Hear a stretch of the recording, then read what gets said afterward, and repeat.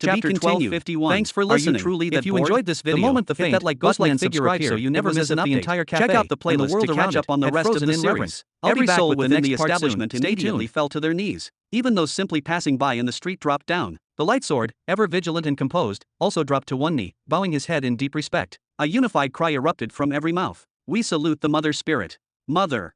Robin raised an eyebrow, glanced around at the sudden display of submission, then burst into a low, mocking laugh. You little troublemaker, don't you need a mother yourself? Watch your words when addressing me, Yuri replied coldly, her tone sharp as a blade. She lifted her chin slightly, her annoyance evident. You're not my master, remember that. So what if they call me mother? These people were born on my soil. They breathe the very air I allow them to. They live by the nourishment my land provides. If I'm not your master, Robin retorted with growing irritation, then stay out of my affairs. Shoo. He waved his hand in dismissal, his expression sour. Robin had intended to cause a scene with the light sword. The appearance of the light sword had set his instincts on edge. He wanted to observe firsthand what really happened to citizens who were under suspicion, whether the calm on the surface was genuine, or whether it masked the boiling tension of an oppressed population. But of course, Yuri had arrived at the worst possible time and ruined everything. Yuri dipped her head slightly, her voice now quieter but more pressing. Go to the headquarters. Things are falling apart there. Ask your questions there, where answers actually exist. Stop playing with these pitiful souls. Things are already spiraling out of control for you. I kept your location secret out of courtesy, until you chose to reveal it yourself. Now that you have, don't waste another second. Move. Now.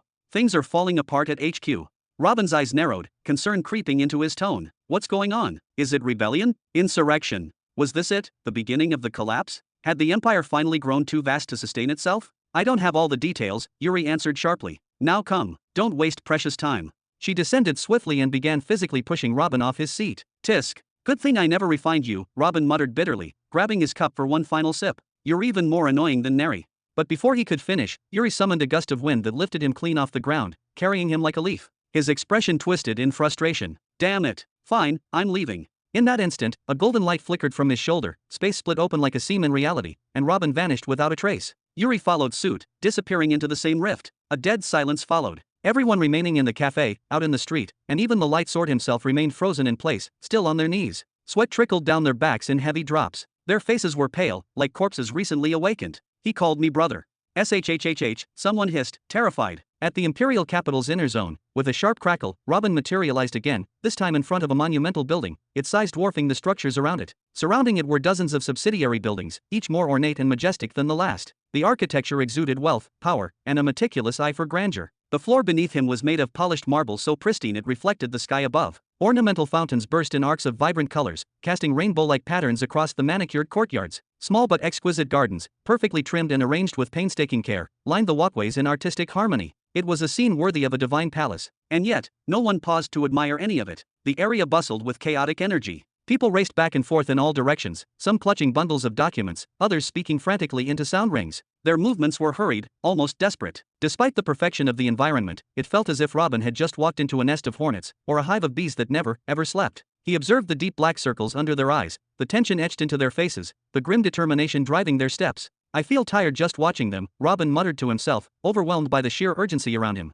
Then, taking a deep breath, he released his soul sense, sweeping it across the entire district like a veil. A moment passed, his eyes opened again, now sharper, more focused. And with that, he took a step forward. Inside the main headquarters building, the grand double doors creaked open with a sharp crack that drew a few glances, revealing a spacious central hall buzzing with relentless motion and muffled voices. The air was dense with the weight of urgency and the quiet hum of magical arrays etched into the walls, pulsing with soft, golden light. Into this scene stormed a young man, his breathing uneven from the sprint, clutching a tightly wound scroll sealed with a crest of high authority, unmistakably urgent. Lady Emily, he called out without hesitation, his voice slicing through the clamor like a blade. Planet R-37 is under siege. The resistance fighters have destroyed the central military base. The entire weapons stockpile has been damaged in the explosion. Behind her imposing desk of dark crystal and alloyed steel, Emily didn't flinch. Even as the messenger approached at full speed, she was already in motion, her pen gliding rapidly over a blank scroll, her expression calm but eyes gleaming with sharp calculation. Deploy the newly formed 117th Vanguard Battalion. Send them with the complete output from Military Factory 300, all weapons and equipment produced over the past 4 months.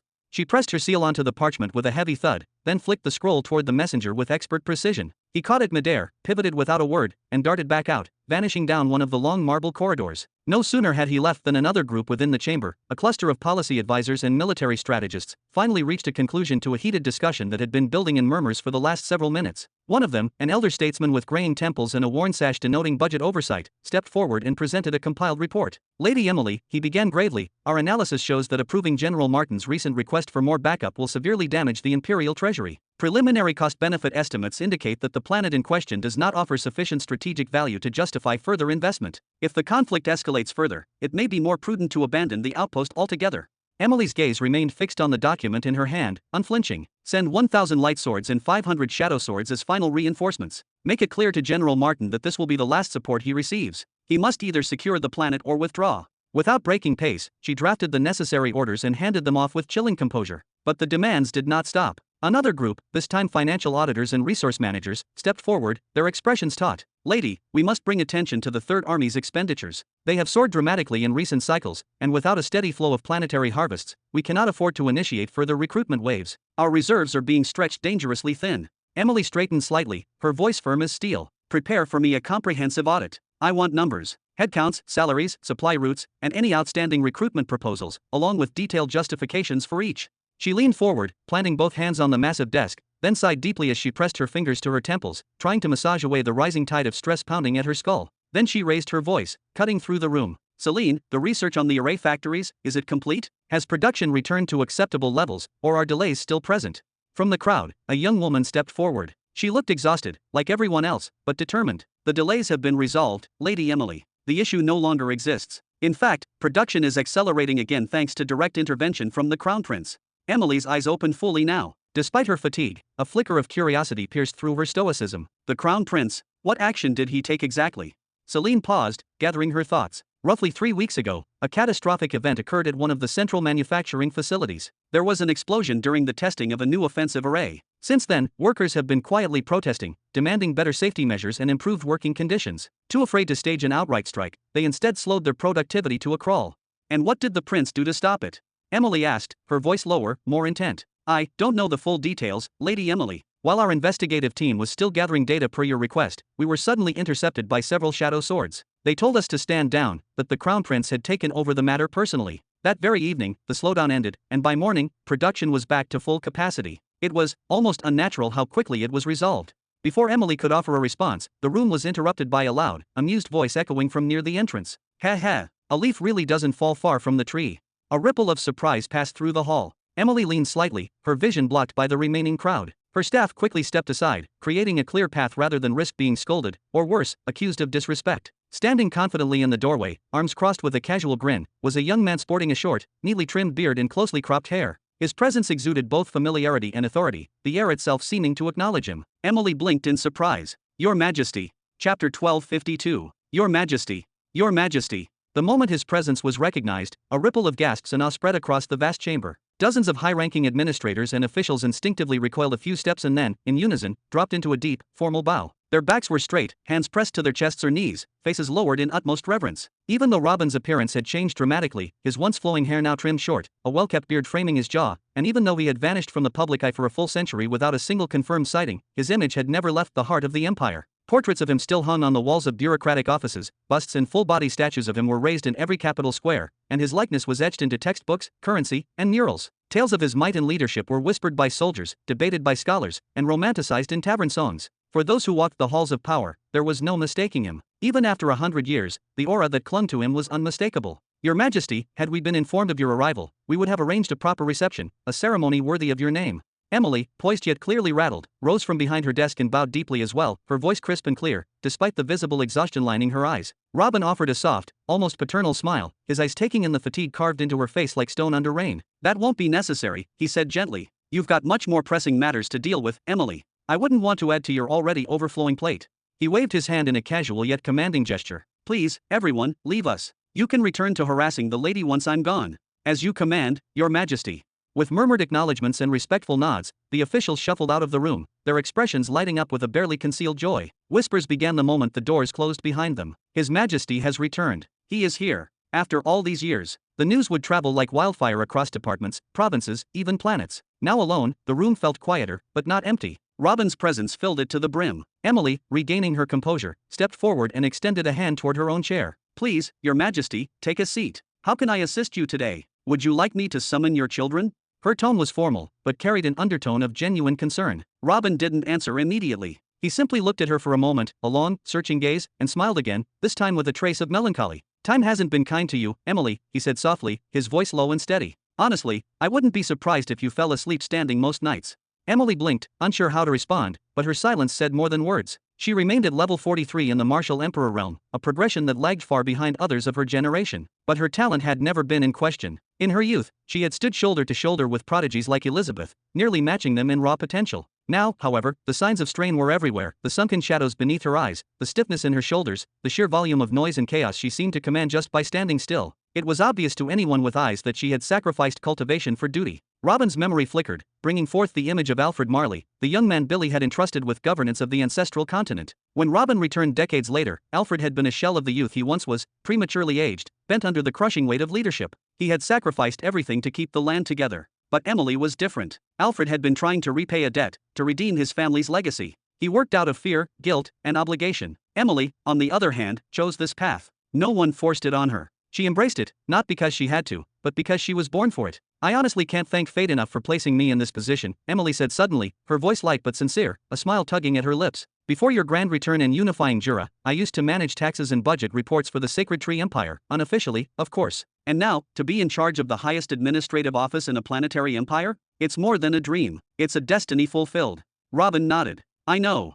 He took a slow step forward, his boots clicking softly against the polished floor. "Everyone noticed your dedication. That's why they brought you to me back in Greenland. And from that moment on, I watched you work, tirelessly, carefully, brilliantly. That's why I left you where you are. That's why I raised your authority to the peak, high enough that even supreme generals like Caesar and Sakkar answer to you before launching any operation." He was in front of her now, speaking with a warmth rarely seen in the battlefield legends told about him. "But even so," he added, his tone dipping into something heavier, "this burden, it keeps growing. And it's far too large for one person to carry alone." Emily's expression shifted instantly, her posture stiffening. There was a trace of panic in her eyes now. His words, so carefully chosen, sounded like the beginning of a dismissal. "Please, Your Majesty, don't say that," she said quickly. "I don't need assistance. I don't need a partner. I truly love this work. I live for it." "Shush." Robin interrupted gently. He reached out and slowly guided her back toward her chair. She obeyed, almost on instinct, and sank into the seat. He then placed both hands gently on either side of her head, his touch cool, grounding. "There's no need to explain anything else, just close your eyes for a moment. Let go of the weight. Breathe, and rest." A wave of confusion, laced with strange and unfamiliar emotions, washed over Emily's mind, clouding her thoughts entirely. She was no stranger to surprises, but nothing could have prepared her for the haunting calm in Robin's voice. "Ha, Your Majesty, what are you?" She tried to speak, but her sentence broke midway, as though some unseen force had suddenly silenced her. Her mouth froze. Her tongue refused to obey her will. Ah. She began to stutter helplessly, her voice trailing off into meaningless murmurs. At that very moment, the dull blackness that had clouded her eyes, a sign of countless sleepless nights and burdens too heavy to carry, was swept away like dust in the wind. Then, almost impossibly, her eyes and her mouth began to glow with a faint, soft white light, as if some divine energy had just awakened within her. The world became still. Time ceased to matter. How long she remained in that trance-like state, no one could say. But eventually, a spark of awareness returned to her gaze. She blinked rapidly, her chest rising and falling with shallow breaths, and looked around the room with dazed curiosity. "Your Majesty, what just happened?" she asked, her voice trembling, filled with awe and confusion. Robin's laughter echoed through the chamber, rich and genuine, a sound like the sun breaking through storm clouds. "Ha ha, congratulations, Emily. The trial was successful." He finally removed his hands from her head, stepping back with a calm satisfaction, leaving her completely stunned in her chair. Then, with an almost casual ease, he walked around her desk and took a seat in one of the guest chairs. "Now I can rest easier," he said, folding his arms and leaning back slightly, "knowing that you're going to be just fine from now on." Emily stood slowly, her legs still slightly unsteady. She stared at him with wide, bewildered eyes, her voice rising with disbelief. What did you do to me, Your Majesty? I can feel it, something inside me has changed. It's real, I know it. I don't have the words for it."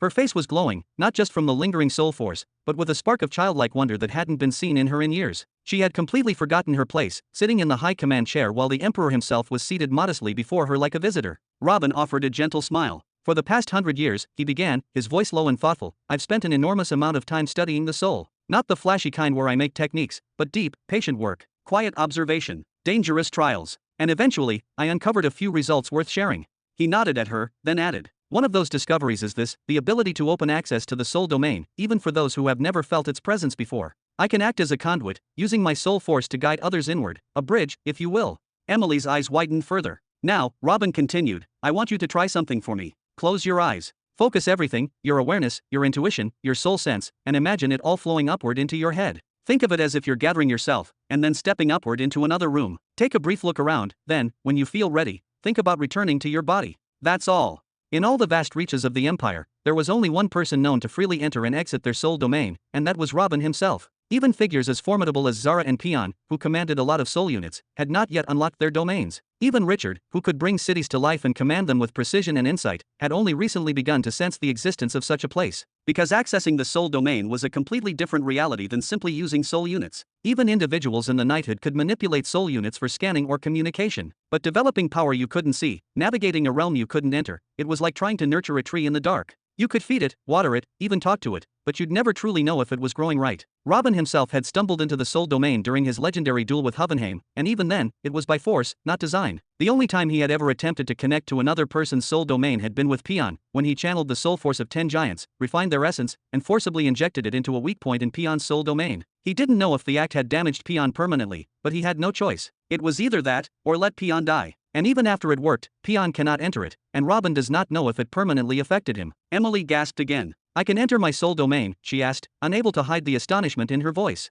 Ever since Robin's historic use of silver swords and silver beasts, the idea of a soul domain had become widespread knowledge, but only as a legend. For most people, it was a myth, or worse, a cruel tease. No one actually knew how to reach it. Emily closed her eyes tightly, trying to follow Robin's instruction. Her brow furrowed. Her lips tightened. Her eyes fluttered beneath her lids. She trembled slightly, like a diver standing on the edge of a cliff, preparing to leap. Then, suddenly, her entire body went still. Completely and utterly still. A full minute passed. Then, gasp. Her eyes snapped open and she clutched her chest, breathing rapidly as though she had just been pulled out of a deep sea. Is that the soul domain? Her voice was filled with wonder. Her whole face was aglow with life. It's white, like pure milk. White and so vast. It stretches on forever. She grinned, a wide, breathless, overwhelmed grin. And there were so many tiny white spheres floating all around me, just drifting. It was beautiful.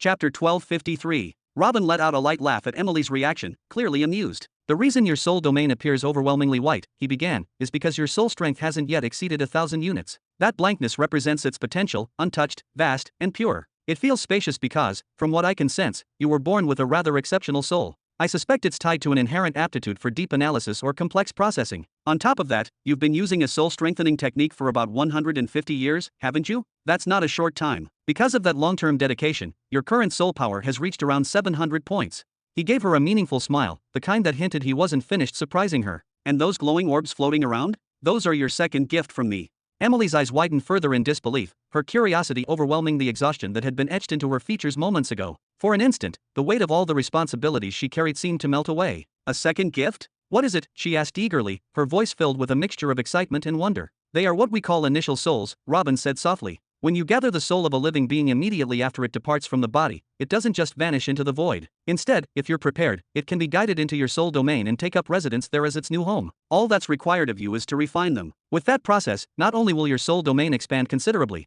but you'll also gain access to soul creatures that you can summon when needed. These are the soul creatures you are using in battles.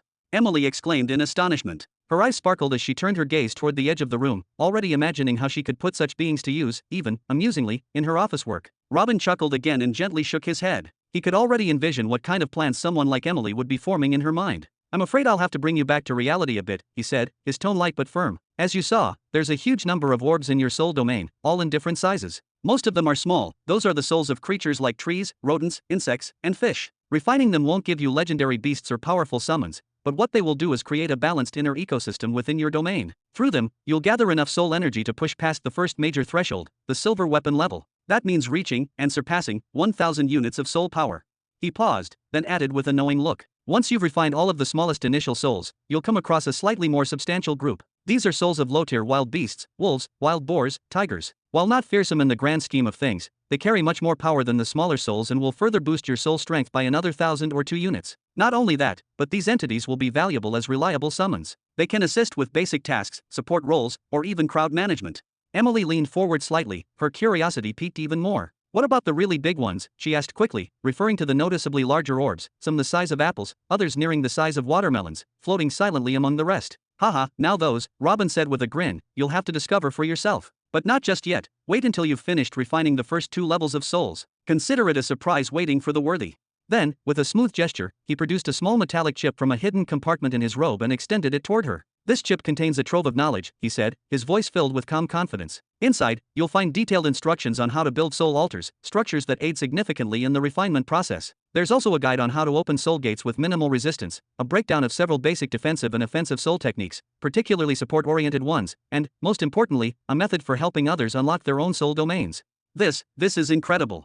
Emily whispered, her voice filled with awe. She reached out and took the chip with both hands, as if she were handling a precious artifact. Robin pointed at her firmly, his tone turning resolute. Emily, I don't just want you to become the second soul master in the Empire. That title alone is impressive, yes, but I want you to go beyond that. I want you to become a trailblazer, a founding master of this path. I want the next generation of soul practitioners to come from under your guidance and carry forward a legacy that began with you. A pioneer in the path of soul force. Emily murmured thoughtfully, almost to herself, as if the words needed to be repeated aloud to feel real. But her contemplation didn't last long. Suddenly, a concerned expression crossed her face, and she turned to look at Robin directly. But, do I actually have the time to take on something so demanding? She asked, her tone filled with both curiosity and a trace of anxiety. Robin smiled knowingly, as though he had anticipated her question well in advance. Those individuals who were just present a short while ago, all of them already possess soul strength that is considerably higher than the average person. They are the perfect candidates for your initial efforts. Begin with them, he advised calmly, his voice steady and reassuring. Refining their soul force and helping them awaken their soul domains will no doubt be exhausting at first. It'll take effort, concentration, and discipline. But, that also means that, within just a few short years, the weight of your responsibilities will start to ease significantly. The workload will shift naturally, and you'll gain allies who can help carry the burden.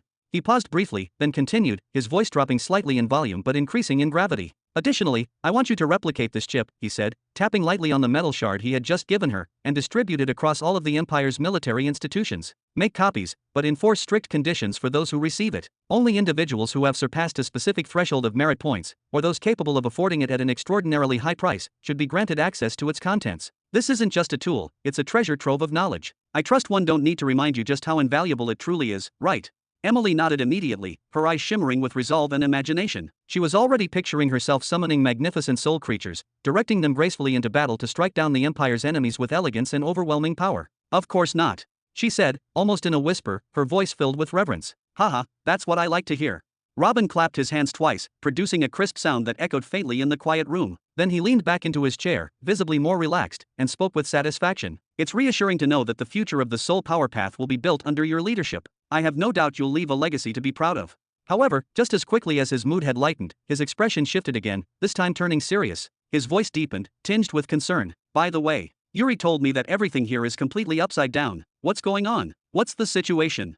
Emily stiffened slightly at the change in topic. She hesitated for a brief second, then gently placed the chip down beside her with both hands. With visible effort, she tried to wipe the smile of excitement from her face and put on a more composed, serious expression, but she only half succeeded. Well, there's actually a lot happening right now, she began slowly, searching for the right words. At this very moment, our forces are engaged in an active war against 47 different planets. The conflict spans across all 3 armies. But more than that, there's one issue in particular that we've been meaning to discuss with you. It's perhaps the most pressing among them, and it has to do with General Raiden. Robin's interest was piqued immediately. His brows rose ever so slightly, and he leaned forward, attentive. Raiden? What's the matter with him? Yes, Your Majesty, Emily responded formally. 50 years ago, General Raiden embarked on a high-level training mission under the authority of the Nine Paths Empire. He took with him his hand-picked, elite task force composed of 3,000 martial emperors drawn from his own personal army. The terms of the agreement were clear. Over the span of 30 years, he was to participate in 3 battles alongside the Nine Paths forces. In addition, he was required to obey the chain of command of their generals.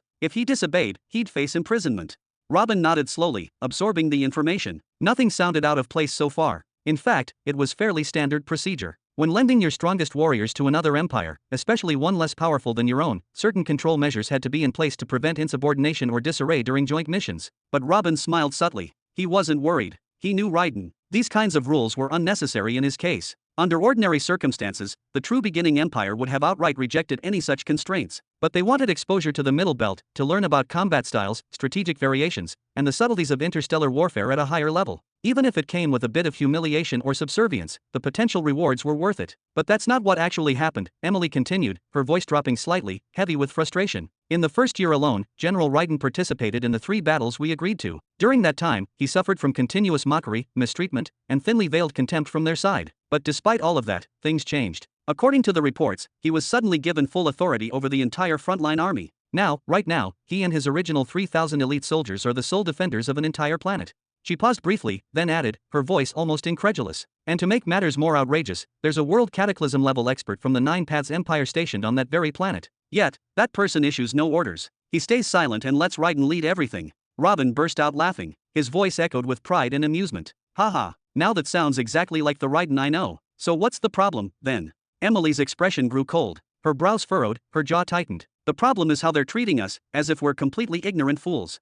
Her voice was sharper now, her frustration breaking through. General Raiden has remained in that position, fighting under those extreme conditions, purely out of honor. The 30 years were over 20 years ago and he is still there, fighting. He fears that if he were to withdraw, it could lead to disaster. That disaster could destabilize diplomatic ties between you, your majesty, and the Nine Paths Empire. She inhaled deeply and concluded. So he's kept his silence. He's endured. But they're crossing the line, over and over again. They've begun to treat us not just as allies, but as naive, disposable pawns. Chapter 1254. They are treating us like a bunch of gullible fools, as if we were nothing more than clueless children. Robin's brows drew together in a sharp frown. Explain. What exactly happened? They prevented him from leaving, she said with a bitter tone, and had the audacity to claim they were granting him a golden opportunity, 10 additional years of training. Can you even begin to believe such nonsense? We have been offering them planetary defense, completely free of charge, and yet they have the nerve to act like they are doing us a favor. We are treated like subordinates, like some desperate guests begging for scraps. When General Raiden consulted with headquarters and Supreme General Caesar at the time, she continued, we advised him to endure it a little longer, hoping that your majesty would emerge from your absence within the decade and deal with their arrogance personally.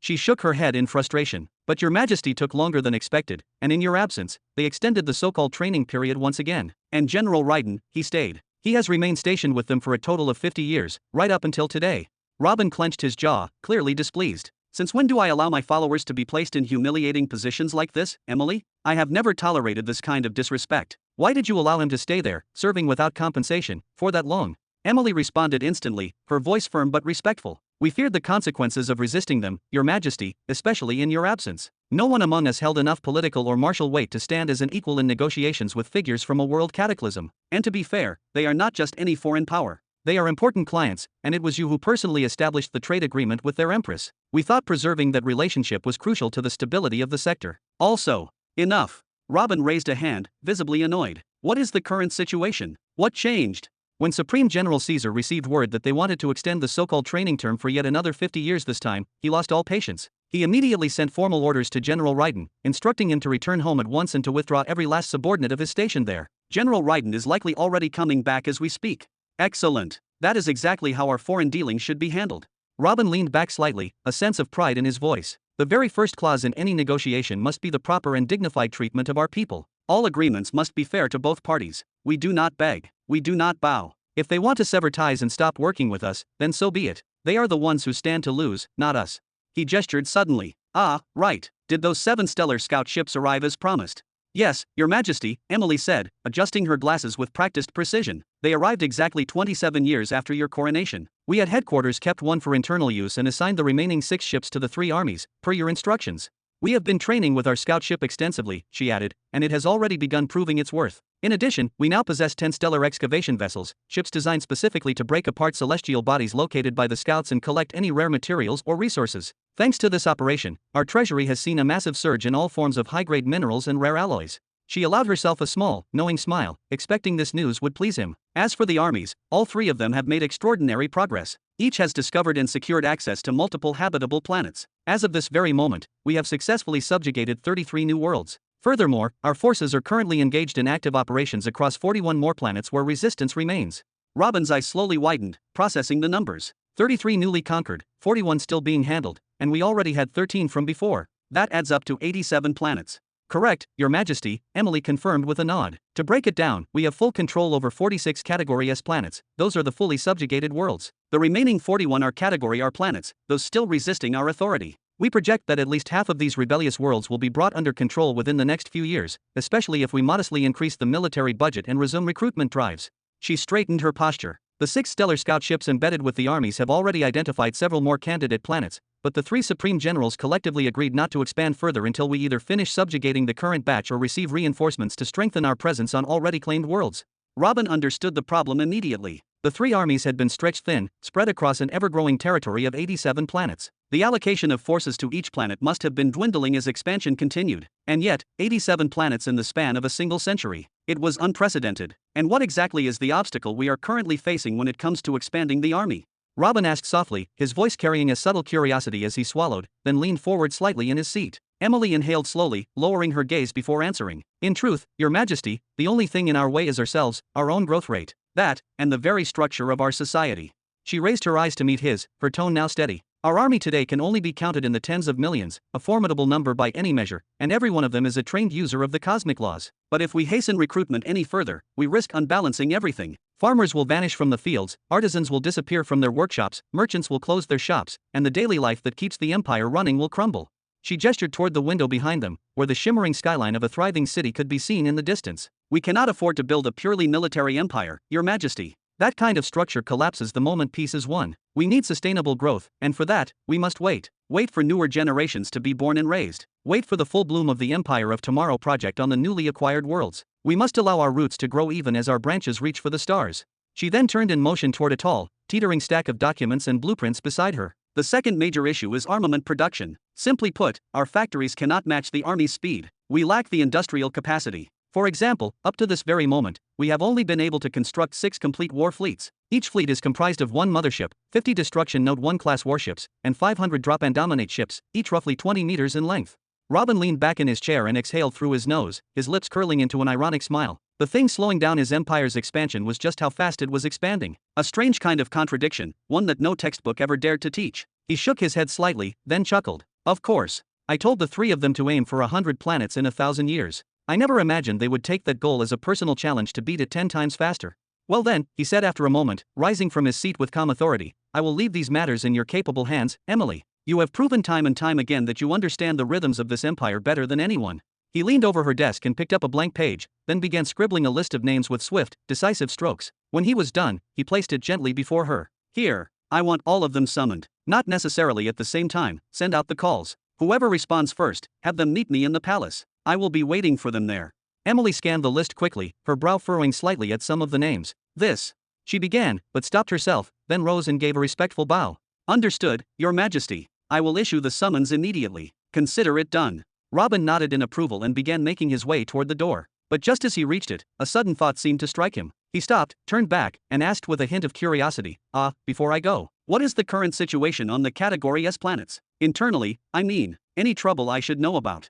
Emily's face lit up with confidence. Everything is better than stable, Your Majesty. Any planet not involved in active war shows no signs of rebellion or civil unrest. There is not a whisper of dissent. In fact, the internal stability is so strong that the armies have completely turned their backs on these planets to focus outward, pushing forward without fear. That level of peace, it is one of the core reasons we have been able to expand at such a breathtaking rate. Robin nodded several times, clearly impressed. Yes, I saw a glimpse of that peace myself earlier. The atmosphere was different, calmer, controlled. He fixed his eyes on hers again. Tell me, how is that kind of peace even achieved? Who is behind it? Is it you? Emily chuckled lightly and waved her hand as if brushing the notion away. Sadly, no. I have no such talent. I am just the fool who deals with numbers, schedules, logistics. The true credit belongs to someone else. She reached for a file and handed it to him. If you want details, ask His Highness Richard. He is the one who founded the stability movement. He and his team are the architects of the peace we now enjoy. Robin raised an eyebrow, his interest clearly piqued. Stability movement?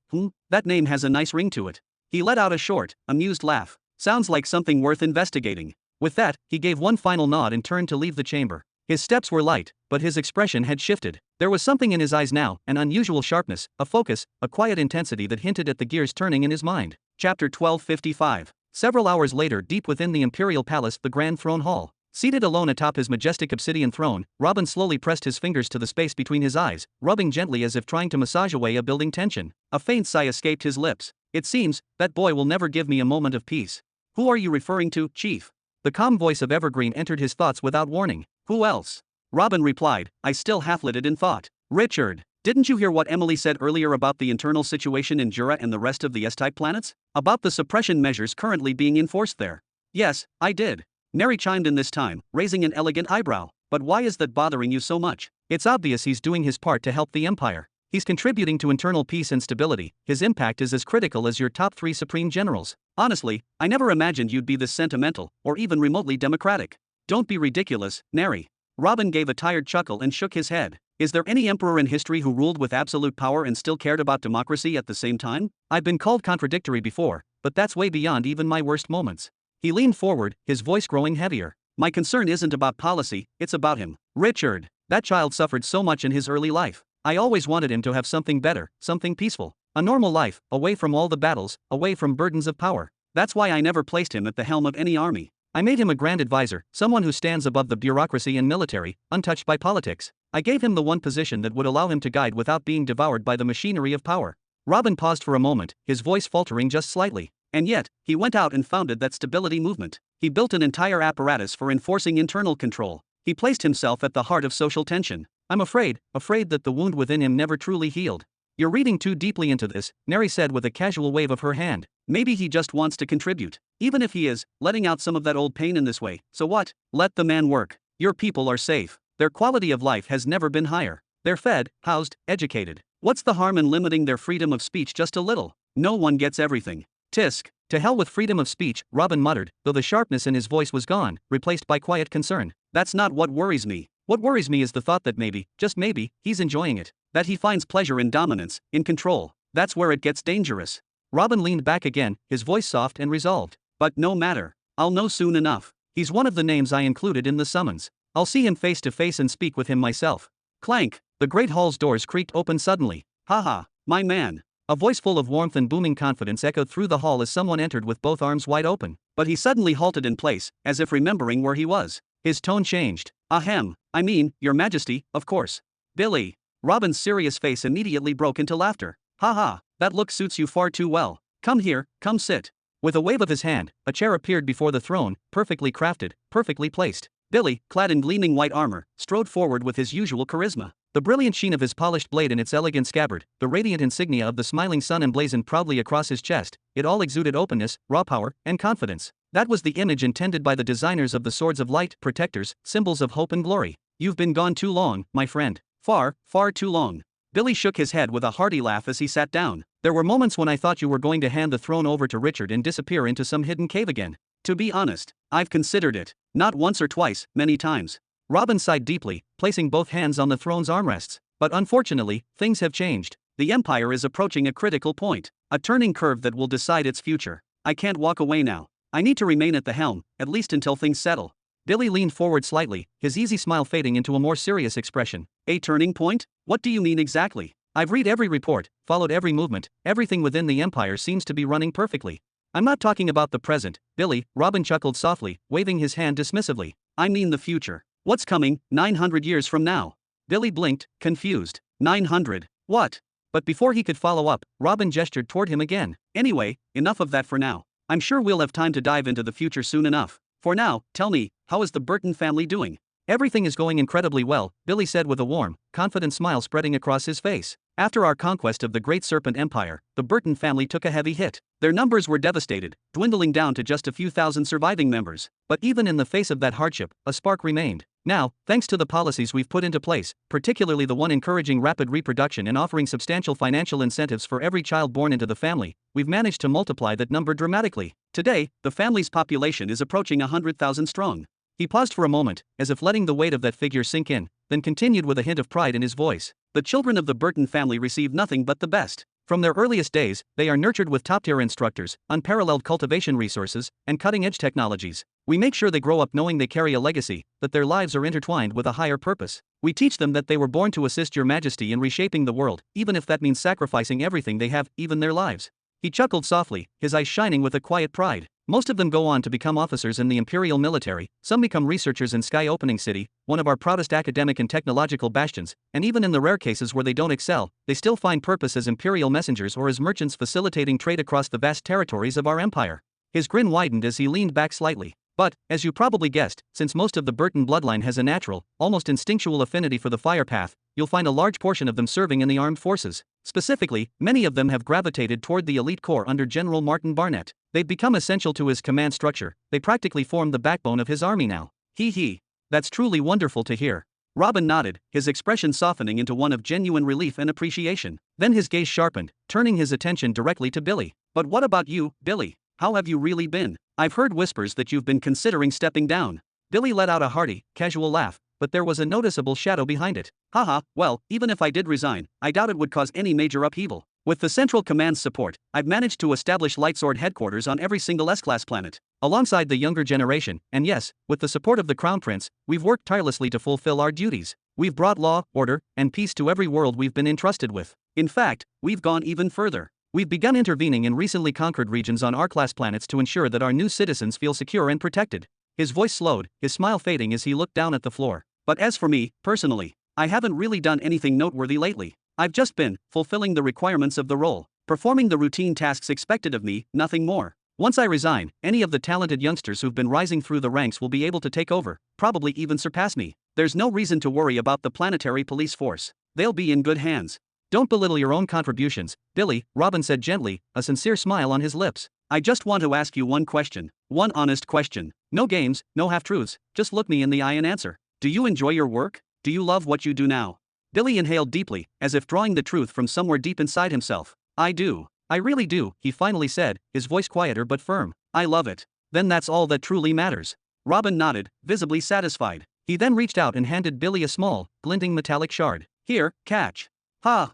Billy instinctively extended his spiritual sense into the shard, and his eyes widened slightly. The merged law of the sun. You've always been my guiding light, Billy, Robin said, his voice filled with emotion and fondness. My only source of justice and reason when the darkness threatened to consume me. You were the steady flame that reminded me I was still human. Back in those days, I teetered on the edge of becoming something monstrous. If not for your presence, I might have destroyed all the empires on Jura instead of uniting them into what would become the true beginning empire. You held me back from becoming the very thing I feared.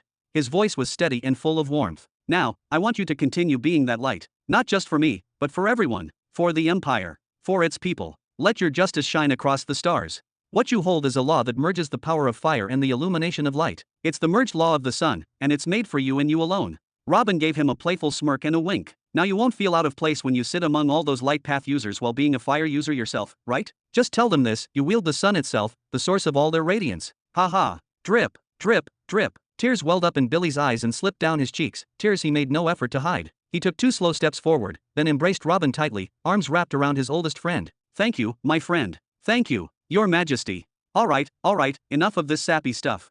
Robin chuckled, gently pulling Billy away. He turned him toward the door, gave him a little spin, and with a playful slap on the rear said, Now go. Begin adjusting your foundation with that new law, and send in the next person on the list, would you? Chapter 1256. After an entire day had come and gone, a voice, firm yet respectful, echoed from just beyond the grand entrance of the Imperial Throne Hall. Your Majesty, I humbly request permission to enter. You may, came the calm, deliberate reply from Robin, who sat with regal stillness upon his elevated throne. Clank! The enormous double doors groaned open, ancient metal grinding against itself as the sacred gateway to the heart of the empire slowly parted. Light spilled through the widening gap, illuminating the tall, imposing silhouette of the figure who stood beyond it. There he was, Arrow, one of the empire's most formidable warriors. His height alone made him stand out, towering over most at well over 2 meters. 2 majestic horns, thick and curved like those of a mighty bull, jutted from his head, sweeping upward with proud defiance. His gleaming blue armor shimmered with intricate runes etched into every plate. With every heavy step he took into the hall, his long white hair billowed behind him like a banner of war, responding to the motion of his body. Stopping a respectful distance from the throne, Arrow bowed deeply. I offer my deepest respects to your Imperial Majesty. Robin let out a short laugh, amused and pleased. Arrow. Of all the individuals I expected to respond early, I didn't think the second one through the door would be one of my supreme generals, he said, gesturing casually to the seat placed before him. Arrow's lips curved into a faint smile. Your Majesty, when your summons arrived, I halted all ongoing operations, regardless of their importance, and made my way here without delay. There is no mission, no battle, no plan more urgent than answering your call. With purposeful steps, he crossed the space between them and stood once again before the throne. He bowed a second time, lower this time, then gracefully took a seat, carefully resting his ornate helmet on his lap. His posture was disciplined, his demeanor unwavering. To sit before you is the highest honor imaginable. Haha, is that so? Robin chuckled, his expression playful. Well, I can think of one thing that might just be more important, those techniques that are long overdue, wouldn't you say? He gave Arrow a sly wink. Still, you are owed them, and I am a man of my word. A promise is a promise. Today, I intend to fulfill it. Truly. Arrow's voice spiked with genuine excitement. He leaned forward slightly, as if his body couldn't help but react. But just as quickly, he reined in his enthusiasm. Ahem, merely being in your Majesty's presence is a reward greater than any technique. Forgive my eagerness. Yeah. Robin waved his hand dismissively, still smiling. Then, with a smooth motion, he raised a single finger and pointed it toward Arrow. A silvery beam of light emerged from the tip, floating through the air at a measured pace. It drifted until it hovered directly in front of the general. As Arrow watched intently, the light began to twist and fold upon itself, slowly taking the form of a closed, ethereal book, its cover glowing faintly with arcane symbols. What is this? Arrow narrowed his eyes slightly, clearly intrigued and more than a little surprised. He had seen many wonders in his lifetime, but nothing quite like this. Tethering your loyalty with simple contracts has become a mental burden, Arrow, Robin began, his voice more serious now. For years, decades even, I sought ways to reinforce the limitations of the traditional oath tablets. But no matter how I improved upon them, in the end, they remain external objects. Fragile. Breakable. Worse, the oaths they contain are shallow in structure, easily tampered with or undone by another soulmaster with enough experience. Robin sighed, then gave a satisfied nod. But this is different. It's a new method, something I conceived after observing the eternal stillness curse used on Jabba. That moment was a revelation. I realized that the realm of soul techniques remains largely unexplored, with endless applications waiting to be discovered. This is one such discovery. It is, I believe, the perfect method to receive a vow of loyalty, one that no one can break or interfere with. Arrow's gaze dropped as he processed Robin's words. I was one of the few who stood beside you at the moment of your ascension. I pledged myself to your cause when others hesitated. Over the past 70 years, I brought 21 planets under your dominion. Do you truly still doubt my loyalty after all that? I will doubt you for as long as you draw breath, Robin replied without a hint of hesitation. His tone turned sharp, like steel unsheathed. Unfortunately, Arrow, your nature is far too elusive, far too cunning for me to ever turn my back without caution. And the generals under you, they are just as slippery and serpentine as you are. Fair enough, Arrow said after a pause, his expression unreadable. Then, in a more serious tone, he continued, what must I do, then, to earn your trust?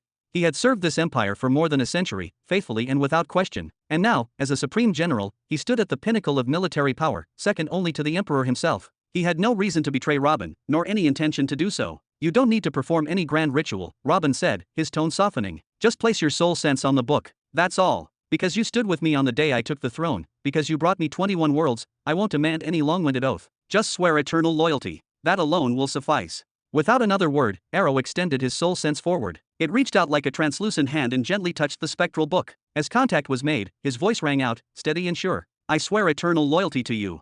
Clang. Arg. Suddenly, Arrow clutched his head with both hands, a jolt of pain lancing through his mind. His body tensed, and for a few moments, his face twisted in discomfort. Then he looked up at Robin, eyes wide and breath heavy. What was that? Robin closed his eyes for a brief moment and slipped seamlessly into the soul domain. There, in the vastness of that domain, was a soul manifestation of Arrow. The image was bound, his wrists, ankles, and even his neck tightly shackled by glowing silver restraints. He knelt motionless on the silver floor. This ethereal projection served not only as a symbol of the pact they had just forged but as a control mechanism, an anchor of dominance. Through this construct, Robin could tighten or release the seal at will, exert influence, or even bring destruction with a mere thought. His power over Arrow was absolute here. A faint, knowing smile tugged at Robin's lips as he returned to his physical body. For several seconds, he simply sat in silence, observing Arrow. Or more accurately, observing the top of Arrow's head. You now carry a tangible chain forged from the essence of my very soul, Robin began, his voice soft but laced with iron. It wraps entirely around your spiritual domain like a serpent coiled tightly around its prey, and at each of its ends rests a blade, honed with deadly precision. If you ever dare to betray your oath, even for a fleeting second, those blades will plunge directly into your soul, while the chain itself will constrict, pulverizing everything within. The entire process will take no more than a fraction of a second.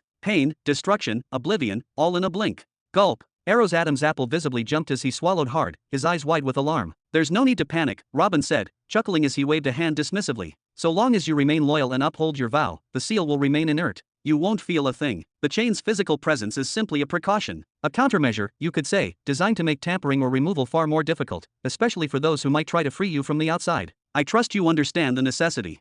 I understand, Arrow growled through clenched teeth. His hands balled into fists by his sides, his knuckles turning white. Despite his long service and countless sacrifices for the Empire, despite the loyalty he had shown time and time again, now, for the first time, he felt the sharp sting of humiliation. Was this really how much the Emperor trusted him? Clack! Robin suddenly clapped his hands together with enthusiasm, snapping Arrow from his grim thoughts. Well then, now that we've concluded the unpleasant formalities, Robin said brightly, it's time to celebrate. A proper reception, wouldn't you agree? And of course, I've prepared a few gifts I think you'll find very exciting. Arrow let out a soft sigh, clearly trying to mask his lingering frustration. Thank you in advance, Your Majesty, he said, the words coming out more mechanical than heartfelt. Robin, unfazed by the tone, reached beneath his throne and pulled out two large, gleaming metallic tablets. With a light push, he slid them across the polished table toward Arrow. Here you are. Permafrost Eternity and Purgatory Flame. Both of them belong to you now.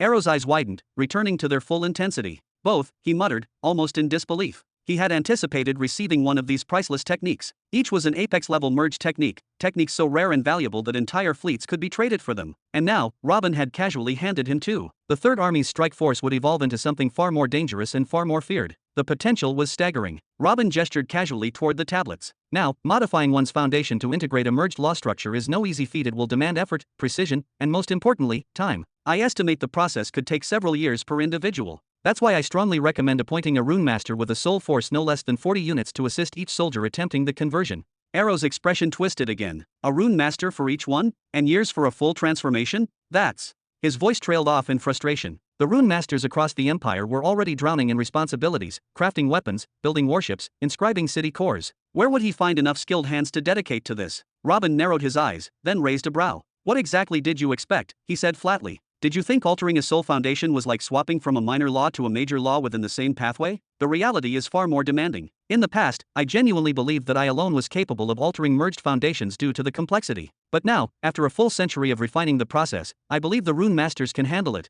especially once they receive the wave of soul techniques Emily recently acquired.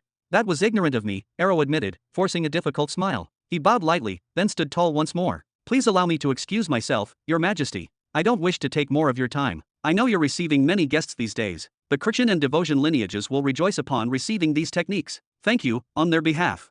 He turned with a faint nod and began making his way toward the exit, heavy steps echoing through the grand hall. Wait, Robin called out, lifting a single brow. Don't you still want your merged law? Chapter 1257. Arrow turned around ever so slowly, the shock painted plainly on his face. His eyes were wide, so wide they seemed as though they might leap from his skull. His voice trembled with disbelief. My merged law. Mine. Robin raised an eyebrow, a playful glint dancing in his eyes. Oh, has someone already forgotten the day he came pleading to me, asking for a law that would place him shoulder to shoulder with the likes of Caesar and Sakkar? Or wait.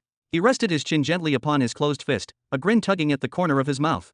Could it be that you've grown so confident, so powerful, that you no longer feel the need for your emperor's aid? But you told me yourself, Your Majesty, that I possessed a unique and powerful talent, that I wouldn't need anything beyond that. I already lost hope.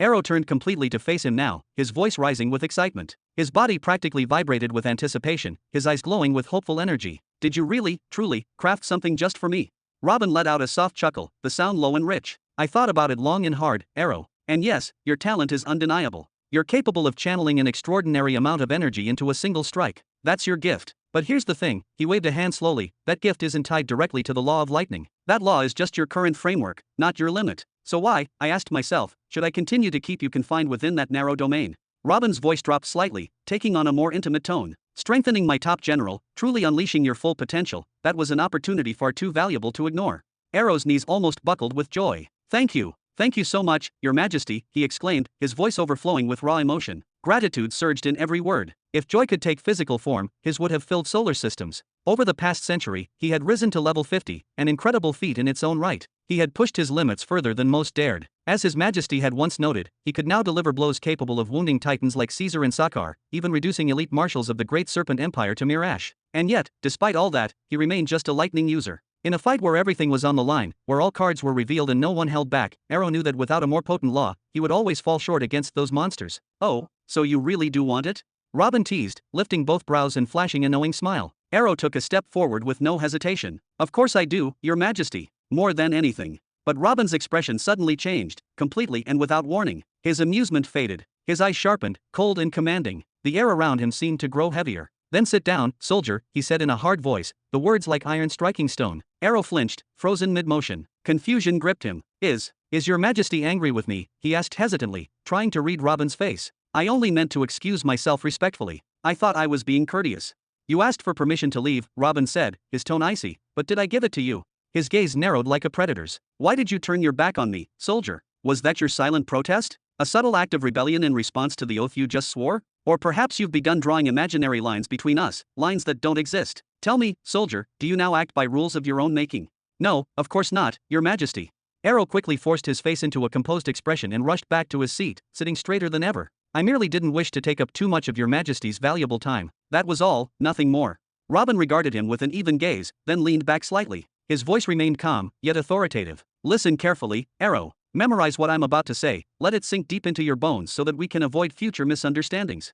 He flicked his hand lazily as if dismissing dust from the air. You're free to feel whatever emotions you want, frustration, resentment, pride, wounded honor, when you're dealing with the other high-ranking figures in this empire. That's fine. You're equals. Then his gaze sharpened once more, as piercing as a blade. But with me, with your emperor, none of that applies. My words carry no humiliation, no injustice, no insult. There is only one response that is appropriate when I speak.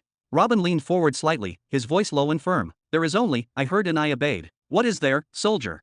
I heard and I obeyed, Arrow answered immediately, his voice steady, his smile broken, but real this time. Bam! Robin clapped once, loud and full of energy, his grin returning like the sun breaking through storm clouds. Excellent! That's what I like to hear. Now we can move forward without distractions. With a casual gesture, he summoned a large metallic tablet from his ring and handed it over to Arrow. Here is your first gift. Go on, take a look. The storm merged law. Arrow whispered in awe, eyes wide with wonder. I spent a lot of time figuring out what would suit you best, Robin said thoughtfully. Something that still draws from your roots, your experience with lightning, but also highlights your true advantage, your vast reservoir of fixed particles. He made a few vague gestures in the air, like one sketching a vision unseen. So I chose the merged law of the storm, a fusion of lightning, wind, and water. It's the very first tri-elemental merge law ever successfully completed within the Empire. Lightning, wind, and water, all together. The fake smile Arrow had worn earlier finally cracked, replaced by something pure and honest. Real happiness bloomed across his face, unstoppable. There is no soul alive who does not yearn to be exceptional, who doesn't long to carve their name into history, to be remembered as more than just a fleeting shadow. And now, with the bestowment of the Empire's very first tri-elemental law, Arrow's path to becoming a legend was no longer a dream, it was a certainty. At first, Robin began with a thoughtful smile, his fingers lightly tapping the arm of his throne. I had considered crafting something a bit more dramatic for you. Maybe a fusion involving time, or destruction, something that would strike out just by its name alone. But the more I thought about it, the more I realized that wouldn't serve you. Not truly. It wouldn't reflect the essence of your strength. And it certainly wouldn't suit your role as the supreme general of a vast, relentless war host. He leaned forward slightly, his gaze locking with Arrow's. No, what you needed was something grand in power, yet practical in scope. A law that would amplify your unique trait, the ability to unleash an overwhelming quantity of energy in a single, devastating blow. And thus, Robin gestured elegantly toward the heavy metallic tablet. The storm law was born. A composite of lightning, wind, and water, designed to command nature's wrath and channel it through you. With this, Robin continued, you will be able to conjure thunderstorms of unimaginable ferocity, lightning bolts that tear through steel and bone, hurricane winds that flatten cities, torrential rains that turn battlefields into graves. Armies will not simply fear you, they will pray never to face you. He then pointed with precision at Arrow's chest. Your natural affinities are another reason I chose this law. You're gifted, 90% affinity with lightning, nearly perfect, 65% with wind, well above average, and 30% with water, not outstanding, but workable. With this combination, your reliance on external aids like elixirs will be drastically reduced. All you'll need are diluted affinity elixirs for wind and water before large-scale engagements. Had I chosen any other law combination, you'd have been drowning in elixir debts. Arrow could barely contain himself. Thank you so much, Your Majesty. His voice trembled slightly, overcome with awe and gratitude. He held the storm tablet as if it were a sacred artifact, something forged by the gods themselves. Without doubt, this had become the greatest treasure he'd ever held, greater than medals, titles, or even the 21 worlds he'd conquered. Now then, Robin said, casually waving his hand, set that aside for now. With another flick, a smaller tablet appeared in his hand. Catch. Arrow quickly stored the storm tablet in his ring and caught the new one mid-air. Blood storage technique, he read, puzzled. Robin leaned back, tone now tinged with curiosity. It's something I discovered while studying the demon race. You're familiar with how they convert the energy from their meals into a sort of reserve, stored directly in their blood, a trait believed to be unique to them. And even among the demons, there are limits. Each individual has a set capacity, most of them barely enough to matter. He pointed again at Arrow, more firmly this time. But you're not them. You have a body built for war, dense with fixed particles, vascular systems wider than most. In theory, your body could act as a second energy gathering center. Once your primary energy center is full, you could start storing ambient natural energy in your bloodstream, turning your entire circulatory system into a living energy battery. He smiled, sharp and deliberate. The storm merge law will allow you to release colossal strikes, but blood storage allows you to fuel them continuously. Why rely on a single center when your entire body can become a weapon? Can I really do something like that? Arrow's voice dropped, filled with disbelief and awe. His eyes quivered, pupils dilating as the weight of what he'd just heard hit him. Robin shrugged modestly. It's theoretical, of course. The tablet holds everything I've researched, notes, diagrams, application steps. You're the only one whose body might actually pull it off. The success or failure depends on you, but if you do manage it. He grinned, fierce and full of anticipation. Earlier I told you the storm law could make armies fear you. If you master blood storage, you won't threaten them, you'll erase them.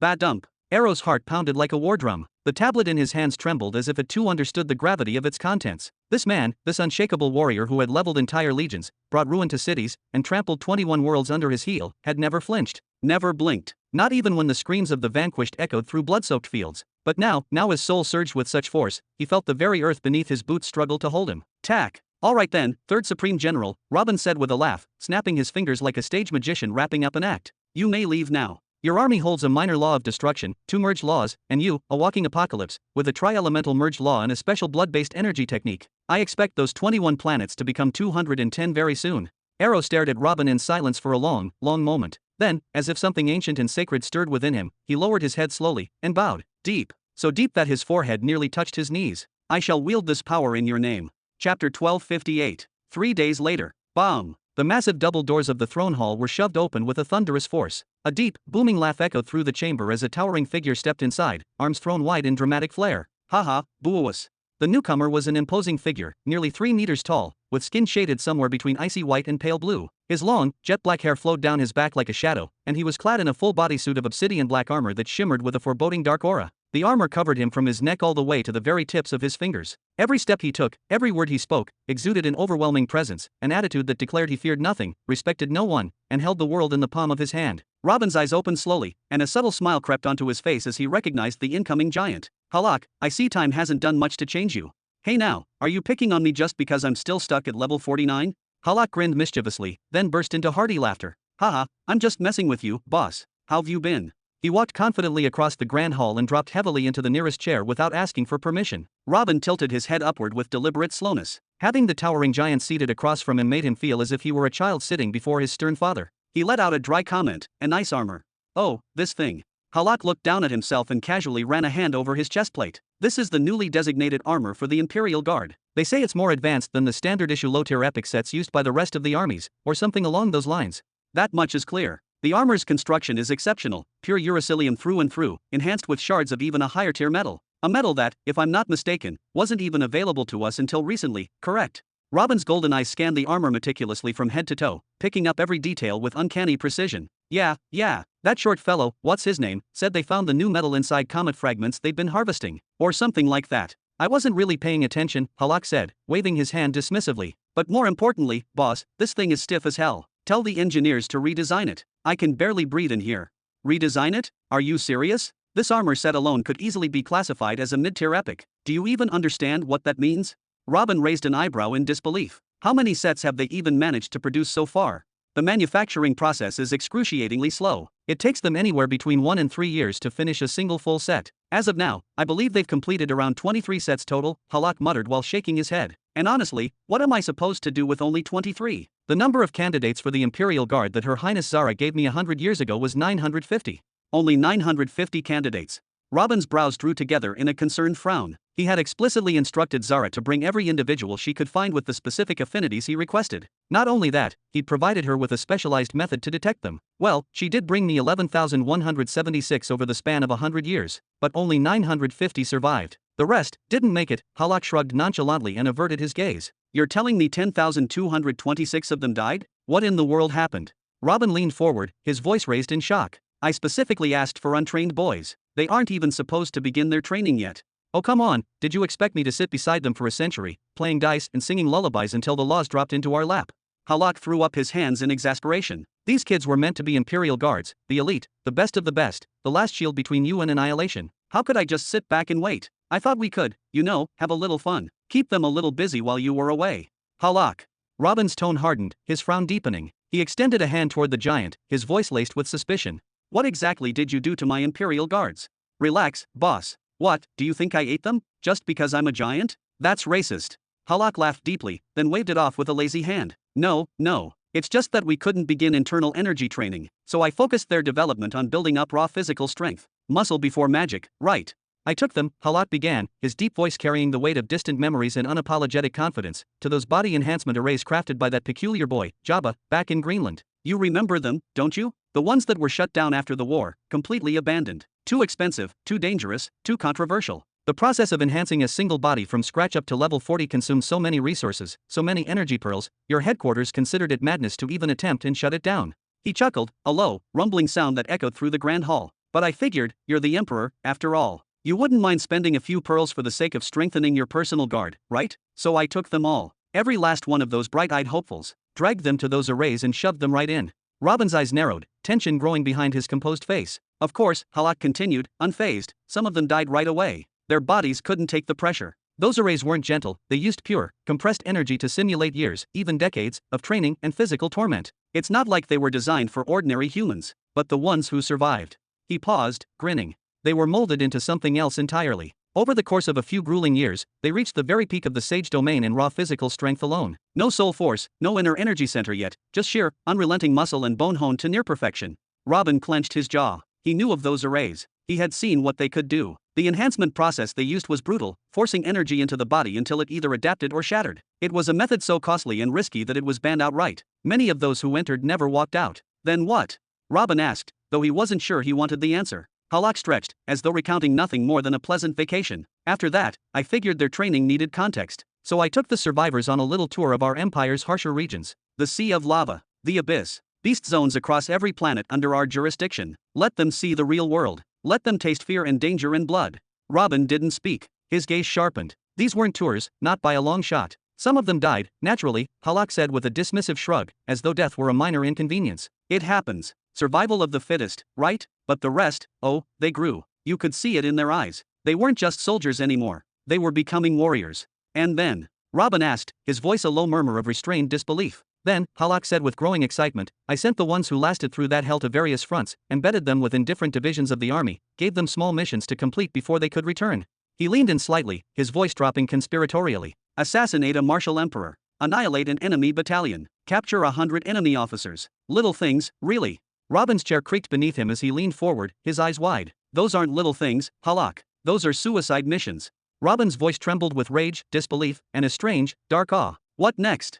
Oh, you'll love this part, Halak said, his eyes sparkling with mischief. The ones who made it back, I took them and carved fourth-stage body-strengthening tattoos into them. Not the human versions. No, the giant-class tattoos. Half of them, well, their bodies gave out. Couldn't handle it. Their muscles tore apart, their bones shattered like glass. Robin stood in a flash, the air around him suddenly tense, golden light beginning to swirl in his irises. You what? Do you have any idea what that tier of tattoo can do to a normal human? Those runes were never meant for anything but the strongest of the giants. Yeah, but. Halak grinned proudly, we still have the other half. Robin stared at him in stunned silence. Even among the mighty humans of Nihiri, only a rare handful, like Orzin, could bear the pain of the first or second stages of those tattoos. And even they nearly died in the process. This was insanity. Halak, you absolute madman, what have you done to my Imperial guards? Robin roared, his teeth grinding. Halak, however, only laughed harder. Nothing you wouldn't have done yourself, in my place. I just took the best of them, the ones who survived all the trials, endured the arrays, the monster zones, the battlefields, and the tattoos, and brought them to the poison rock planet. Robin's heart sank. There, Halak said, his eyes gleaming with warrior pride, we encountered Dorger and his faction. That arrogant little mutt, always barking about territory. Well, we didn't bark back. We crushed them, flattened them like bugs. My boys wiped the floor with Dorger and his elite. You should have seen it. He slapped his massive palms together with thunderous glee. Sure, a few more died, but the ones who survived, they lifted my head high that day. I was even planning a second round when your summons reached me. Chapter 1259. They managed to defeat Durger and even his 10 tyrant beasts. Robin's voice trembled slightly as the weight of those words settled. His mind searched for logic, for a crack in the tale, but Halak was grinning his teeth out. Defeat just Durger and the 10 tyrants. Halak repeated with a scoff, his tone soaked in mockery. Then, as if recounting a light-hearted joke, he bellowed a deep laugh, one that echoed across the Grand Hall. Boss, come on. Toss in the entire beast horde of Poison Rock Planet too. Only then are you starting to scratch the surface. He slapped a hand to his armored chest and laughed harder. These boys are quite good. I taught them a few classic Halak-style moves, some of the old, dangerous stuff, and would you believe it? They absorbed them like dry earth drinks the rain. Robin's expression tightened as he leaned back on the throne, his eyes widening with a mix of awe and concern. They battled the entire beast army of Poison Rock? The full planetary horde? Not even Pythor, even at his absolute prime, could dream of accomplishing that. Halak just grinned, as if Robin had finally caught on. Well, you wanted guards. I made you guards. But not just any guards, boss. I gave you titans wrapped in mortal skin. I'm becoming pretty proud of them, hee. Robin was silent for several moments. The gravity of Halak's words sank deep. These weren't just recruits, or trainees. These were refined monsters, beings who had survived what should have been impossible. So then, this summon, was it for their laws? Halak scratched his neck, dismissing the thought with a lazy wave. Honestly, I doubt laws even matter at this point. You should focus on speeding up the creation of those black Imperial armors instead. The ones lucky enough to wear them during the campaign, they made art out of massacre. They reduced Durger's inner circle to bloodstains. The headquarters even had to issue several corrosion pearls as compensation for Durger afterward. He glanced down at his own armor, tugging at its heavy collar. Sure, they're stiff and uncomfortable, but I won't lie, these armors work. Robin's breath caught for a moment. His perception of the Imperial Guard had shifted. No longer were they late bloomers waiting to be molded. Now they were juggernauts, barely bound by discipline, capable of shaking the core of worlds if left unchecked. Did you make them swear any oaths upon their arrival? He asked at last, his tone sharp with intent. Of course, Halak said matter-of-factly, producing a sleek silver ring from his spatial reserve. He tapped its center, and a small bundle of shimmering contract tablets appeared, suspended in mid-air. Here, these are the oath tablets of the remaining boys. Keep them on you. Every one of them swore full allegiance to you, and more. Robin exhaled a long, slow breath of relief. Good, that's good. He nodded repeatedly, regaining his composure. Judging by what you've told me, it's clear they no longer need another push in power. But regardless, they'll receive it. With a faint flick of his hand, Robin summoned 3 large metallic slabs. Each one radiated a dense, invisible pressure, the kind that made space ripple ever so slightly around them. Laws etched into divine metal. Distribute these according to their elemental affinities, he said, his voice unwavering. Halak's smirk finally cracked. His eternal sarcasm faltered. Boss, he said, his eyes locked on the slabs. Don't you think this is a bit over the top? What's the point of the rest of your armies if I hand these out? Robin's face lit up with an uncharacteristically wide smile. As you said, Halak, the Imperial Guard is the final wall between the enemy and me. They must never be anything less than overwhelming. There's no such thing as too strong when it comes to my last line of defense. He leaned forward. What's wrong? Afraid of your own soldiers now? A little, Halak muttered under his breath, rubbing the back of his head. The first 2 slabs, yeah, I know them well. Just having one wielder of either is enough to make any general nervous. Major law of time, major law of space. But this third one. He pointed slowly. Major law of resonant waves? I've never even heard of that. What is that supposed to be? Robin's golden eyes glowed with scholarly fire. During my recent research, I noticed a consistent phenomenon. Everything, and I mean everything, emits vibrations. Life forms, rocks, cells, entire celestial bodies. All of them generate subtle, often undetectable waves. He leaned closer, his tone low and charged. When I studied those waves, traced them deeper than the eye could see, I discovered something astonishing. A force woven into existence itself. A new fundamental law. A fundamental law, on the same level as time and space. Halak raised an eyebrow, his face still unreadable. I can't quite picture that. It's not just equal, Robin said softly. In the hands of the right individual, it might be superior. One who masters this law won't simply sense those waves, they'll command them. They'll see through everything. Nothing will escape their perception. They'll manipulate the oscillations of matter and soul, accelerate or slow down biological processes, fight faster than thought, move like light, predict incoming attacks by sensing tremors, disrupt emotion, control consciousness, and even interfere with other laws. He smiled faintly, the edge of madness in his excitement. This law is the echo of existence itself, and I want to see what happens when one of my guards wields it. Halak remained quiet for several moments. Then, slowly, he crouched down to better inspect the third slab, his eternal grin replaced by something rarely seen on his face, respect. Oh, it's undoubtedly powerful, Halak. And the scope of its applications? Practically limitless, Robin said, tapping his throne's armrest twice with a thoughtful expression. I don't know why exactly, but I have this gut feeling, this law, the resonant waves law, might be the first fragile thread that leads toward unraveling the master law of identity itself. Halak's head shot upward, his eyes wide with surprise, as if Robin had just dropped a divine secret into his lap. What, did I share more than I should have? Robin laughed heartily, his eyes glinting with mischief. As my personal bodyguard, you need to expand your horizons. It's about time you thought bigger. No, that's not it at all.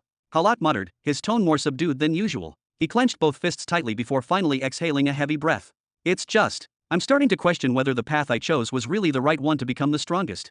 Robin's gaze softened as he nodded slowly. To be honest, Halak, I've asked myself the same question many times. Especially when I discovered that the 4 traditional cultivation paths don't even include a proper route for cultivating the physical body. That was my first red flag. That's when I realized it was a path the heavens themselves had given up on. Don't get me wrong, boss, Halak said quickly, waving his hand in dismissal, his pride flaring up again. I'm not saying I doubt my strength now. Even at level 49, I still have the capability to go head-to-head with anyone in the entire empire, you excluded, of course. He leaned back with an exaggerated sigh. But still, you're making things harder, boss. With every new discovery of yours, everyone else keeps getting stronger, evolving, breaking limits, and I'm still stuck at level 49. At this rate, I'll be here for another 1,000 years. My image, my reputation, my legend, they'll all take a hit. Robin let out a warm laugh. I could never allow your legend to suffer, Halak.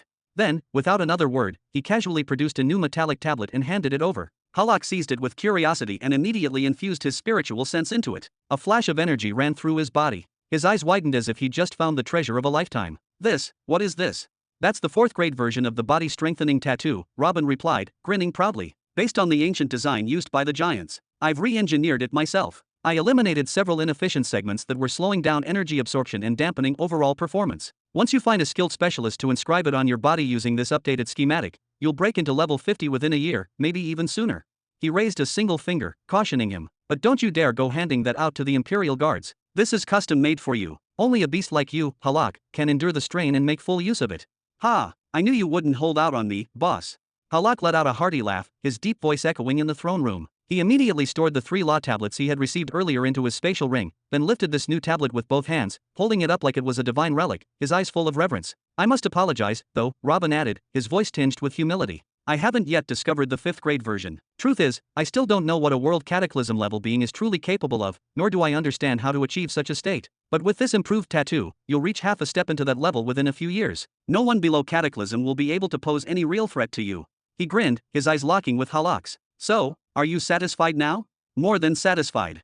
Halak nodded vigorously, unable to hide the excitement on his face. In that case, allow me to give you one more gift, Robin said, chuckling softly as he handed over yet another tablet. Halak froze for a second, stunned. Then, carefully, he set aside the previous tablet, like a sacred artifact, and accepted the new one. Curiosity blazing in his eyes, he sent his soul sense into it and immediately reacted in shock. This is the seismic merged law. Robin smiled warmly. You've always been a tough case when it comes to crafting a merged law that suits you. You already cultivate the major law of Earth, so at first, I considered giving you the lava law, a fusion between earth and fire. But then, I discovered the fundamental law of resonant waves. That changed everything. He pointed straight at Halak. This new merged law allows you to summon earthquakes with a mere gesture. You'll be able to level entire cities with a single charge. It's the perfect companion to your terrifying physical might. The more force you use, the more intense the resulting wave, and the greater the seismic devastation. Who knows, Halak, maybe one day, you'll punch so hard that the entire continent beneath you will split in two. Halak stood in stunned silence for a long moment, staring at Robin. Then, with exaggerated flair, he walked up to him, leaned in dramatically, and planted a loud kiss on Robin's forehead, grinning wildly. If you weren't already my boss, I'd wish for you to become my boss. Ugh, get outta here. Robin yelled, laughing as he swatted Halak on the rear and shoved him playfully toward the massive palace doors. Chapter 1260. 2 days later. Knock, knock. The door creaked open slowly, followed by 2 distinct, deep voices calling out in unison, "My lord." Robin's eyes lit up at the sound, and he stood without hesitation. Aman, Sakar, you both came, haha, come in, he exclaimed warmly. As he extended his arms wide in welcome, a soft flick of his fingers summoned an additional seat in front of him. Step, step. The 2 newcomers entered with a deliberate grace, the kind born not just of confidence, but of power earned through conquest. They moved like sovereigns and warriors of legend. Every step they took was heavy with presence, with a gravity that seemed to shift the air around them. Yet with each pace forward, Robin's brows rose incrementally, curiosity sparking in his golden eyes. The sight before him was striking. Both Aman and Sakar were clad in full suits of armor, deep crimson like dried blood, polished to a deadly sheen. The armor covered them completely, from the tips of their horns down to the soles of their feet. Their faces were concealed behind featureless masks, smooth and cold, revealing nothing. Their long, spiral horns were sheathed in scale-like plates, subtly reshaping their silhouettes and obscuring even more of their identity.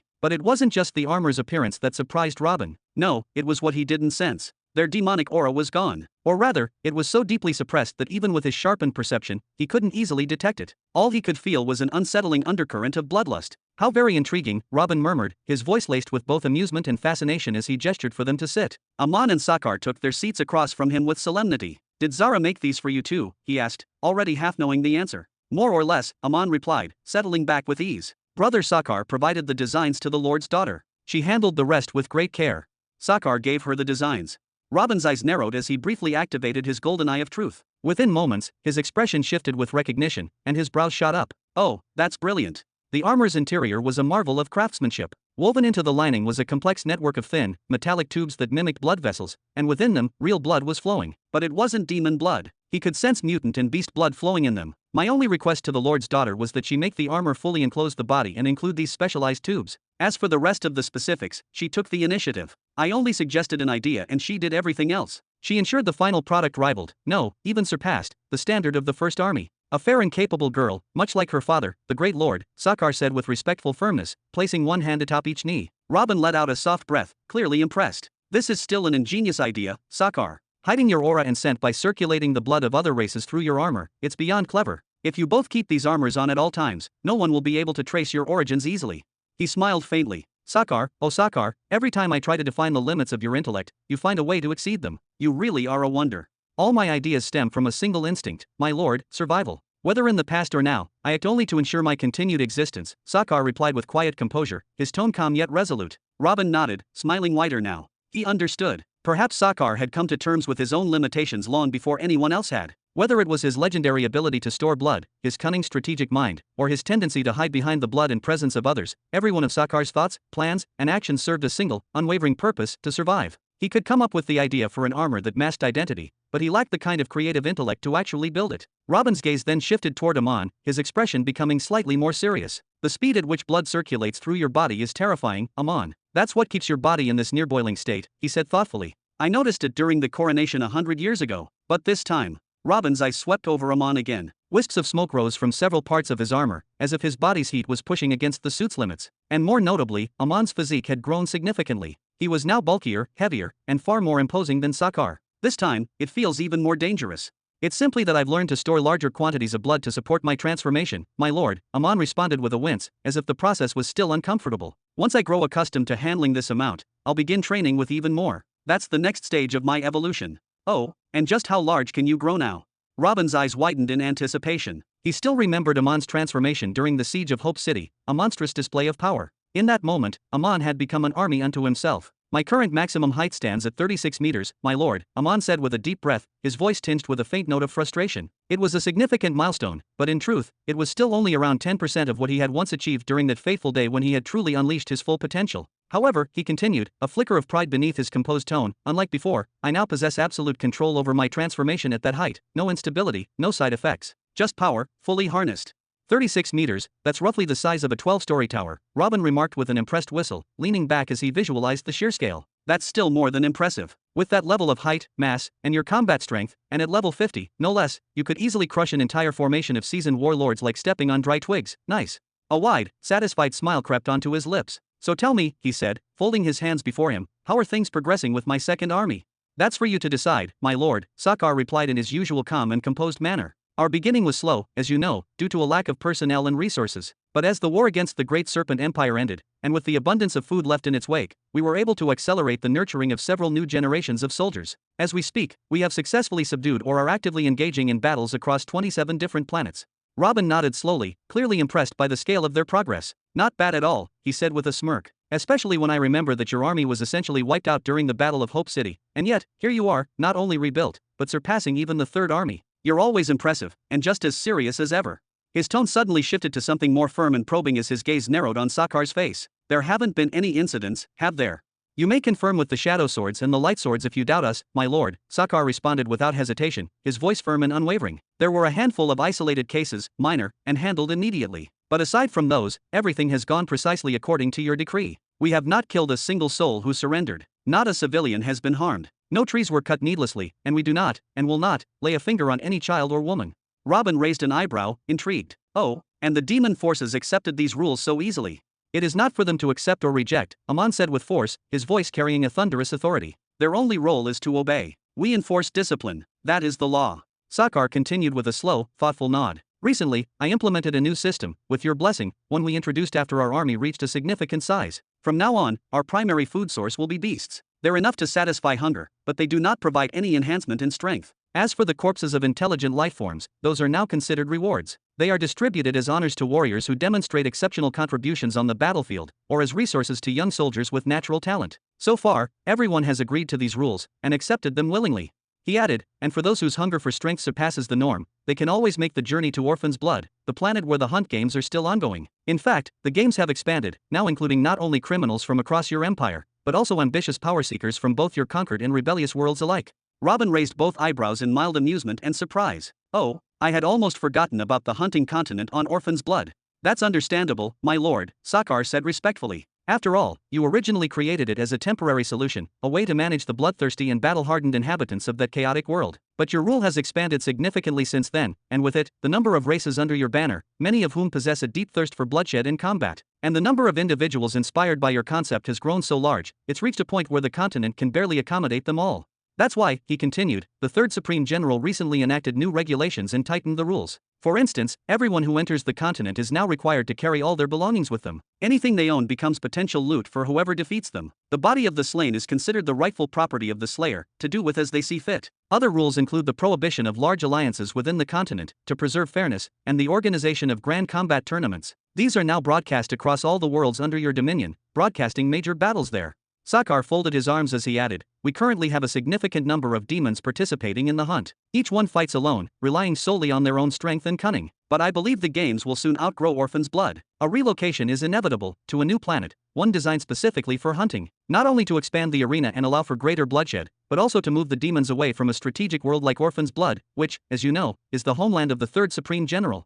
Chapter 1261. "I sincerely hope you are not troubled by this, Sakar," Robin said, exhaling softly as he addressed the demon general's comment about relocating their kind from the planet. "You have witnessed the situation firsthand." "Troubled? Not in the slightest," Sakar replied, his voice as calm and unshakable as ever. "From the earliest days of my consciousness, from the moment my mind began to piece itself together, I have known something was fundamentally different, perhaps even wrong, about our race. The moment I learned that our strength increases only through the consumption of sentient, intelligent life, I realized something about us is unnatural. As the years passed, that suspicion hardened into certainty. We are the Red Plague, a living disease, a biological catastrophe, enemies of life itself."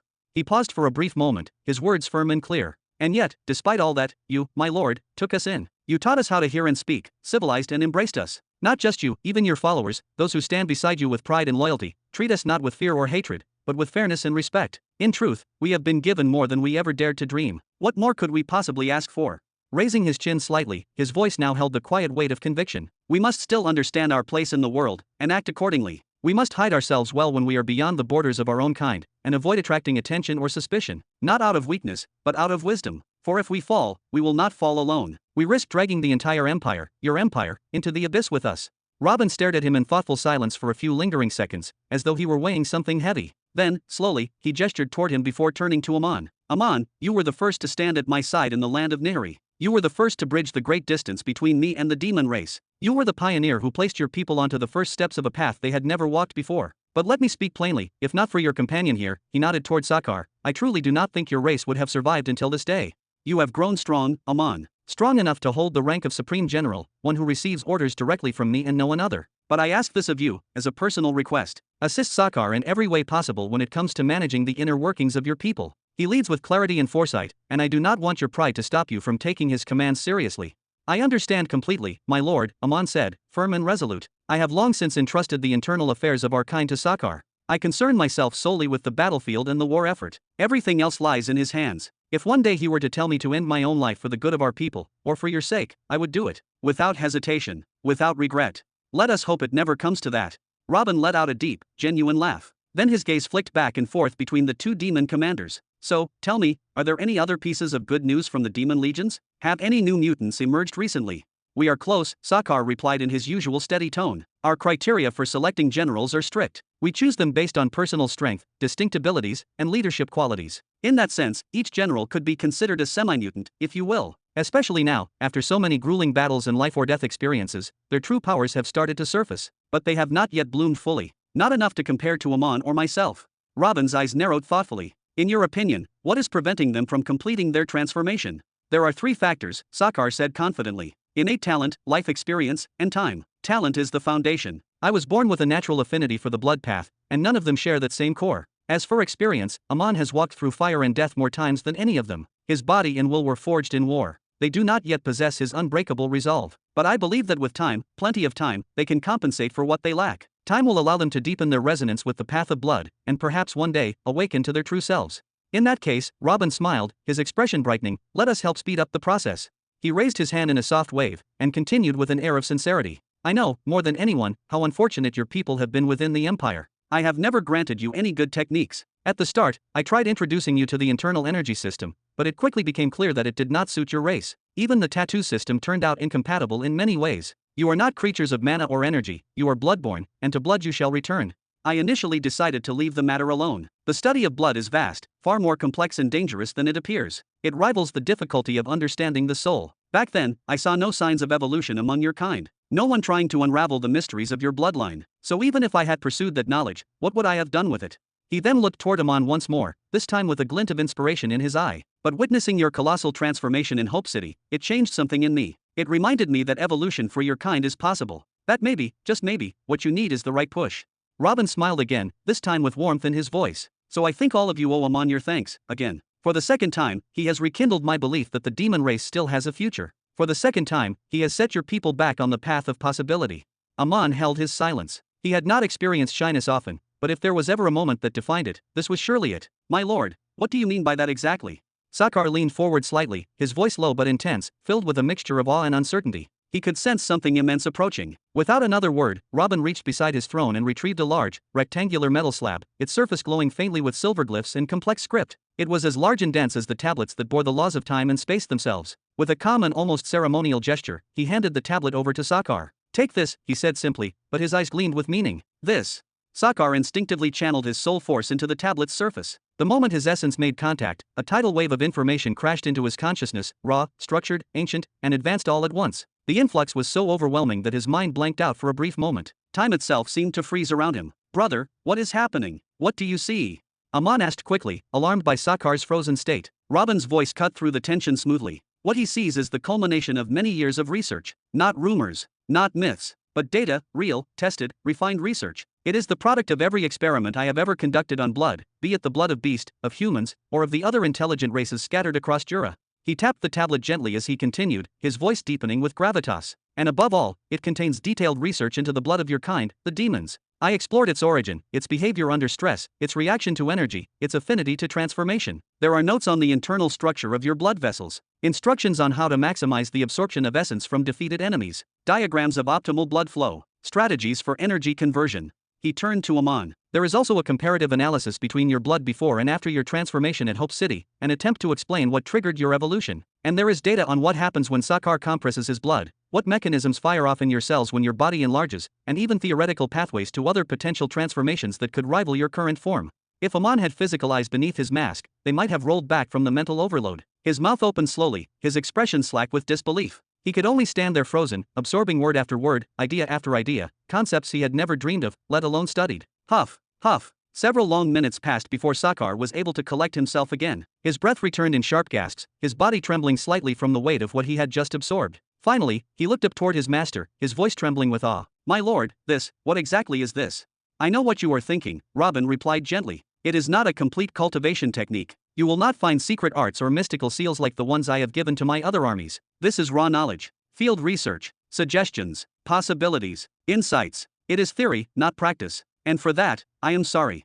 He exhaled, eyes drifting briefly toward the floor. Despite having spent so many years delving into the mysteries of blood, he still felt he had failed the demon race in some way. Sakar stared at him for a moment more. Then, suddenly, with no hesitation, he lowered himself to the ground, knees first, then hands. His voice was low, reverent. We could never have imagined receiving a gift greater than this. This is more than power. This is hope. Thud. Aman followed instantly, kneeling beside him with equal fervor. The demon race will forever remember your kindness, your vision, your belief in us, my lord. Hey, what is with all this bowing and scraping? Robin chuckled, descending from his throne with a light step. He moved to them quickly and helped both of the towering warriors to their feet. His smile was broad, filled with warmth. As long as you do not feel neglected, then I am content. Neglected? My lord, how could we even think that? Sakar lifted the tablet again with both hands, eyes burning with renewed purpose. With this alone, we now stand on equal footing with the other two great armies of your empire. In fact, just with me and Aman, we can still suppress them. And now, with this sacred knowledge in hand, if I cannot forge a new generation of mutants from this, then we demons have no right to stand beside you at all. There will be more mutants? Aman asked, voice full of hope and disbelief. He had not seen what Sakar had. He only heard bits and pieces from Robin's explanation. Sakar turned to his longtime comrade and nodded firmly, eyes filled with fire. At the very least, all of the generals. A loud, involuntary gasp escaped Aman's throat. Once again, overwhelmed with emotion, he began to lower himself to the floor in a kneel. Thank you, my lord. Hold it. Robin caught him halfway, chuckling as he halted the motion with a light push. Then he turned them both around and gently guided them toward the great chamber doors. Ha ha, go on now. Go out there and forge me an entire army of mutant demons. Chapter 1262. 5 days later. Click. As the heavy doors of the Grand Throne Hall slowly creaked open, a small silhouette stepped inside, accompanied by a familiar, steady voice. Father. Theo. Robin's eyes snapped open, bright, filled with life and warmth. He gestured toward the seat across from him, a smile playing on his lips. What kept you away, boy? I honestly expected you to be the very first to arrive. My apologies, father. Managing your empire has become more and more difficult with each passing day. Theo took his seat, wearing a faint yet weary smile. Your announcement of the start of the Age of Conquest 100 years ago has placed us all in a race against time. The pressure has not eased since. You have got what it takes. Robin leaned forward enthusiastically and gave Theo a firm slap on the arm. Believe me, out of all the generals and followers I have, you are the one I never have to lose sleep over. That kind of praise feels far too generous for me, father, Theo replied with a quiet chuckle, shaking his head. In truth, maintaining order and control over the Empire, especially on the highly contested class or planets, had become a logistical nightmare. I am not joking, Robin insisted, waving a hand dismissively. Among all your siblings, no, among the entire Imperial ruling class, you are the one who fits his role best. His expression softened into a warm smile. Do you remember when I first bought you? I asked what law you wanted to learn, and you started sketching images of darkness for me, haha. From that day on, you have never disappointed me, not even once. That was a simpler, more innocent time. Theo nodded slowly, his mind wandering back to the early days, when he was preoccupied with gathering firewood and raw materials so Robin could destroy them in various ways for his research. It had its challenges too, you know, Robin added with a smirk, waving his hand as if brushing aside the sentiment. No use in clinging to nostalgia. Let us talk about what is happening now. What is the current situation? My recent issues all revolve around the class or planets, Theo explained, his tone becoming more serious. One of the newer responsibilities of the Shadow Swords involves deep infiltration among the native populations of these developing worlds. We are tasked with learning about their local power structures, identifying significant individuals, and either neutralizing them through assassination or bringing them under control through private negotiations. He paused, then continued, another crucial aspect of our mission is to constantly monitor local movements and report vital intelligence to the military forces assigned to those planets. We make sure they receive all the data needed to secure total victory. Oh. Robin arched an eyebrow, his voice thoughtful. You make it sound like the Shadow Swords have transformed into a full-fledged military intelligence division. That is not what I originally intended when I founded the organization. Well, that is what we have become, out of necessity, Theo said, shrugging slightly. We had no choice but to evolve. Otherwise, we would have become irrelevant. Initially, our purpose was to keep a watchful eye over the internal affairs of the Empire, acting under your direct orders to prevent any internal unrest or hidden threats. But those days are gone. Things on the Class S planets are perfectly stable now. They do not need intervention from us anymore. After a planet has been fully subdued through military conquest, Richard's stability movement takes over. They begin implementing their programs, backed by the light swords, and after that, we hardly ever hear of any problems arising. Especially once the Empire of Tomorrow initiative kicks off, cities begin to flourish, innovations roll out, and living standards improve dramatically. Once again, the stability movement, Robin murmured, tapping thoughtfully on the armrest of his throne. Tell me, Theo, what do you really know about it? I know it is under the control of little brother Richard. That much is clear, no question there. Although, it stayed unofficial for quite a while, Theo replied, choosing his words carefully. But his methods are unconventional. He does not rely on trained soldiers or expert spies. Instead, he turns the people themselves into his tools. He uses the populace to suppress one another. He leaned forward slightly. I heard about the incident you faced before you arrived here, the one in the cafe, where people tried to silence you. That, more or less, is happening everywhere his movement reaches. I see, but how exactly does he pull it off? Robin asked, his tone turning more serious. I observed his tactics closely on one of the newer planets. His agents from the stability movement plant isolated cells of locals. These cells are completely unaware of each other. They operate independently but are unified in one thing. They gradually grow and spread until the people themselves begin enforcing order and suppressing dissent without any external interference. Theo allowed himself a rare, slight smile. And that, in turn, has rendered us, the Shadow Swords, mostly obsolete on fully conquered worlds. Richard came up with that? That is a bizarre way to spread one's influence, Robin muttered, furrowing his brow slightly. He had not imagined Richard could be so shrewd, so subtly manipulative. I do not believe this has anything to do with expanding his dominance or spreading his political authority, Theo began, his voice calm but laced with the weariness of years spent watching from the shadows. After the overwhelming success Jura experienced in terms of internal stability, I was the one who personally approached Richard. I traveled there myself, sat with him for hours on end, trying to persuade him that the experiment he unintentionally created on that planet could be refined, elevated, and extended to the rest of our expanding territories. And still, he kept denying any involvement. He rejected the idea that he had played any meaningful role in it, and he refused to take responsibility for what had happened there. Theo's brows furrowed slightly, a trace of frustration emerging. Even when I presented him with hard evidence, even when I outlined the steps clearly showing how everything led back to him, he kept brushing it off. It was not until Sister Zara and our eldest brother Caesar intervened that he finally relented. They told him plainly, directly, that every single one of those planets, whether newly annexed or long integrated, lies within his jurisdiction as crown prince. Not just Jura. He gave a small shrug, lifting his hands slightly as if to suggest the futility of resisting further. Anyway, after that confrontation, Richard established the stability movement as a formal institution. And yet, he never disclosed its true objectives, nor its operational mechanisms. Everything about it remains cloaked in mystery. All that the appointed officials know is that these stabilizers now possess near absolute control over the Class S planets. And all that the population understands is that they must avoid them, never question them, and most importantly, never speak ill of them. A dry chuckle escaped Theo's lips. And as for us, the once feared, once essential Shadow Swords, we have been pushed aside, discarded like old tools that no longer serve a purpose. That is all we know. Robin said nothing at first. He remained utterly still for a few seconds, digesting the weight of his son's words. Then he slowly began to nod, a determined glint beginning to sharpen in his eyes. You will not remain idle for long. That is the reason I summoned you here today. He lifted his hand and pointed directly at Theo with unwavering intent. I want you to personally step into Midsector 100. In fact, if the opportunity arises, I want you to move into Midsector 99 as well. Excuse me. Theo blinked, his expression shifting to one of mild disbelief. And what, exactly, would I be doing there? What needs to be done, Robin replied, his voice steady and deliberate. Over the coming years, however long it takes, I want you to collect everything, every detail. I want to know the balance of power within those sectors, the strength and reach of each faction, which groups we might be able to align with, and which ones we must avoid at all costs. Political structures, military strength, economic currents, religious influences, leave no stone unturned. He leaned forward, his gaze intensifying. I also want you to establish an organization, not a secret sect, not a hidden cell. I want something visible, an official group that takes on assignments for a price. Assassinations, information retrieval, tracking targets, intelligence sales. By doing this, you will not only gain access to valuable knowledge, but you will also generate revenue, influence, and a reputation. Slowly but surely, your roots will grow deep into the soil of those two sectors. This is massive, Theo breathed, his eyes wide with alarm. Why such a drastic mission? Why now? I am already swamped handling the chaos of the class or planets. I barely sleep as it is. Robin laughed, a deep, thunderous laugh that filled the throne room. Then, without a word, he reached into the folds of his robe and retrieved a golden imperial decree. He scribbled something on it with a special ink, pressed his seal upon it, and handed it to Theo with a casual grace. Here, you now have an unlimited budget. Recruit as many shadow swords as you need. Expand their numbers as you see fit. Create a network. Build something real, something permanent. His voice then dropped slightly in volume, but rose in gravity. 900 years from now, we will face a true trial, one that will shake the very foundations of our empire. And when that moment comes, I must have insight into every corner of our domains. I can no longer rely on Renara or others to predict what may come. I need hard facts, reliable intelligence. Do you understand me, Theo? Theo's gaze lowered briefly. He took in a slow breath through his nose, held it, and exhaled through his mouth.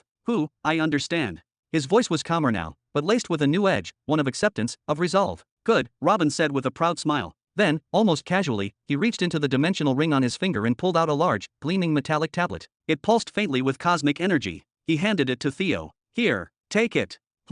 Theo accepted it with both hands, reverently. He closed his eyes for a moment as he let his spiritual sense scan its contents. When he opened them again, they were filled with shock and disbelief. I call it darkness of space, Robin said, almost like a sacred whisper. A fusion of the major law of darkness and the major law of space. This is your merged law. As of today, it belongs to you. He gestured toward the tablet. The spatial element will enhance your stealth to an unimaginable degree. You will be able to move in and out of shadows as if slipping between folds of reality. Offensively, your power will increase exponentially, there will be no upper limit. Spatial division, dimensional expansion, these will be part of your arsenal. Defensively, you will be untouchable. You will become a true phantom, an entity that appears only to deliver death and vanishes before retaliation is possible. And if ever you are cornered, Robin smiled, you will reveal claws sharp enough to split entire mountains in half. Before he could finish his thought, thud, Theo stood up abruptly and threw himself into his father's arms. Thank you, he whispered. Robin blinked, surprised. Though he could not see his son's face, he could hear it, the tremble in his voice, the uneven breath, the tight grip. Theo was crying. It had been nearly 150 years since Robin first purchased him. In all that time, not once had he seen his son shed a tear. He had always sensed it, that quiet shadow inside Theo's heart. That doubt, that gnawing belief that, perhaps, he was lesser than Richard or Caesar. That maybe their father loved them more. After all, they had been given legendary laws, while Theo had been left to struggle and watch from afar like any other shadow sword. But maybe today, just maybe, that wound had finally begun to heal. Robin pulled him in tighter, the proud warmth in his chest spreading like fire. I am sorry, he murmured, voice barely audible, I kept you waiting. Chapter 1263. 3 days later. Creak. Father, it is Peon. I have arrived. A young man, seemingly in his late 20s, stepped into the vast throne hall with a respectful bow. His posture was upright, steady, and composed, every step echoing his unwavering discipline and strength. Without hesitation, he made his way toward the throne, the golden cloak behind him flowing like a banner in the wind. Peon. Robin stood slightly from his throne, arms open in welcome, a warm smile on his face. Yet that expression quickly faded, replaced by a heavy sigh and a subtle frown. Ha! As Peon moved closer, the full extent of his appearance came into view. From a distance, his imposing presence, adorned in elegant, black and gold imperial armor polished to a shine, might have inspired awe. But no amount of regality could hide the truth that revealed itself once he removed his helmet. His face was no longer that of a man. It was not just marked by scars or the remnants of battles fought. It had been ravaged, transformed into something nearly unrecognizable. What once might have been noble and sharp now carried the grotesque evidence of countless horrors. His right cheek was missing entirely, exposing the inner cavities of his skull to the open air. You could see the subtle rise and fall of his breath through the hollow wound. Beneath his left brow, the skin and muscle had melted all the way down to bare bone, as if something had eaten away at him. The wars of the First Army have grown fiercer by the day, father, Peon said with a formal tone, his voice calm but cold. Some battles require boldness, decisive aggression, to turn the tide and bring new worlds under your rightful rule. He took his seat before Robin with composed elegance, though his very presence radiated a chilling intensity. Robin's expression remained clouded, concern etched deep into the lines of his face. "Where is your left ear, peon? Half of your teeth are gone as well." His voice rose slightly, not in anger, but in disbelief. "What in the world are you doing to yourself? Why have you not let the Life Corps heal you?" They were reassigned to support and logistics, always stationed in the rear lines, even in the heart of conflict. "You could have easily found one." "Easily. Please do not concern yourself with such trivial matters, father," Peon replied, maintaining the same stiff tone. "These are just superficial wounds. They do not hinder my combat effectiveness. I still perform my duties to perfection." Robin stared at him silently for a moment, his eyes narrowing. "Do you think that is what this is about, your effectiveness?" he asked slowly. Then he leaned forward and rubbed the bridge of his nose in frustration. "Out of all your siblings, you have always been the one who exhausts me the most." "I have never disobeyed a command, have I?" Peon asked, brows furrowed. "Every task you gave me, I completed. Every campaign, every mission, I never once failed you. So why am I the one who burdens you the most?" "Are you serious?" Robin's voice hardened. "Even calling me father seems to pain you. I had to force you to say it decades ago, and yet still, it comes out of your mouth like a foreign word. You refuse to let me in, peon. You have never let me in." He jabbed a finger toward him. "Tell me, have I ever treated you like a slave since the day I brought you into my family?"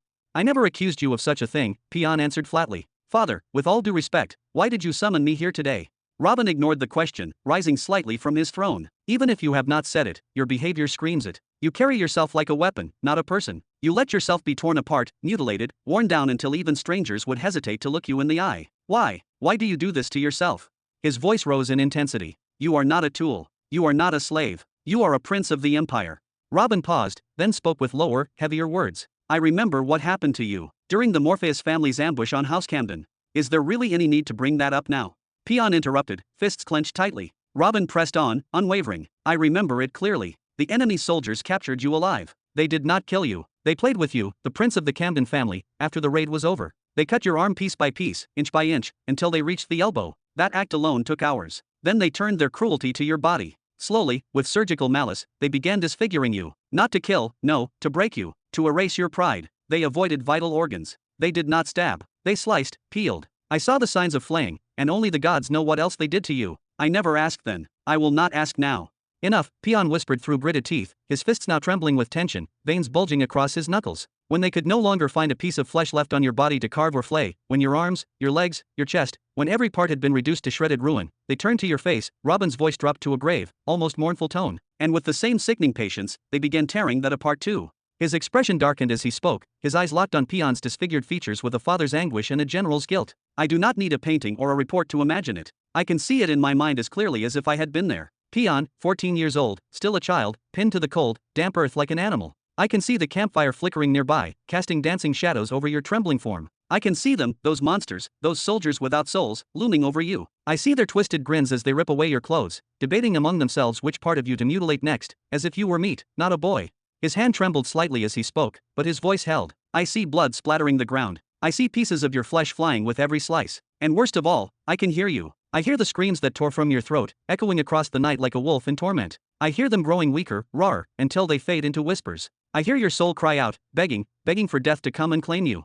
"Enough!" Peon exploded, leaping to his feet, his voice filled with a sudden, unbearable fury. His lone eye burned with a hatred so pure, so absolute. Robin had only ever seen something like it once before, in Richard. Almost immediately, Peon realized what he had done. Shame overtook rage. He dropped back down into his seat, avoiding Robin's gaze entirely. "Forgive me," he whispered hoarsely. "I did not mean to shout. It is just, that is not an image I ever wanted to see again." Robin stared at him for a long moment before speaking, his voice heavier now, deliberate. "Peon, the noble child, the future heir of House Camden, he died that night. Whatever soul remained inside you afterward, it was just a ghost, trapped inside a half-living body, stripped of joy, stripped of fear, driven by one desperate mission: protect your little sister, Zara. Keep her safe, no matter what it cost you. Is that not the truth?" He motioned toward the grotesque scars lining Peon's face, the bone-deep gashes, the hollow space where skin should have been. "These scars, do you keep them so you never forget that night? Do you leave them untouched as punishment? As a reminder that you no longer have the right to live for yourself?"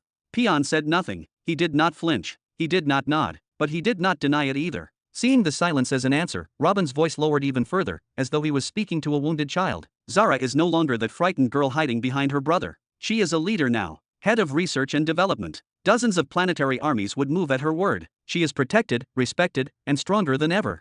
He stepped forward. So now I ask again, what are you doing, peon? Are you trying to die? Is that why you have gained a reputation as the Empire's greatest suicide soldier? Are you really just waiting for someone else to end your story for you? Peon did not speak for a few seconds, and then, quietly, almost shamefully, he nodded. I almost did, in Greenland. I had the blade to my throat. But in the end, I changed my mind. Robin exhaled, his lips curling into a bitter sneer. Oh, how reassuring, he said with stinging sarcasm. And what, may I ask, made you hesitate? I realized, Peon finally raised his head just slightly, his voice quiet but firm, that maybe there are still some people out there who deserve to have me fight for them. He met his father's eyes for the briefest of moments, then looked away again. So I decided, I would rather die in battle. Let an enemy do it. Robin tilted his head slowly, as though trying to make sense of something impossibly foolish. Oh, well, is that not considerate? Your undying love for us inspired you to delay your suicide just long enough for some random enemy to finish the job. His voice turned icy. What difference do you think that makes? Do you think it changes anything for us? Or for you? He stepped forward now, closer than ever, his voice suddenly rising. Do you think you will feel noble in your final breath? That you did not fail anyone because it was not your own hand holding the blade? What kind of idiot logic is that? Then, with a snarl, he shouted, you selfish bastard. Have you ever once considered what would happen to us if you died? To me? To your siblings? To your sister? You will be fine, Peon laughed, an empty, hollow sound. You will all continue just fine without me. I have made sure to keep everyone at a distance. I have cut every personal tie. Even Zara, I have not seen her in decades. He waved his hand lazily, dismissively. I only keep fighting for one reason, to repay you. That is it. Nothing more, nothing less. At that point, Robin had heard enough. He stood up with the cold fury of a king and a father both betrayed. He took 2 long, deliberate steps forward. His hand rose slowly. And then, bam! The slap that followed was thunderous, echoing off the stone and gold of the throne hall like a divine judgment. I made a mistake the day I bought you. Chapter 1264. Smock. The sound of the slap echoed sharply across the grand hall as Robin's hand struck Peon's cheek with brutal force. The room fell silent for a moment, broken only by Robin's voice, cutting through the air like a blade. I made a mistake the day I bought you. Peon's eyes flew open, wide and stunned. The tears he thought had long dried and vanished returned with a vengeance, rising to the surface and spilling over as he looked up at the furious face of the man he called father. When I saw you on that auction platform, beaten, broken, discarded like trash, I didn't pick you because of a few basic cultivation levels. No, I didn't choose you because you had only one fucking arm either. Robin's voice rose, and with it, his anger. He reached forward and yanked Peon's remaining ear harshly, his grip merciless. I chose you because I saw something more, because I noticed the immense pain carved into your soul. I saw suffering etched into your very being, yet despite it all, there was a fire in your eyes, a spark, a glimmer of something unyielding. You refused to give up. I saw a fighter. I saw a survivor. I saw someone who, no matter what fate threw at him, still looked forward with determination, with purpose. I thought, this is the kind of spirit I want beside me. Then, without warning, he released his grip, only to slap him again. Smock. But I was wrong. I chose a fool. A coward. An utter disappointment. Coward. Peon's voice exploded from his throat, trembling with rage and disbelief. I am no coward.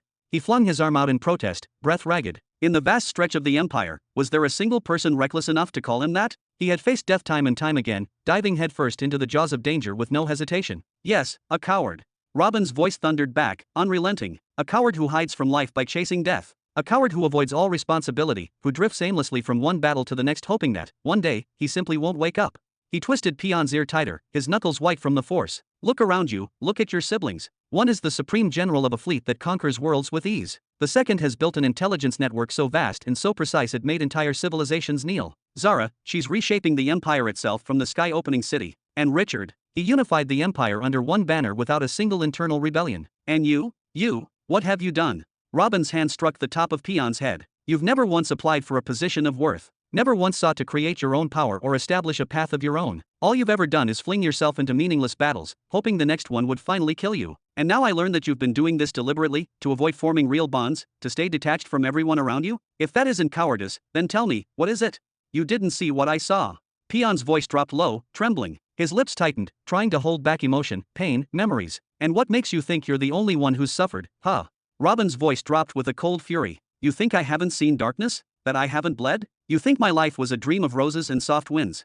He struck him again, this time with more force. You think you're still a boy? Still a sulking adolescent? You're a man over 170 years old. And you're telling me that one night, one moment in your past, was enough to define your entire life forever? Are we supposed to feel sorry for you because you were skinned alive as a child? Do you think that gives you the right to waste everything that came after? Grow the fuck up.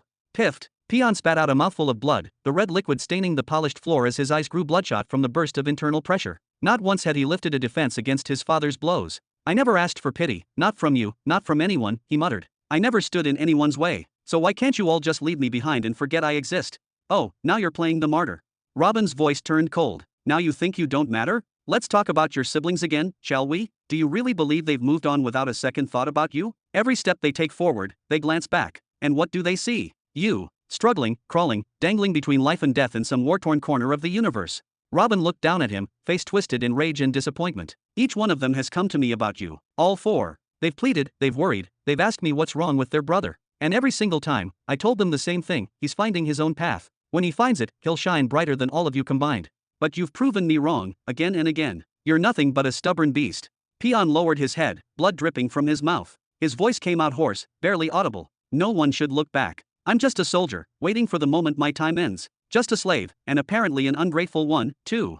Yes, you are ungrateful, Robin said, placing both hands firmly on the arms of his throne, leaning forward as his voice shifted into something colder, heavier, final. I summoned you here today to grant you a new merged law, one I personally developed for you. A law that could have elevated you among your peers. I was ready to promote you, to give you a new beginning. But now I see that would be a waste. I'm not handing over a rare, priceless law to someone who'll just throw it away the next day.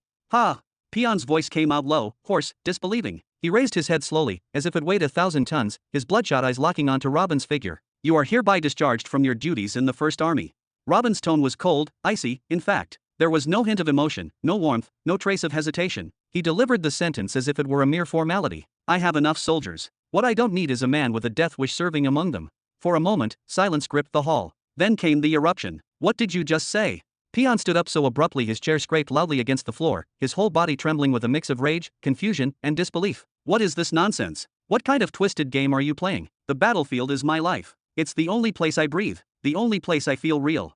His voice rose in intensity, echoing off the ancient stone walls. His chest was heaving, his pulse surging. Robin remained calm, his expression unreadable. That's not my concern, he said with a lazy shrug, leaning back slightly in his throne. Find something else to do. Plant a field of crops. Open a restaurant. Or better yet, establish an interstellar freight company. I hear shipping across the planets is booming these days. You might be surprisingly good at logistics. Peon's mouth hung open for a moment, stunned. Then he shouted, is this a joke to you? A pathetic attempt to humiliate me? If Alexander is Caesar's right hand, then I'm the left. I am the sword that cuts through enemy lines. I command fleets and direct strategies across 3 planets. You can't just take a general, a warrior who has spent 1.5 centuries steeped in war and battles, and tell him to go grow carrots or deliver packages.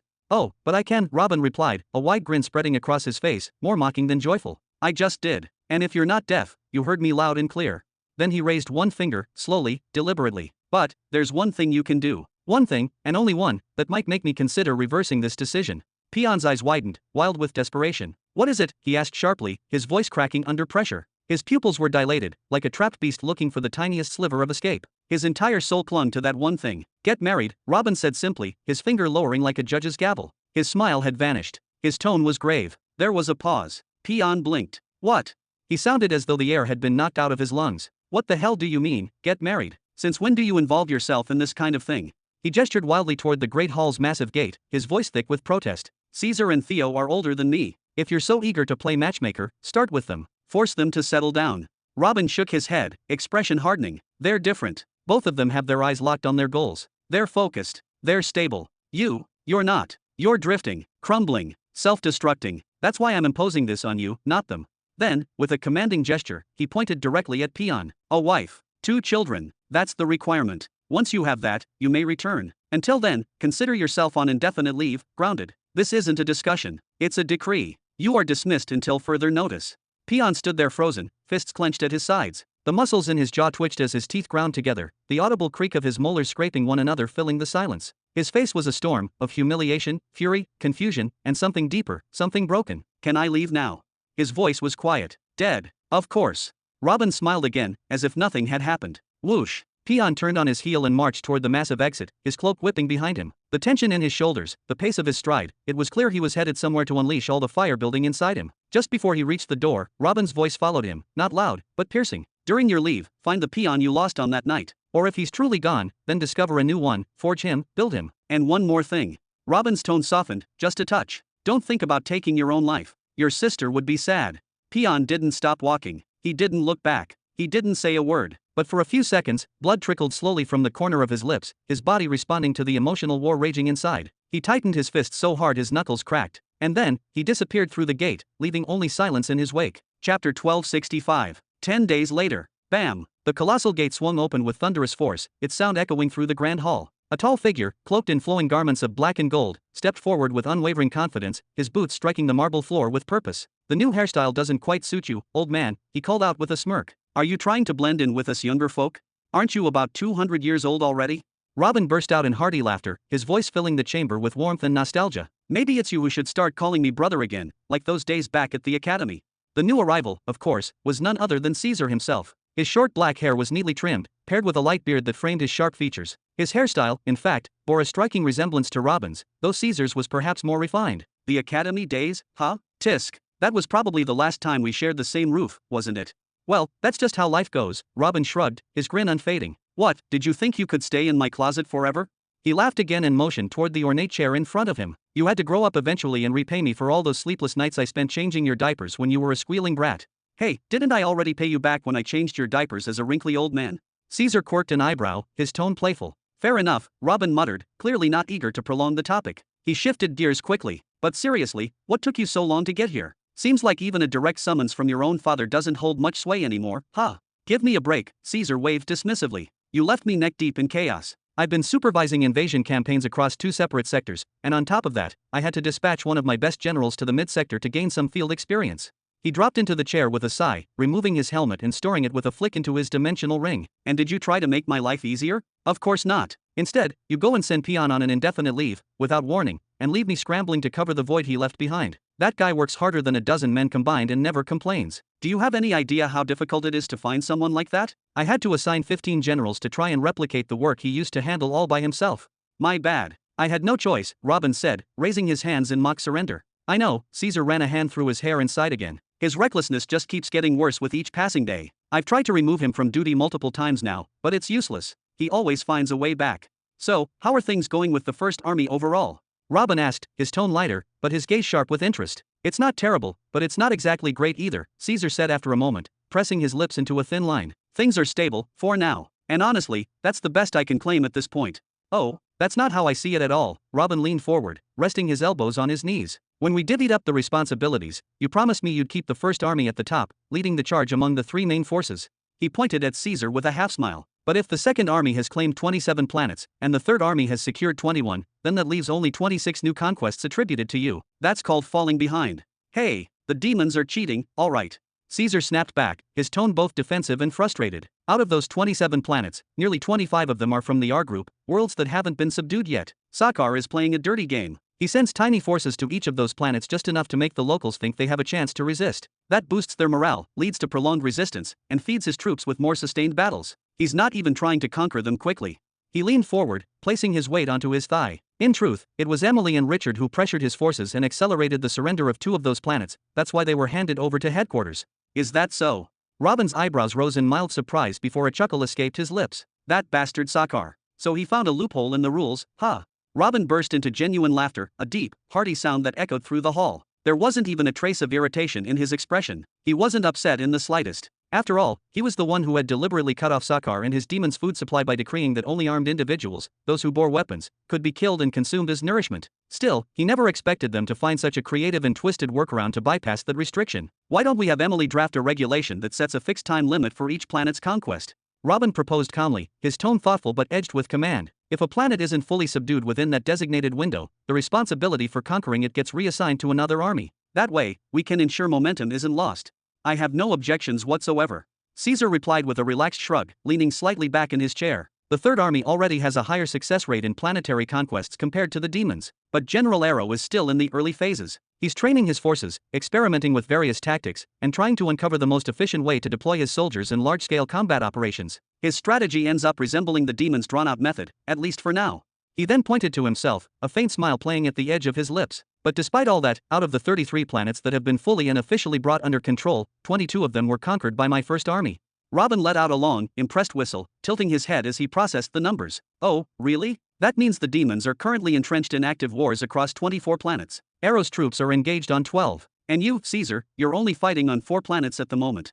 He raised an eyebrow as he picked up a stylus, quickly scribbling an imperial decree into a glowing parchment interface. The new regulation, directed to Emily, shimmered slightly as the ink dried magically. Handing it over to Caesar with a knowing look, he asked, "So why not escalate? Why not open more war fronts?" Caesar accepted the decree and slid it into the spatial ring on his finger with practiced ease. Because maintaining these results demands focus, he explained plainly. I don't have a surplus of elite generals who can dominate a battlefield or wrap up a planetary war on their own, generals like Alexander, Elizabeth, Victoria, or Martin. Raiden vanished into the mid-belt 50 days ago. And then there's Peon. He's practically turned into a myth. He's out there leaping from one planet to the next, sticking his nose into every possible conflict, using his insane suicide squad to crush resistance before it can even form.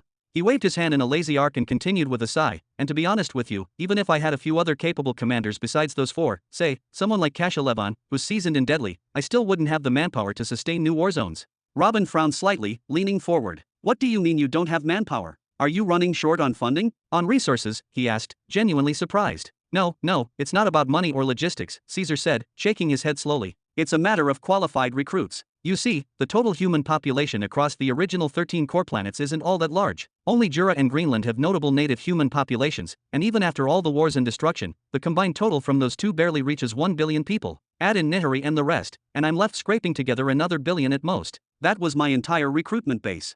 He paused for a moment to let the weight of that limitation sink in before continuing. Out of those 2 billion people, I've already extracted 5 million top-tier soldiers. And thanks to your advanced talent detection methods and cultivation programs, over 25,000 of them have risen to the level of Martial Emperor. That's an incredible success rate by any standard, but that's also the limit. Your talent finding system already squeezed out the very best from that pool. The rest of the population, they're simply too average. They don't have what it takes to survive planetary warfare.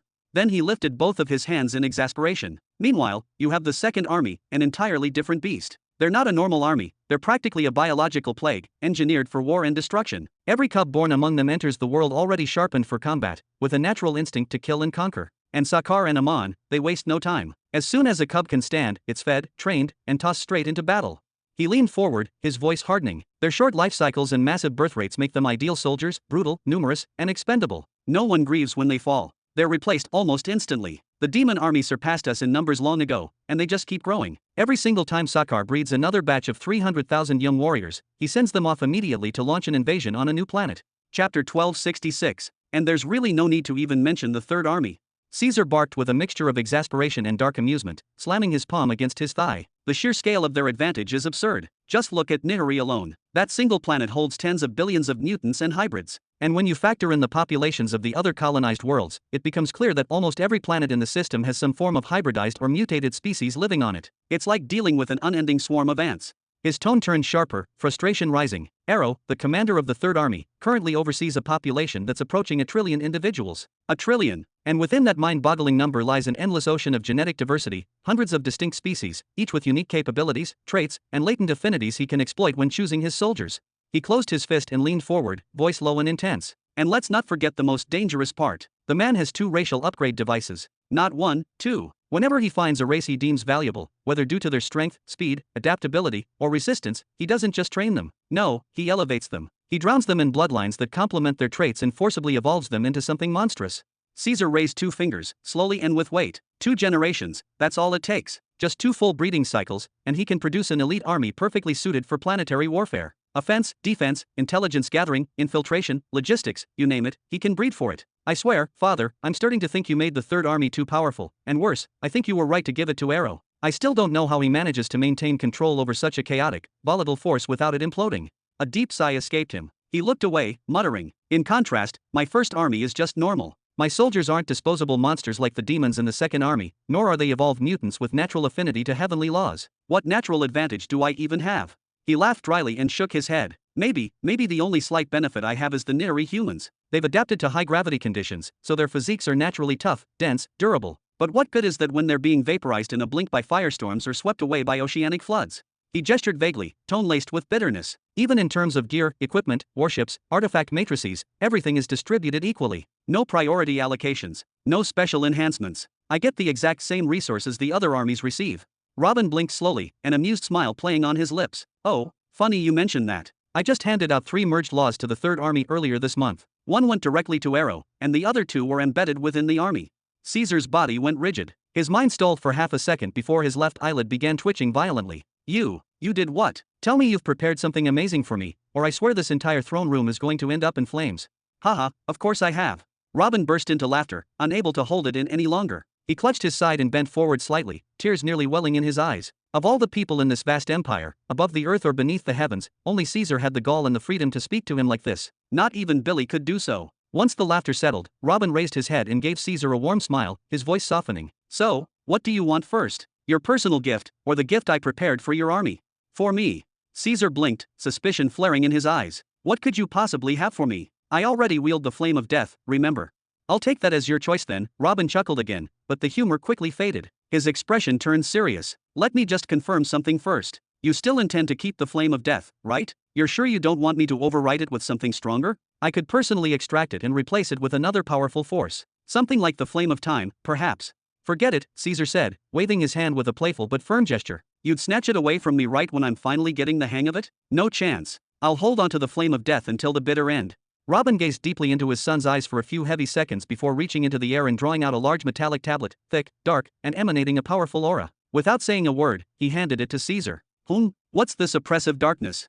Caesar frowned as he took the object. If he had already refused a core change, then what in the world could his father be handing him now? But the moment his spiritual sense touched the tablet, activating the transfer of encoded information, his eyes widened in horror. The major law of death. He yanked his soul sense away instantly, staggering slightly as he tried to regain control of his breath. Ha! Robin remained utterly still, his expression cold and unreadable as he watched Caesar struggle to regulate his breathing, to suppress the overwhelming surge of death energy that had flooded his soul. He simply stood there, arms crossed, observing in silence. Nearly a full minute passed before Caesar exhaled deeply and looked back up, expression thunderstruck. You're giving me the actual major law of death? Are you insane? Robin finally blinked, his voice tinged with quiet admiration. 1 minute. Incredible. Your death affinity has grown tremendously. Based on what I just witnessed, I'd say you can now endure exposure levels above 12%. I was practically dying in front of you and you call it affinity. No, what I have is just raw tolerance, nothing more. Caesar groaned, shaking his head. He then waved the heavy tablet slightly. But seriously, what is this? You haven't explained anything yet. During my seclusion, I truly exhausted every possible avenue in an attempt to find a cure, or even just a remedy, for the lingering side effects that have been tormenting you, Robin began, his voice low but filled with unmistakable weight. But alas, every solution I discovered ended up being external in nature, specialized equipment, enchanted weapons, intricate support arrays, superficial aids. And that's just not befitting of my supreme general, my eldest son. You cannot step onto a battlefield shackled to tools. You must command, not depend. It would degrade your image, reduce the awe others feel in your presence. He inhaled slowly, a distant look flickering in his eyes. So, I considered increasing your resonance with the law of death itself, hoping that might harmonize with your body and ease the burden, but that attempt backfired miserably. If I tried to force a deeper connection, you would begin to resemble an undead creature, something neither alive nor fully dead. Then Robin pointed at Caesar, the motion deliberate. In the end, I abandoned all other paths and chose to give you this instead. You're handing me the complete and unabridged major law of death. Caesar's tone was incredulous, his brows furrowed. What am I supposed to do with it? My current merged law isn't built to contain the full, raw major law, it only includes fragments tailored to blend with fire. That's for you to figure out, Robin said calmly, lifting his shoulders in a slight shrug. I've been in possession of the full law of death ever since the cave incident all those years ago. And yet, I never once recorded it, never wrote a single rune. But for your sake, I buried my concerns and pressed forward.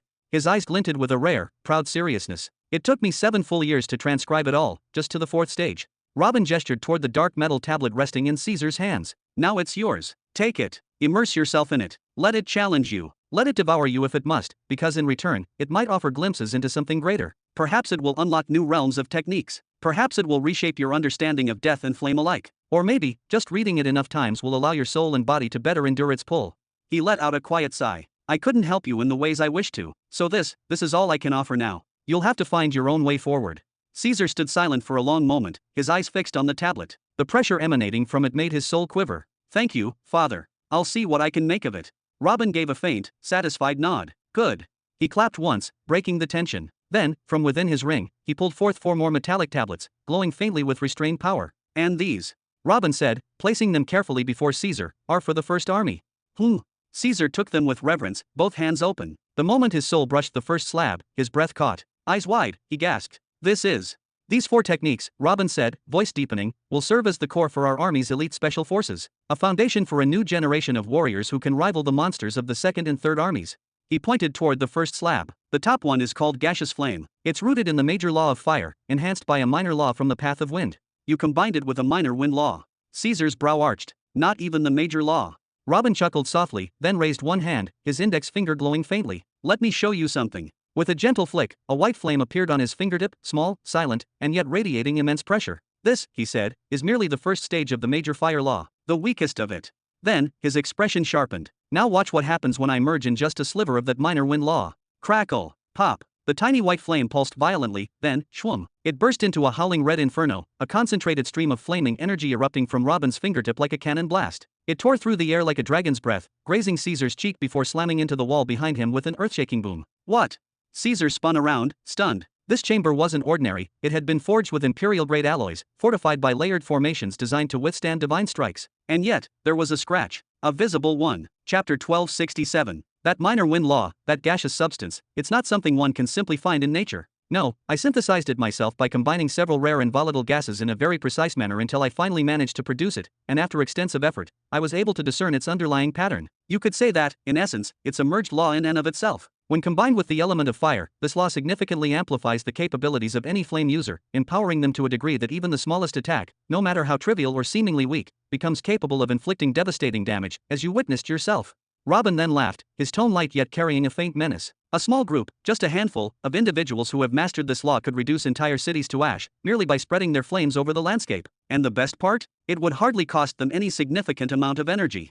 Caesar fell silent. He couldn't help but turn back and study that tablet once more. He could already envision the scene in his mind. One or two users of this law, hovering in the skies above a city, unleashing torrents of fire that swallow everything in sight, green fields, stone walls, forests, people, all reduced to nothing in moments. And all the while, those users would remain unfazed, not even breathing heavily. The very idea was bone-chilling. Then Robin gestured toward the next tablet. Second, we have what I call poison wind. He gave a casual wave. The name says it all, doesn't it? There's no need for elaborate examples here. I've carefully fused together a variety of toxic elements, neurotoxins, physical toxins, and even hallucinogenic or mind-affecting poisons, all woven into the structure of the technique. The wind behaves as normal, and the user manipulates it as they usually would, but every breeze, every gust, every motion of air they command will carry deadly consequences. I strongly advise keeping such users far, far away from civilians. They wouldn't stand a chance.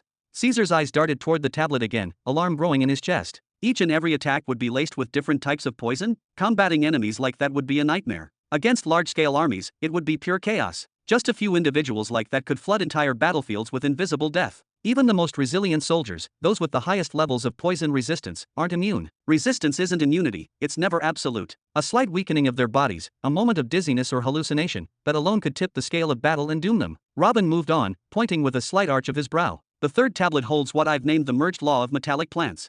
He continued, with this, users of the plant element gain a new, terrifying capability. They can instantly summon metallic elements from the ground beneath them and infuse every part of the surrounding plant life with those minerals, every tree, every vine, every blade of grass. Everything becomes infused with iron and other metals, turning them into hardened, unyielding weapons. Every leaf, every root becomes something lethal. I imagine this will make them far more useful on the battlefield.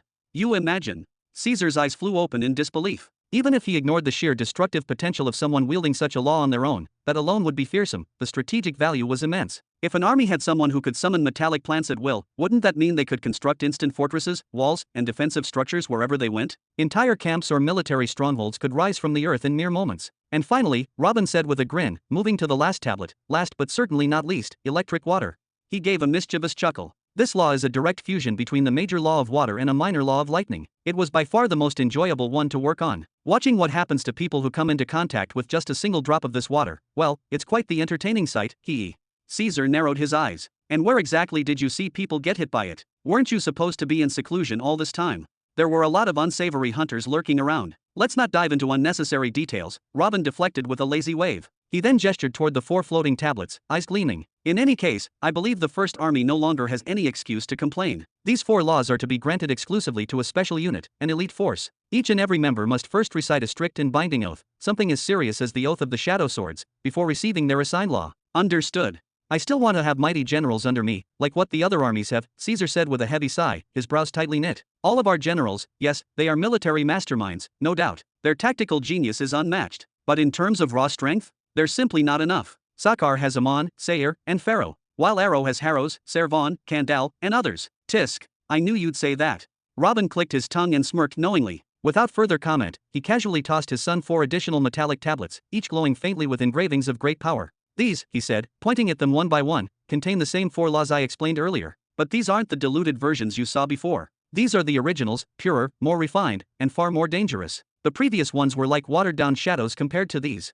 He waved a hand with finality. Deliver them to Alexander, Elizabeth, Victoria, and Martin. As for Raiden, I've crafted something unique for him. These individuals have proven themselves, time and again. Their loyalty and potential are no longer in question. Haha, now this is what I've been waiting to hear. Caesar grinned broadly, storing all the tablets carefully into his dimensional ring. He slapped Robin's thigh affectionately. You've really outdone yourself, old man. All that seclusion and research over the last century, it's finally paid off. Go on, take another 100 years if you like. As long as you keep showing up with treasures like these, I won't complain. Robin raised an eyebrow and scoffed, brushing Caesar's hand away with mock disgust before theatrically dusting the spot he touched. No thanks, he replied dryly. I've got far more pressing matters to attend to than hiding away again. Alright then, tell me this, who do you have in mind to lead this new Special Forces unit? Caesar asked as he settled back into his chair, fingers tapping lightly against the armrest. I've got a few candidates. I'll need to evaluate. It'll be Peon, Robin interrupted bluntly, leaving no room for debate. Peon, didn't you just send that lunatic on indefinite leave? Caesar looked genuinely stunned. You actually think he's going to settle down, get married, and start a peaceful life? He's probably out there wrestling wolves barehanded or challenging mountain beasts just for fun. Robin chuckled softly. Peon is still a noble, born and raised as one. He grew up with honor, with pride, surrounded by our values. That doesn't just vanish overnight. Sure, he might go off into the wild and disappear for years. Maybe he'll curse me. Maybe he'll howl at the moon or run naked through the forest for all I care. But in the end, he will come back. And when he does, it won't be because he's lost or broken. He'll return because he chooses to, because he's found purpose. He'll finally stop thinking he's just here to die gloriously in someone else's war. This time, he'll come back for himself. I don't really see that happening, to be honest, Caesar said, raising both brows. But it's your call. I'll leave the position vacant until further notice. Despite his skepticism, a small part of Caesar was curious. He'd witnessed his younger brother's madness firsthand too many times to simply write it off. When he returns, give him this, Robin said, handing Caesar one more metallic tablet. This one pulsed with an eerie, almost toxic energy. This is corrosive wind. I fused Peon's major heavenly law of wind with the minor law of corrosion. He'll need to craft a special elixir using Dirger's blood to use it, but once he does, the results will be terrifying. Caesar went silent, his eyes drifting toward the tablet. Corrosive wind. Just imagining Peon wielding that kind of power on the battlefield, it sent a chill down his spine. That might even rival Caesar's own combat prowess. And one more thing, Robin added, pointing at his son. I want you to hand Peon Planet Poison Rock. Let him refine it and make it his own. I've completely withdrawn my soul imprint from it. As of now, it has no master, it's a blank slate, waiting to be claimed. Once he absorbs the planet's gift, it'll grant him a major boost. That too. Caesar's brow shot up again before he burst into laughter. Are you trying to make Peon the new me or something? Robin grinned and winked. Didn't you say Sakar has Amon, and Arrow has Harrows and Kandal? Then it's only fair that you have Peon. He let out a hearty laugh, then leaned closer, voice lowering with intent. But don't tell him everything I've prepared. Let him come back on his own terms. Let him earn it. However, if he takes too long, and I mean too long, then choose someone else. Someone truly gifted and loyal from your own circle. Give it all to them instead. Sigh. Understood. Caesar nodded several times. Chapter 1268. 2 days later. Clack. The grand doors of the throne hall creaked open slowly, echoing through the vast chamber. Without a moment's hesitation, thud, a figure strode in and dropped to one knee in a precise and practiced military salute, his head bowed with reverence and purpose. As soon as I returned and learned that I had been summoned, personally, by name, by your majesty himself, I could hardly believe my ears. But here I am, Raiden, reporting for duty. Haha, come now, come sit, Robin beckoned with a hearty laugh, gesturing toward the seat across from him. Bzzzzzt? In less than a blink, Raiden vanished from the entrance. The next moment, he was seated in the chair like lightning itself had delivered him there. His eyes were wide open, sparkling with eager energy. He stared intently into Robin's gaze like a child who knew he was about to be handed the toy of his dreams. Robin raised his eyebrows ever so slightly. It seems that some rumors have already slipped out? Word of the visitors who came before you, perhaps?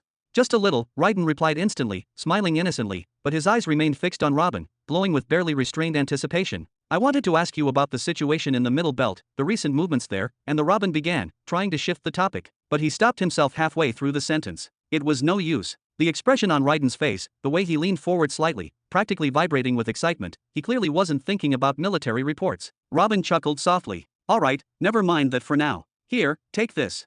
From within his robes, he retrieved a small, silver-plated metal tablet and extended it toward him. What is this, your majesty? What's this? Raiden asked in a rapid-fire tone, already reaching out with his spiritual sense. Buzz. The moment he connected with the tablet, he let out an awestruck gasp. Ooh. Then, blinking, he looked back at Robin in surprise. Wait, what exactly is this? Smack. Robin facepalmed lightly. You need to calm yourself, boy. I understand, your high natural affinity with lightning has shaped your entire being. It made your spirit wild and impatient, your thoughts constantly racing like a storm, but you're still a general in my army. That means discipline, focus, control.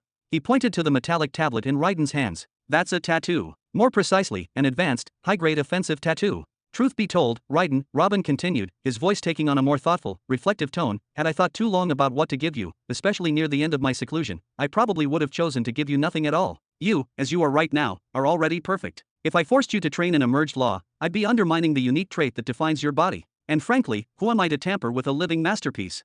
He shook his head slightly, as if brushing off a tempting idea. Still, you're a general of the Empire. Strengthening you is my responsibility, as long as I have the power to do so. The years ahead will not be kind. They will be ruthless and unrelenting. My path, our path, toward the statue of Behemoth must be paved in blood and carved into stone. He looked Raiden in the eyes. You truly are exceptional, Raiden. On the inside, at least. I cannot modify your energy foundation, nor should I. Nor can I grant you any of the merged laws I gave the others. But I found another way, a different path to increase your power. The offensive tattoos. He smiled faintly. These tattoos carry a special trait. Instead of drawing from your own energy, they pull power directly from the surrounding environment. Nature itself fuels them. But of course. He raised one hand, fingers spread, they come with problems. Serious ones. He lifted 3 fingers. The first issue is that they draw a fixed amount of energy from the environment before releasing a preset attack. Think of them like a magical bow that only fires the same arrow, again and again. Why? Because most users can't manipulate or convert the ambient energy, they lack the finesse to shape it, so the tattoo has strict, locked-in instructions.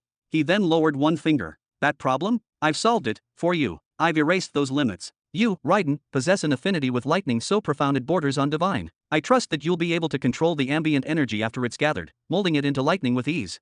I've also given you control over how much power the tattoo gathers. Whether a little or a lot, you choose. You guide it with just a small thread of your internal energy directed into the tattoo. With that, it will do the rest. Robin leaned back slightly, his eyes narrowing as he continued in a tone thick with experience and precision. Now, the second issue is the pain. When energy is pulled from the surroundings and converted into a law, it doesn't flow gently into your command. No, Raiden, it attacks you first. It floods your body with raw, chaotic force before bending to your will. To protect their users, the celestial artificers who crafted these tattoos placed numerous restrictions, barriers designed to prevent the user's body from absorbing too much transformed energy at once. A necessary safeguard, perhaps, but one that stunted the tattoo's true potential. He lifted his gaze toward Raiden, a mischievous glint in his eye. So, of course, I removed all those limitations. Every single one. Now, if you desire, you could walk through a thunderstorm naked and come out unscathed. This tattoo will let you bathe in lightning, and I know that you will walk out without suffering a single burn. Robin lowered a second finger, emphasizing the point. Now to the third complication, pressure. When a normal warrior begins drawing energy from the air, from the world around them, they experience an overwhelming sensation, as if they are being pulled into the abyss, as though the sky itself is collapsing around their lungs.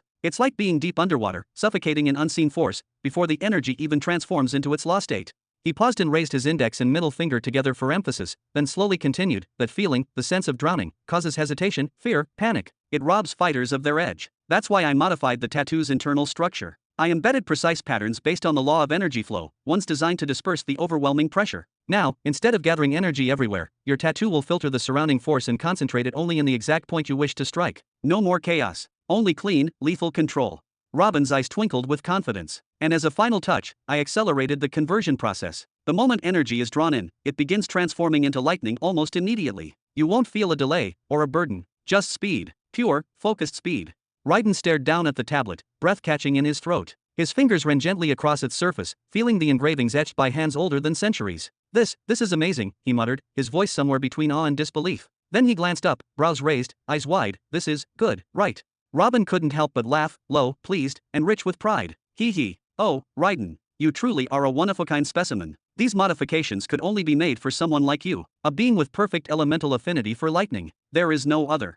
He leaned forward, voice lower, more intimate. What this means is simple. With this tattoo, you could fight for days without ever touching your internal energy reserves. You could wage a war alone, surrounded by enemies, and never tire. And if you choose to combine the tattoo's external energy channeling with your internal energy stores, then your power, your true power, will be unleashed in full.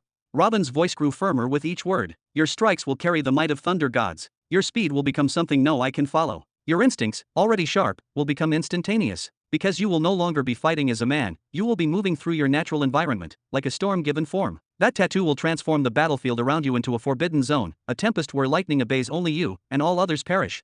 He then raised a hand and pointed at Raiden's chest. When you were young, they used to call you the Son of Lightning. It was a nickname, a passing title, one that faded when you became the great General Raiden, feared across realms. He smiled fondly. But now this tattoo carries that name. Son of Lightning. It will make you a real one. Raiden didn't answer. Drip, drip, sniff. Robin blinked, then frowned in confusion. Hey, what's wrong with you now? Raiden, seated in silence, had tears welling in his wide, glowing eyes. His cheeks were flushed, his nose running just a bit, and his lips trembled. Thank you, Your Majesty, he whispered. I really like it. I really do. Robin groaned, though a smirk tugged at his mouth. All right, no need to melt into a puddle over it. It's just a reward for your years of dedication, your relentless service. He made a gesture in the air, half mocking, half genuine. Come on, now, wipe those tears. I need a real report from you. Tell me, how are things in the Middle Belt? Have you noticed anything out of place recently? Has the atmosphere changed in any way? Raiden sniffled once more, straightened himself, then nodded. Which detail do you want me to focus on, Your Majesty? Let's start with energy density, Robin said quickly, leaning forward slightly. Have you noticed a real difference in the concentration of ambient energy between the young belt and the middle one? Raiden nodded. Yes and no, Your Majesty. It depends on the planet. For instance, Planet Orlando, where I was stationed for over 50 years, the conflict zone between the Empire of the Nine Paths and the Iron Boar Empire. The energy there is significantly lower than what we have here on planet Jura. He then raised a hand, adding, but then there's planet Azakra, which is considered the capital, the very heart of the Empire of the Nine Paths. That's where we first landed during our invasion, and there, the energy density is so thick and refined, but at most it can rival that of Nihiri. Chapter 1269. Ha! Robin tilted his head slightly to the side, his expression overtaken by sheer astonishment, almost as if disbelief itself had punched him in the face. You're telling me the main planet of the Nine Paths Empire is considered equal to Nihiri when it comes to energy density? And that Orlando has fallen below even Jura? Did you really make it to the mid-belt? Are you absolutely certain? Raiden nodded emphatically, not a shred of doubt in his voice. It was the mid-belt, without a shadow of a doubt, he confirmed with conviction. I personally felt the suppression seal, its presence was unmistakable. I even experienced its effects firsthand. What seal? Robin's voice rose slightly, his curiosity piqued and concern creeping into his tone. I don't know. Raiden began explaining, it automatically applied to those who arrive from the young belt. I believe it functions as a kind of deterrent or punishment, meant to penalize those who rise too early. I felt it wrap around my soul domain. It made sensing higher stages of the laws, anything beyond the fourth stage, extremely difficult, almost as if they were deliberately being blurred or distorted. Even cultivation progress slowed drastically. The entire mechanism of the seal feels hostile, like it's rejecting us, like it's screaming at us to go back to where we came from. Robin's brow furrowed, a spark of recognition flashing in his eyes. He had heard of something like this once before. Evergreen had mentioned it in passing during one of their long conversations. Could that same seal also be the reason your energy perception feels so hindered while you're there? Raiden shook his head immediately, refuting the idea. No, I haven't noticed any decline in that particular sense. On the contrary, some fools, self-important idiots in the Imperial Palace of Azakra, tried to mock us by saying we should feel the pure essence of energy in the air instead of the filth we were apparently raised in. They were delusional. Perhaps in the past, there might have been a sense of rivalry between Nihiri and Azakra. But ever since Your Excellency personally refined Nihiri, the transformation has been staggering. The surge in energy density was nothing short of miraculous. Compared to Nihiri now, even Azakra feels like a dried-up husk.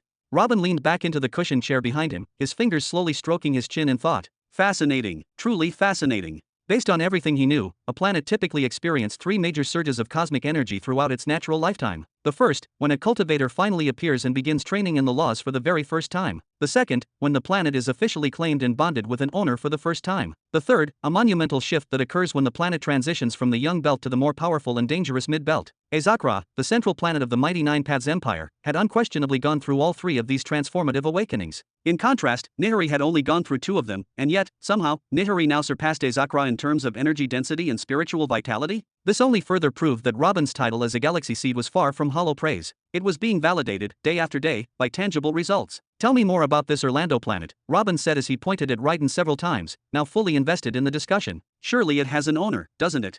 Raiden shook his head. No, it did in the past. It was once under the control of a figure from the Iron Boar Empire, but that man was assassinated some time ago. Since then, the planet has remained unclaimed. No faction from either side dares to try and refine it in the current climate of war and instability. Whoever attempts such a thing would no doubt be targeted and eliminated before they even completed the process. Robin waved his hand dismissively. That detail doesn't really matter right now. I only asked to determine whether or not the planet had gone through the owner's awakening. And according to what you just said, it clearly has. But then that raises a problem.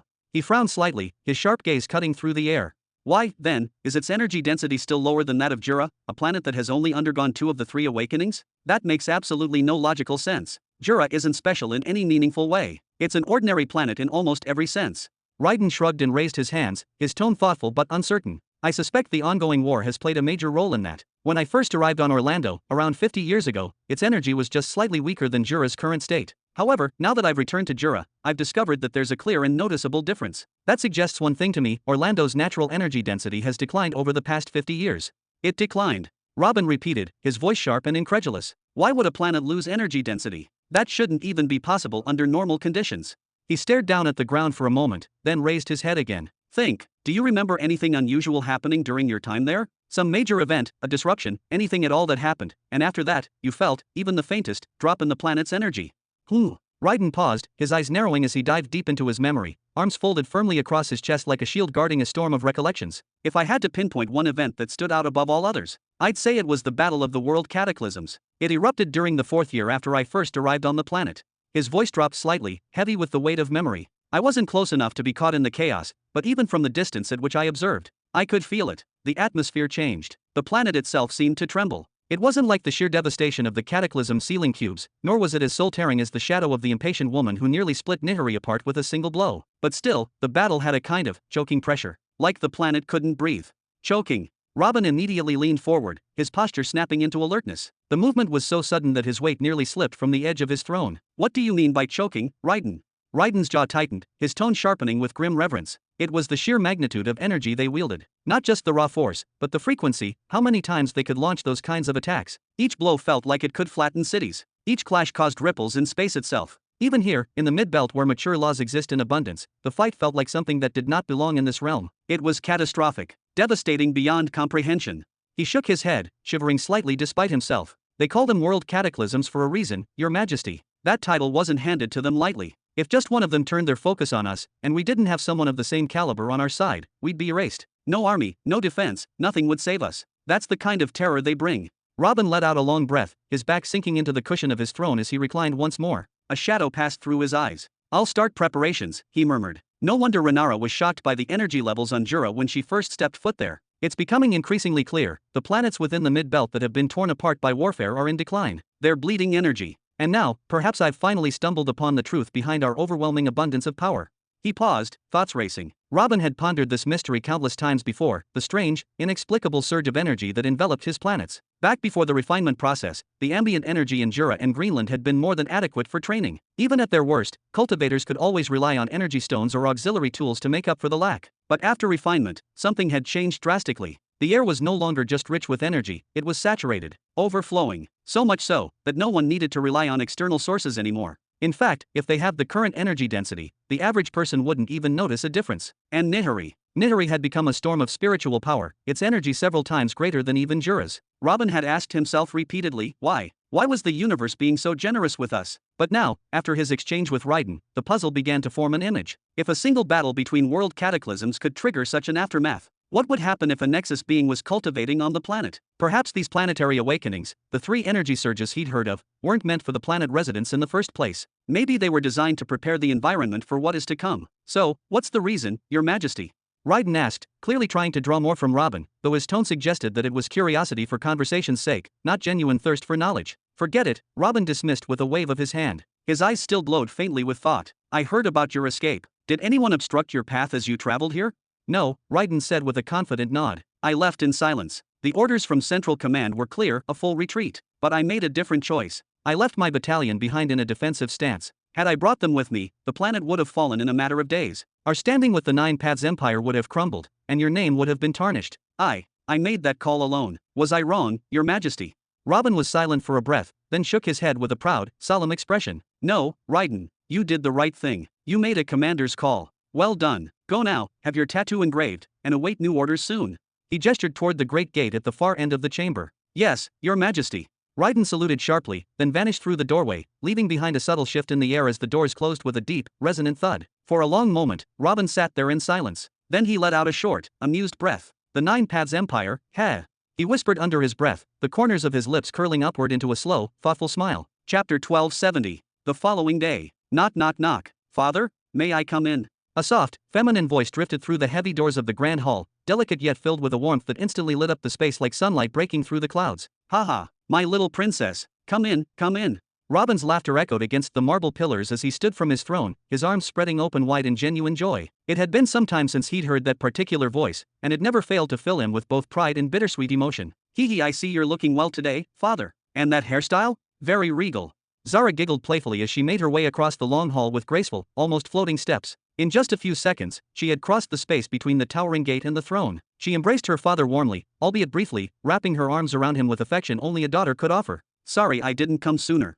No, sweetheart. If anything, I should be the one apologizing to you, Robin said as he pulled away and gently motioned for her to sit. He studied her for a moment longer than usual. You've changed. Although she didn't bear the same dark, hollow eyes that Emily sometimes did, there was something in Zara's gaze that told a different story. A shift. Oh wait. The eager, childlike excitement she always showed when seeing her father had faded slightly. It was still there, but buried under layers of experience, exhaustion, and a kind of maturity no one her age should be forced to carry. It's the responsibility. I think, Zara responded with a soft sigh as she sat down, folding her legs in a dignified manner that only highlighted how far she'd come, not just as a person, but as a leader in her own right. Robin smiled faintly, a mixture of admiration and guilt clouding his expression. If only I could tell you that your burdens will soon be lifted, but the truth is, no one else is capable of handling them. Not like you can. He wasn't just flattering her. He knew, better than anyone, what Zara was carrying. The responsibility of managing the rise of the empire in every sector at once was immense. While Sky Opening City had many branches, halls, and administrative units, they all ultimately reported to her.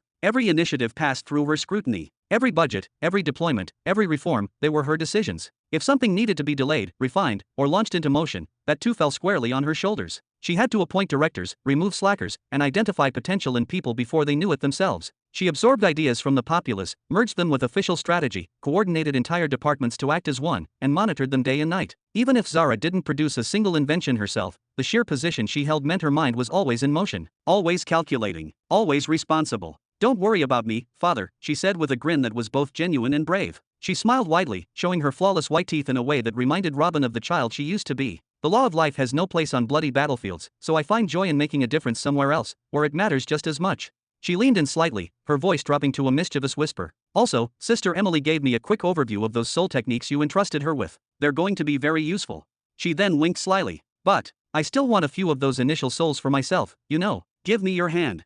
Robin chuckled and reached out with both hands. Zara extended her hand, placing it gently in his. He closed his eyes, and for a few seconds, all was silent. No movement, no words, just a shared connection between father and daughter. Then he opened his eyes and smiled. Done. He released her hand and leaned back comfortably in his seat. Tonight, when you return home, let Emily help you open your soul domain. I don't want to unlock it for you now. It'll consume all your focus, and we have more pressing matters to discuss. More pressing matters? Zara blinked, caught off guard. Her eyes sparkled with curiosity. Like what, father? I brought you a gift, he said with a knowing smile. Something that'll help you, not just with your duties here, but with your life, your journey, and your personal growth. But we'll save that for the end. First, let's go over the projects you've been preparing for the city. Robin reached to his side and summoned a stack of metallic tablets. He passed the first one to Zara. This one, he began, contains research on how to reduce the cost of affinity elixirs. It also includes some experimental designs for a new kind of elixir that leaves a permanent trace, just a tiny increase in law affinity every time it's used. Even if it's just 0.0001%, the key is that the increase is guaranteed.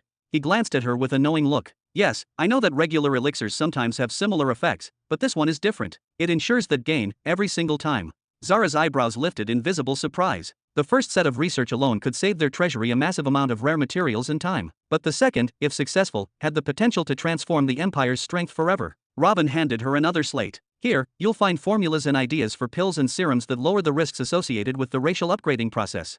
He leaned forward, his voice lower and more serious. More specifically, these are for non-human subjects undergoing racial upgrades via the two devices. You've heard of the Crixian project, yes? The success rate when transforming giants into Crixians is only about 20%. He chuckled softly, shaking his head. With these concepts in hand, I believe we can raise that survival rate to over 80%, without compromising power. Then he paused and grinned. Ah, right. Speaking of all the new planets we've acquired, have we found another king of existence among them yet? Unfortunately, no. We're still stuck with the same three.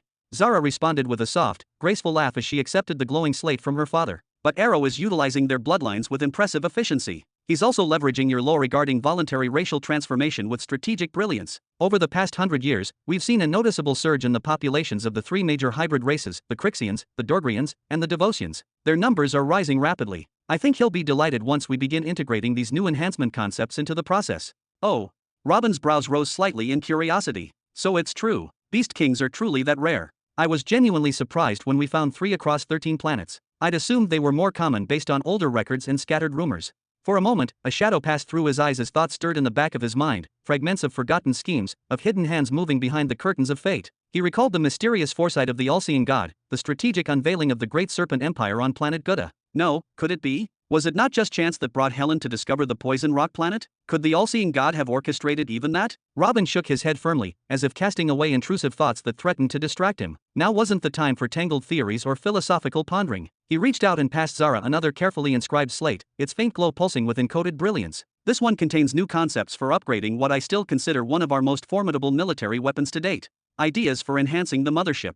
Zara gasped with excitement as she snatched the slate eagerly, her eyes gleaming with anticipation like twin stars ignited by a spark of revelation. Well, technically, alright, our second greatest weapon. Robin chuckled, a sheepish grin spreading across his face. I'm actually referring to the War Domination Array, the Warlords. Wait, you mean the Warlords can still be improved? I always believed they were at their limit. Contrary to Robin's expectations, Zara's enthusiasm only intensified. She knew well that a specialized division within Sky Opening City had been devoted to researching enhancements for the Warlord's Matrix. Years ago, they had achieved the seemingly impossible, boosting the system's power level from 48 to 49. That single leap had taken decades of intense research and experimentation, and it was still considered a monumental achievement. However, after that milestone, all progress had stagnated. Numerous attempts had been made to fuse additional battle emperors into the Matrix system, yet every adjustment, no matter how minor, led to catastrophic collapse. The structure was too delicate, too intricately balanced. Even the slightest deviation from Robin's original formula caused the entire array to disintegrate like a glass sculpture under stress. Eventually, the division submitted an official report to Zara, admitting what many had begun to suspect: His Majesty had created the Matrix with such flawless symmetry and finality that it was, in their words, perfect and sealed. Their success in upgrading it from 48 to 49 had been a statistical anomaly, one of sheer, dumb luck. They were now requesting to dissolve the division and redirect their efforts elsewhere. But Robin had other plans.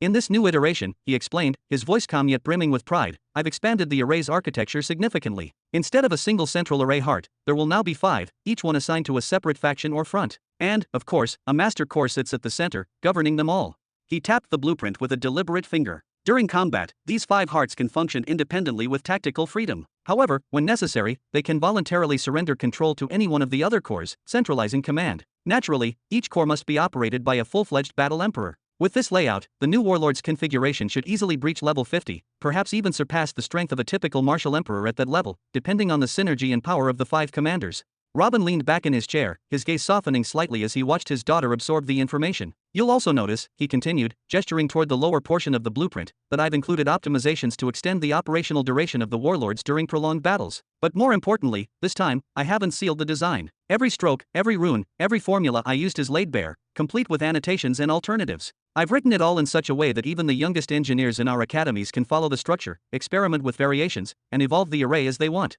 His smile deepened as he finished. I didn't just build a weapon this time, Zara. I built a foundation for the future. Use it as you see fit. Chapter 1271. The design is open source? That's incredible.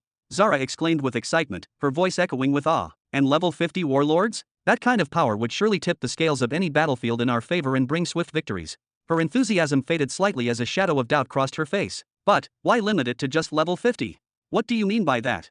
Robin chuckled, his laughter deep and carefree. Anything beyond level 50 enters the domain of world cataclysm, powers capable of shaking the very foundations of a planet. Are you seriously suggesting I build warlords at that level of destruction before I even fully comprehend what that realm truly means?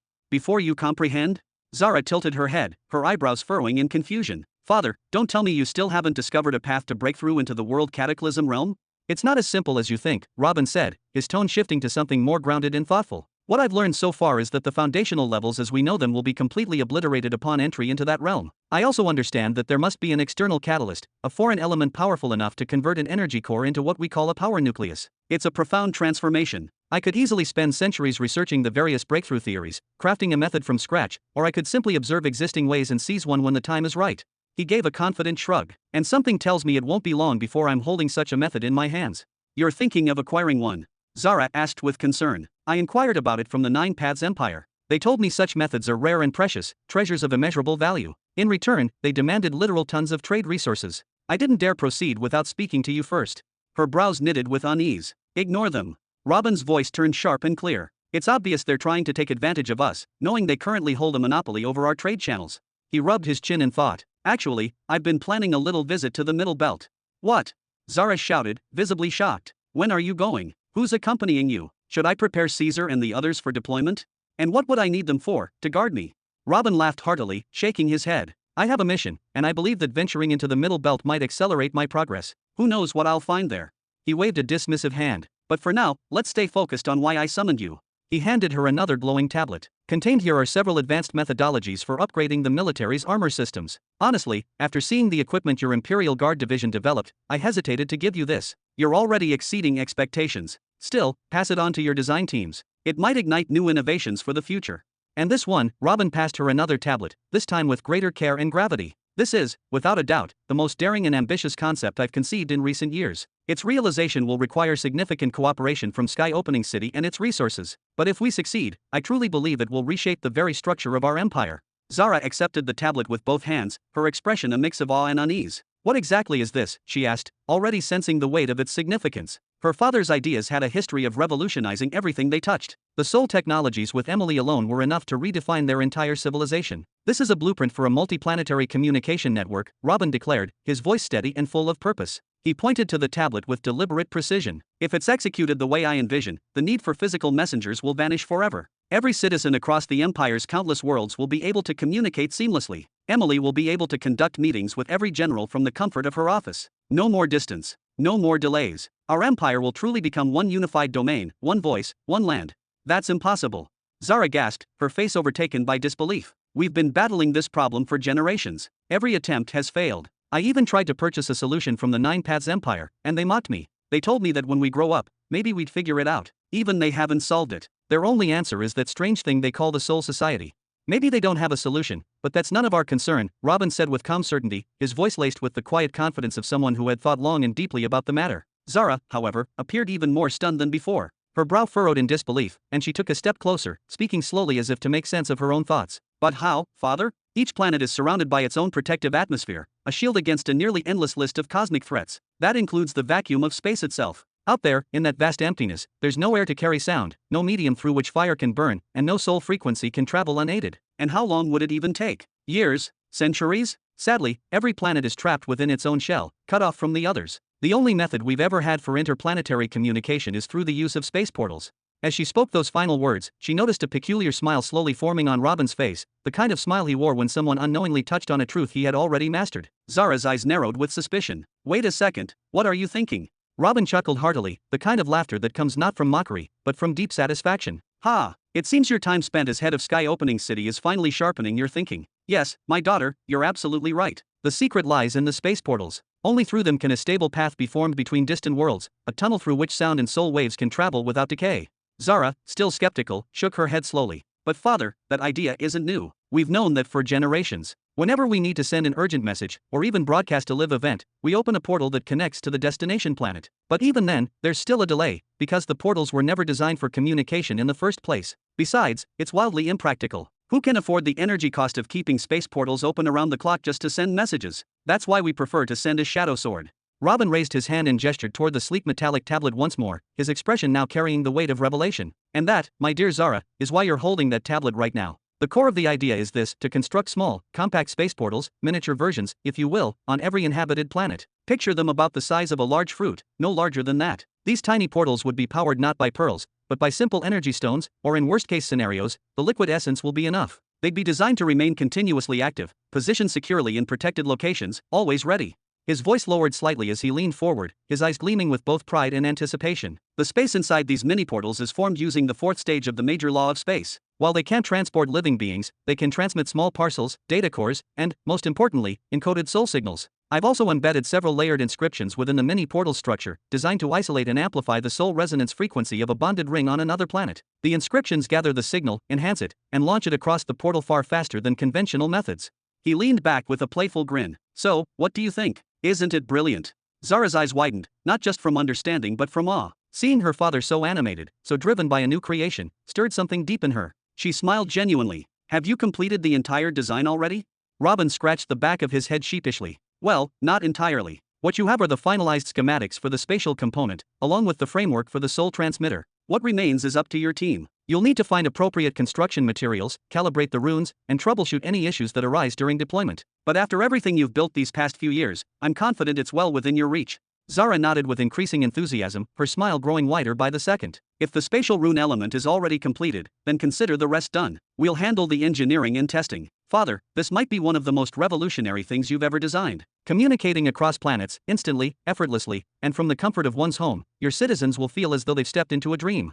That's the purpose of researchers, my dear, Robin said with a hearty laugh, spreading his arms. Then his expression turned more serious, his eyes locking with hers. And now, are you ready to receive your gift? Chapter 1272. I've already received enough gifts to last me well into the next century, Zara said with a gentle, heartfelt smile, nodding toward the stack of intricate tablets cradled in her arms. She knew her father wasn't the type to give things without purpose. Every tablet he handed her surely held the seeds of a grand vision, solutions to problems she hadn't even encountered yet. And while she deeply appreciated the thought and brilliance behind each one, she also knew they would open the door to countless new challenges. Every idea he introduced would branch into more departments, more responsibilities, more breakthroughs, and more sleepless nights. She was still in the process of trying to understand and utilize the universal laws left behind by the second heaven chosen, and now, her father was adding entirely new dimensions to the city's burdens. For the past few minutes, all she could think about was the sheer number of people she would have to recruit and train in the coming era. No, those are for the city, for its scholars and visionaries to wrestle with, and for the empire to reap the fruits of, Robin said with a warm chuckle, waving a hand as if brushing away the very idea.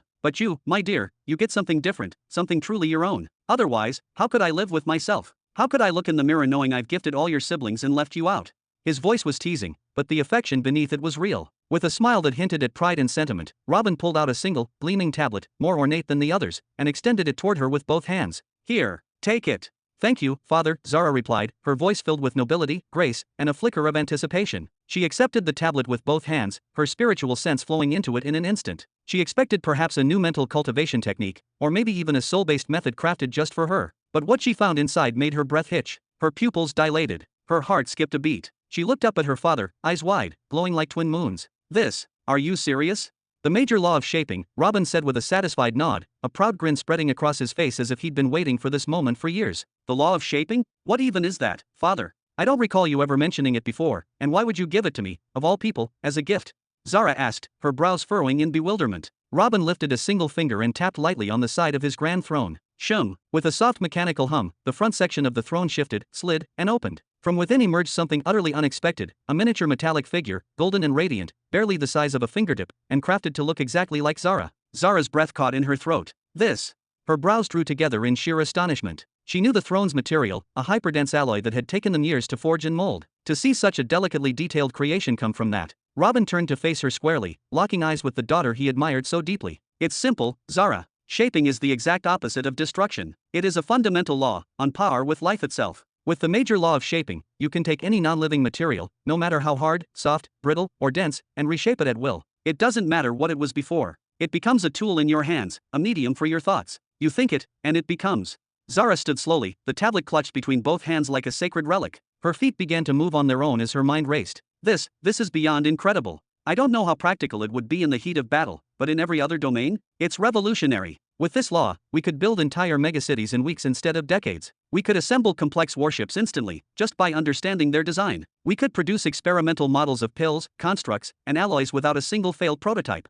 Oh heavens, my brain is exploding with ideas. This law, it opens so many doors. What the Empire is about to achieve, it's going to surpass anything we've dreamed of. The level we're about to reach can't even be measured anymore. With giddy joy, she leapt forward and kissed her father on the cheek. Thank you, father. I'll immediately start gathering potential candidates to study this law, lay their foundations in it, and develop the techniques we need. You've helped me so much. This truly is the best gift you could have given me. Now hold on, Robin said, laughing as he caught her by the wrist before she could rush toward the exit. Yes, the law is yours, to use, develop, and teach however you wish. You can assign as many young cultivators to cultivate it as you like, but I didn't give it to you for them. He looked her in the eyes once again, his expression calm and clear. I gave it to you, for you. Me? Zara asked, her voice laced with disbelief, confusion, and a trace of rising tension. Her brow furrowed, and she took a slight step back, clearly shaken. How could that be? I already wield the law of life. You didn't give me a merged law, just a different one. Robin didn't answer right away. Instead, he offered her a calm, almost knowing smile, then gently motioned toward the chair directly across from him with a measured wave of his hand. Sit down first, he said with a composed voice, calm as still water. Then, he tilted his head slightly and gestured with his eyes toward the golden statue, a perfect miniature replica of Zara herself. And watch carefully. You'll want to see this. With the air of someone performing a demonstration both ancient and intimate, Robin raised his hand over the little figure and made a subtle, deliberate motion. A soft green energy, delicate, almost tender in its warmth, began to descend onto the statue. It shimmered like mist under sunlight, barely visible, yet profoundly alive. Ba-dump. Zara's pupils contracted. Her breath caught in her throat. That sound, she gasped, eyes wide with utter disbelief. There was no room for doubt. What she had just felt wasn't an illusion. That was a heartbeat, faint, but unmistakable. She could hear it. Not only that, but as her senses reached out instinctively, she perceived a faint trace of movement, peristalsis, as though something was stirring within the tiny metallic body. This statue, Robin began, his voice almost reverent, was crafted with exact anatomical and biological specifications, down to the smallest, most minute details, cell structure, organ alignment, even the simulated nervous system. He paused, letting that sink in before continuing. Its veins carry a liquid metal, synthesized to behave like blood, flowing continuously. It is a vessel, one that mirrors humanity in structure, if not in soul. Zara's gaze stayed locked on the statue, her mind racing. But Robin wasn't done. If you choose, he continued, you can use the law of shaping in a similar way, not just on constructs, but on real corpses. Reconfigure their tissue, reforge muscle and bone, reanimate and reconstruct them into fully viable, living human forms. Then he gave a small, mischievous smile, one that hinted at both brilliance and danger. Naturally, what results will be devoid of consciousness? Empty shells, animated bodies, but brain-dead and purposeless. That's where the soul becomes essential. Boom! A new force, translucent and ethereal, poured from Robin's palm and descended slowly onto the golden figure. And in the next breath, the statue moved. It giggled. It laughed. Then it tilted its tiny head and looked straight into Zara's eyes, and there, in that gaze, was awareness, curiosity, even a hint of mischief. And just like that, Robin said with a grin, you can have a miniature, living, breathing version of yourself, anytime you please. Zara was speechless. Her eyes shifted slowly from the animated statue to her father, and back again. Her lips parted slightly, but no sound came. Her mind spun with implications she hadn't even begun to grasp. Father, she finally whispered, her voice thick with awe, what you just showed me. I can already see infinite possibilities. This could reshape entire fields of creation, medicine, even war. But, what's the purpose? Why me? I already command the law of life. Robin raised a finger and softly interrupted her. For now, he said with gravity, his tone now heavy with meaning. Then, more seriously than before, he looked her in the eyes and spoke again. Zara, many years ago, I came to a revelation, one I never shared with anyone until now. I became convinced of the existence of a master law. It is called the law of creation. He pointed at the ancient tablet in her hands, the one she had just been given. This law of creation is the ultimate convergence, a fusion of the laws of life, death, shaping, and destruction. The pathway toward it is elegant, even theoretically simple. But the practice is brutal. Death and destruction aren't concepts, they are forces. Chaotic, corrosive, cruel. I've walked that road. I know what it demands, intellect sharper than steel, and patience deeper than time itself. He turned his gaze to her once more and added with quiet conviction, and if there is anyone I know who has both, the brilliance and the endurance, it's you, Zara. Her heart skipped a beat. Her throat tightened. Her limbs felt heavier than before. What exactly are you asking of me, father? She asked, almost in a whisper. Her voice trembled slightly, though she tried to steady it. Robin's eyes softened, though his face remained solemn. This will be your side mission, Zara, he said, slowly and clearly. Not just for a year. Not even for a decade. This journey will span your entire life. Because the burden is great, far greater than anything you've faced. He stepped forward and placed his hand gently, yet firmly, on her shoulder, the weight of a father's hope resting in that touch. Begin by using the foundation modification technique. Fuse the law of life and the law of shaping into a singular force within your core. Only by merging them yourself will you be able to comprehend their structure. Only then will you be ready for the next phase. His tone turned stern, his posture stiffened. Then, from behind him, he drew forth 2 additional tablets, ancient, powerful, and ominous. They vibrated with a heaviness that seemed to bend the very air around them. Only after the fusion is complete, only then, may you open these.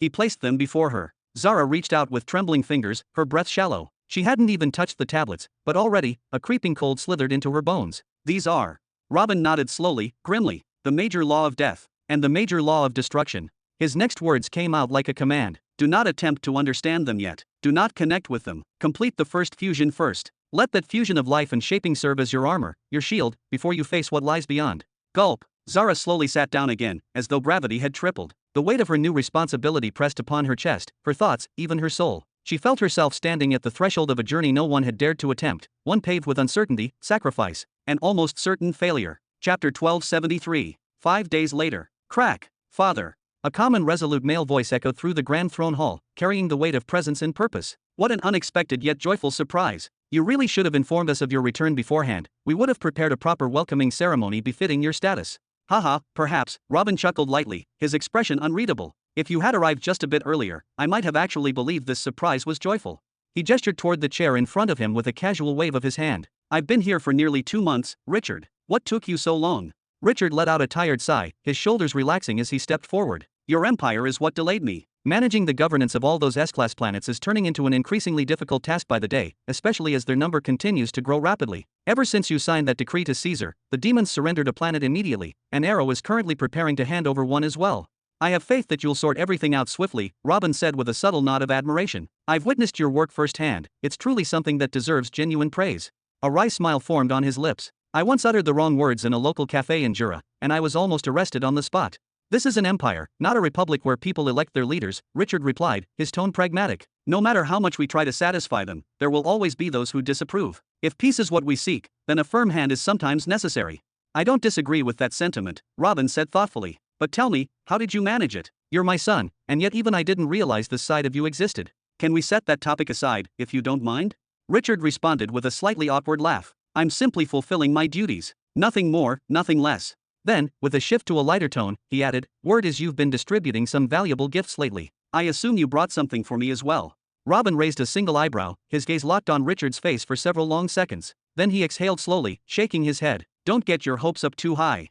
Oh, Richard's face showed a hint of disappointment, though he remained silent, perhaps out of respect. I've handed out merged laws to others, Robin continued, but you, unlike the rest, already possess one. And not just any law, yours is exceptionally powerful. As for your brother Caesar, I merely gifted him the major law of death to deepen his understanding of the law fragment he's inherited. But you already have complete mastery over both the laws of life and fire, to the extent that you can independently utilize 100% of each. A nostalgic laugh escaped Robin. I still vividly remember how you managed to uncover the first few levels of the third stage of the life-fire law all on your own, back when you were imprisoned. I always thought that only a truth chosen can formulate such precise combinations, and yet, you achieved it by yourself, under duress and torture, no less. You're a genius. A true prodigy, at least when it comes to life fire. I wouldn't dare tamper with any part of it on your behalf. You're exaggerating, father, Richard replied modestly, scratching the back of his head. I was only able to make progress because you laid down the foundation. You created the first two stages, I just expanded on what you started. Even so, what you did remains a rare and impressive accomplishment. Robin waved his hand gently, a proud smile resting on his face. Now then, there are two specific aspects I can still enhance within you. Strengthening either one will cause a massive surge in your power. Let's start with the first. He extended his palm forward. Give me your hand. Without hesitation, Richard stepped closer and placed his hand in his father's. Instantly, a powerful shock surged through his entire body, fierce, overwhelming, yet somehow controlled. Several minutes passed before Robin finally let go. I see that you've successfully unlocked your soul domain. Having a planetary spirit to guide you can be quite advantageous, occasionally, even if it's an irritating one like Yuri. Robin laughed heartily. You previously had about 3,000 soul units. I've just supplied you with a set of initial souls that, once fully refined and tempered, will allow you to reach as many as 50,000. 50,000. Richard's eyes went wide with astonishment, unable to hide his surprise at the sheer scale of what he had just received. His soul had already reached a formidable state, exceptionally powerful, in fact, thanks in large part to his experiences manipulating entire cities, orchestrating their movements, and clashing against full-scale armies. Such feats came at a cost. They drained his energy, pushed his limits, but in equal measure, they tempered him like steel in a furnace. By the time the massacre at the heart of the former imperial capital unfolded, he had ascended to the level known as the Silver Soul, a monumental milestone equivalent to possessing around 1,000 soul units, a level many dreamt of but few ever attained. Following that brutal chapter, Yuri, ever the persistent and somewhat intrusive spirit guide, channeled her own energies to amplify his, doubling his capacity to nearly 2,000 units. Then came the slow, agonizing climb, a century and more of isolation, meditation, and rigorous soul training, wherein he used the flame of life not just as a weapon but as a tool of purification and refinement. Through sheer will, pain, and persistence, he pushed that number to 3,000. In his eyes, it was a staggering achievement, one that had taken everything he had to earn. Don't let your mind scatter, Robin advised in a steady voice, laced with quiet authority. Just breathe.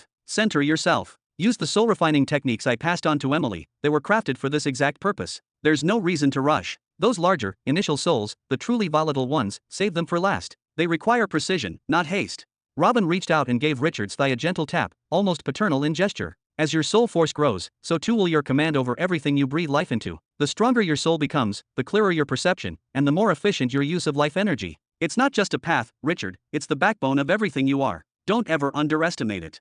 I understand, Richard replied, nodding with a newfound weight in his eyes. His voice held no hesitation, only resolve. The second element we need to focus on, Robin said, shifting slightly, is your physical body, your vessel.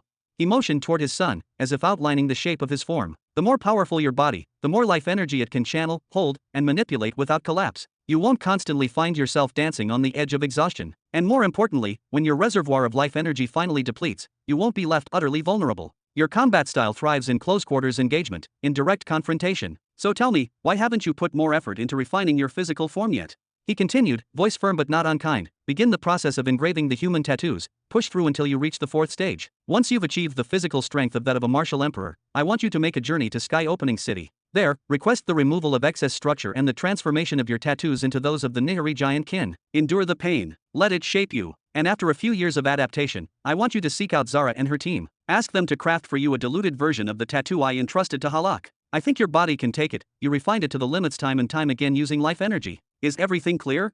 Crystal clear, Richard said, his head nodding again, this time with unmistakable certainty and purpose. Robin opened his hands slightly, as though releasing the last of his advice into the air. That's all I had to say for now. If you accomplish these two core tasks, you'll dramatically increase your capacity for storing and wielding life energy, and your ability to stretch that power over longer periods will grow exponentially. And even when your life energy runs dry, you won't be left broken. You'll have a resilient, nearly indestructible body and a fortified soul to fall back on. You won't be as helpless as you are now.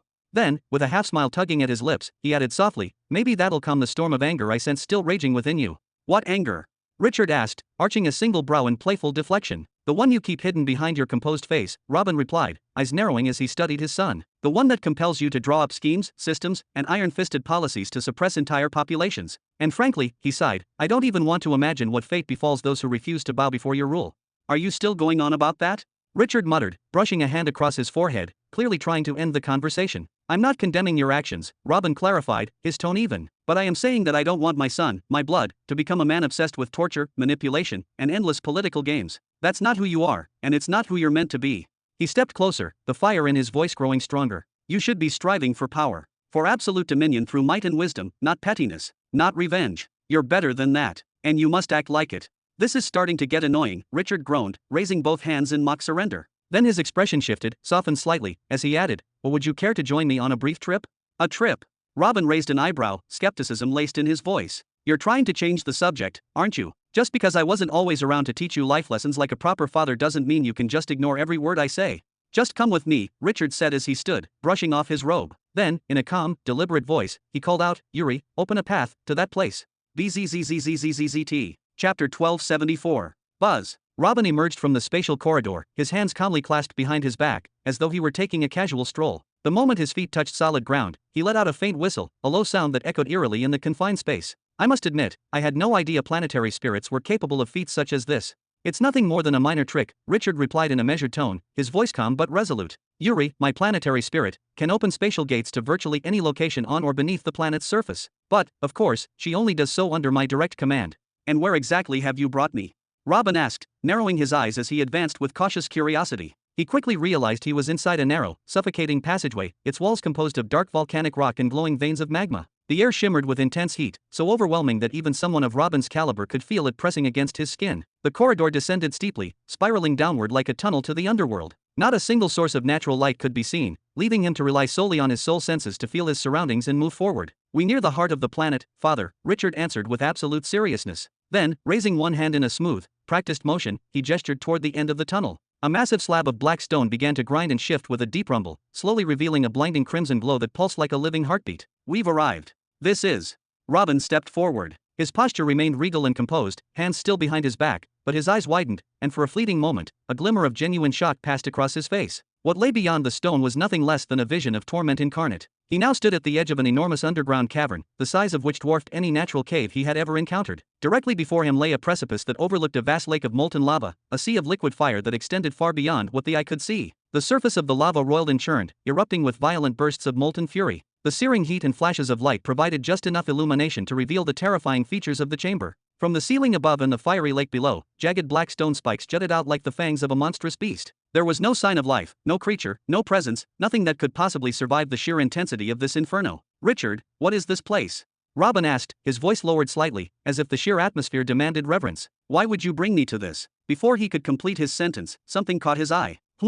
Far in the distance, floating above the center of the lava lake, was a figure. At first, it seemed as though it were levitating, arms and legs extended outwards in a cruciform position, but no, upon closer inspection, it became horrifyingly clear. He was chained. Whoosh! Robin vanished in a blur and reappeared above the lake, near the suspended figure. The sight that greeted him was both disturbing and surreal. A man, a human being, was bound by 5 immense chains. One gripped each of his wrists, another 2 bound his ankles, and the final chain clamped around his neck. Each chain stretched dozens of meters in length, anchored to different jagged stone spikes, some embedded in the cavern ceiling, others rising from the fiery depths below. The chains glowed white-hot from the unbearable heat, and every few seconds they snapped and crackled with violent energy. The man's wrists, ankles, and throat were blackened and charred, as if they had been burned for centuries. His skin was blistered and cracked, oozing with a mixture of blood and ash. The smell in the air was unmistakable, the scent of scorched flesh and burned blood, thick and suffocating. What is happening here? Robin demanded, his voice trembling with fury and disbelief. How long has this man been imprisoned? How long? Richard echoed calmly, tilting his head ever so slightly as he gazed at the prisoner. His expression showed no trace of guilt or hesitation. I can't recall the exact number, but certainly over 100 years. That much is certain. 100 years. You've kept him chained here, in this literal hell, for a century. Robin's voice cracked with outrage. What could he have possibly done to deserve a punishment this inhumane? He seized Richard by the collar of his coat. Richard, what kind of monster have you become? What horrors have you committed in my absence? Calm yourself, father, Richard said quietly, raising a hand to steady him. Then he nodded subtly toward the prisoner. Look more closely at his face. Examine him carefully. You've seen him before.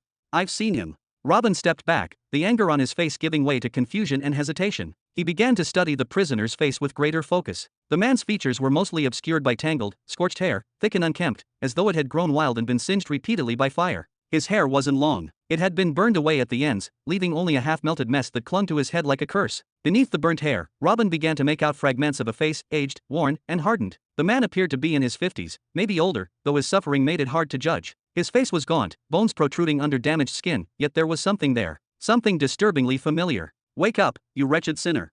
In that moment of cold fury, Richard raised his hand high and delivered a vicious slap across the prisoner's face. Bam! The crack of the strike exploded through the cavern like a whip of thunder, reverberating off every wall, shaking the silence like an earthquake through hell. Pfft, Richard, you. Robin was about to shout, to unleash a torrent of outrage at his son's cruel and merciless behavior, but he stopped short. Because in that very instant, the prisoner's eye snapped open, and Robin's words died in his throat. These eyes, he whispered in disbelief. A single eye gleamed back at him, filled with a brilliant, terrible light. A flame of searing hatred, burning with the clarity of sharp intellect, dancing with recognition and fury. Robin stared at it, his breath caught in his lungs. He knew that eye. Clang, clang, the scalding hot chains shook violently as the prisoner stirred. His face, twisted with pain and disbelief, turned toward Robin, and when he spoke, it was not with weakness, but with a voice brimming with loathing and wounded pride. Robin Burton. Robin's pupils widened like a man seeing a ghost from the past. His heart skipped a beat. Then the truth struck him like lightning. It's you, Kristen Burton.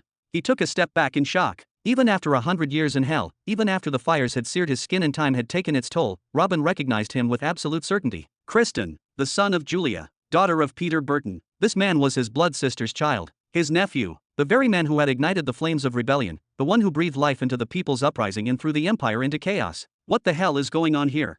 Robin spun around, his voice now trembling with a mix of fury, confusion, and disbelief. Why is this man still alive? Kristen's voice roared out in fury, scorched but unbroken. Robin Burton, the heavens themselves will hold you accountable. For every crime you've committed, every innocent life lost by your command, the skies will rain down justice. You will not escape. Go back to sleep. Richard's voice cut like a blade. He stepped forward and, without hesitation, unleashed a bone-crushing punch to Kristen's jaw. The force shattered bone and wool alike, sending the prisoner into a merciful unconsciousness as the chains rattled with finality. He's a stubborn dog, Richard muttered coldly. But I'll give him this much, he's still got some fight left in him. Robin, burning with 100 questions, stared at his son. Richard, he growled, explain. Now, during the Jura Reclamation War, I gave the order to mark every rebel with the red arrow. Kristen was supposed to be executed like the others, swiftly, silently, without spectacle. Why the hell do I find him here, buried near the molten heart of a planet? Even the Azil tribe survivors, Robin continued, his voice rising, you merely abandoned them on planet S3 with the demons. You didn't torture them personally. You didn't bind them in hellfire like this. Why him? I'm sorry, Richard said at last, his tone softening with shame and resolve. He didn't meet his father's eyes. I couldn't stop myself. He paused. During the invasion, before Caesar's reinforcements arrived, I had to make choices that will haunt me forever. I slaughtered millions of the planet's citizens, people swept up by the lies of the People's Movement. They gave me names, the Impaler, for how much I killed. He turned, slowly, to stare at Kristen's unconscious body, suspended in the chains of fire. These people were deceived, brainwashed by him. But even so, they killed tens of millions of innocents. I watched cities collapse into rubble. I saw children buried beneath ashes, families torn apart in fire and blood, all because of his revolution. His voice was shaking now, gritted with pain and rage. And then, the final blow. The catastrophe that destroyed the last remnants of the Burton bloodline in the capital. My kin, my family. He looked directly at Robin, eyes blazing. My hatred for him could not be erased by a simple death. A quick execution wasn't enough. He didn't deserve silence. So while you were busy in the final campaigns, I acted. I captured him, and I brought him here, to suffer. To taste the very fire he brought to others, to feel every second of every consequence. Richard clenched his fists tighter, until the knuckles turned white and trembled with power. Don't pity him, father. He's earned every second of this torment. 100 years in this inferno doesn't scratch the surface of the tens of millions who perished because of him. Even if one day here paid for one soul, he still owes eternity. Robin looked away, his expression dark and unreadable. Why did you bring me here? You asked about my rule, Richard replied. His voice was calm now, cold, measured, resolved. About why my laws are so brutal. Why my methods are feared. Why I govern with an iron fist and bring death to those who defy me. He gestured toward the man in chains, hanging over the molten abyss. It's all him. Chapter 1275. Robin slowly turned toward Kristen, his gaze heavy with confusion and suspicion, his eyes shimmering with 1,000 unspoken questions, all demanding answers at once. After I locked him up here for the first time, Richard began, I started interrogating him. Not because I was particularly interested in what he had to say, no, far from it. It was more about asserting dominance, humiliating him. It gave me a reason to strike when he didn't answer, to release some of the fury boiling inside me. He gave a slight shrug, as though the violence he spoke of were nothing more than a mild inconvenience. And like all living beings when stripped bare and scorched by fire, he cracked. Quickly, pathetically, he told me everything without holding back. He spilled the full extent of his methods, how he contacts his followers, what criteria he uses to select them, how he enforces loyalty through rewards and punishments, and the elaborate maze of lies and rituals he built to stay hidden from even the most persistent seekers. He laid it all out, every detail, no matter how minute. At first, I didn't pay much attention, I admit. As I told you, I was doing it just to vent, to break something in return. But then everything shifted when I learned about Caesar's grand plan, the so-called Empire of Tomorrow strategy, his scheme to manipulate the people of Jura, seducing them into following you. He raised a hand and waved dismissively. That plan was doomed to fail. The people of Jura? Please. What you did to them before the empire rose, and then what your enemies inflicted upon them afterward, it was too much, too brutal, too raw to be swept away with superficial beauty or ceremonial parades. You can't repaint trauma with fireworks. So I stepped in. I took what I'd learned from this caged animal and decided to put it to use, to test his twisted methods in the real world. Another shrug. And to my surprise, it worked. I used Yuri as a vessel, a scout of sorts, to identify potential candidates, people with the right blend of desperation and influence. I'd plant ideas in their heads, guide them subtly, and give them just enough to act, but never everything. Then I'd stand back and observe from the shadows, intervening only when necessary, to terrify someone here, to silence someone there. When I realized it was working, but the atmosphere was turning too oppressive, blanketed by fear, I went back to the criminal for advice. His expression darkened slightly. After a bit more persuasion, burns, chains, the usual, he gave me what I needed. He said I had to create visible laws, actual written structures, things the people could see and comprehend, not just lurking dread or rumors of punishment. Without that, he warned, they'd lose all sense of safety, and the fear would corrode everything, including their loyalty. And so I took his words to heart. I worked with him to draft several foundational laws. We didn't just scribble them down, we legitimized them. We enforced them through the light swords, ensuring every citizen knew they weren't just ideas, but rules that carried consequences. And it worked. The constant terror dulled. The people still feared the law, yes, but now it was structured, rational. It gave them a strange kind of comfort. The fear that remained was a healthy fear, a functional fear, the kind you witnessed yourself at that cafe, Father. He pointed toward the older man, his voice unwavering. After the successful trial on Jura, my siblings, Emily and the others, they came to me, pleading, demanding even, that I replicate the process across the remaining planets. I was reluctant, of course. Every planet is different, with different cultures, climates, and psychologies. A one-size-fits-all lawbook would never work. Each world needed its own tailored system, and that meant dealing with him even longer.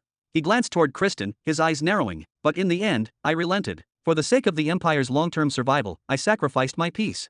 He gestured toward the captive. For the past 100 years, this criminal has been laboring endlessly, crafting complex, planet-specific legal frameworks. And surprisingly, he's proven useful, invaluable, even. Robin's face tensed, his eyes narrowing further. He just complied? Did exactly what you told him, with no resistance.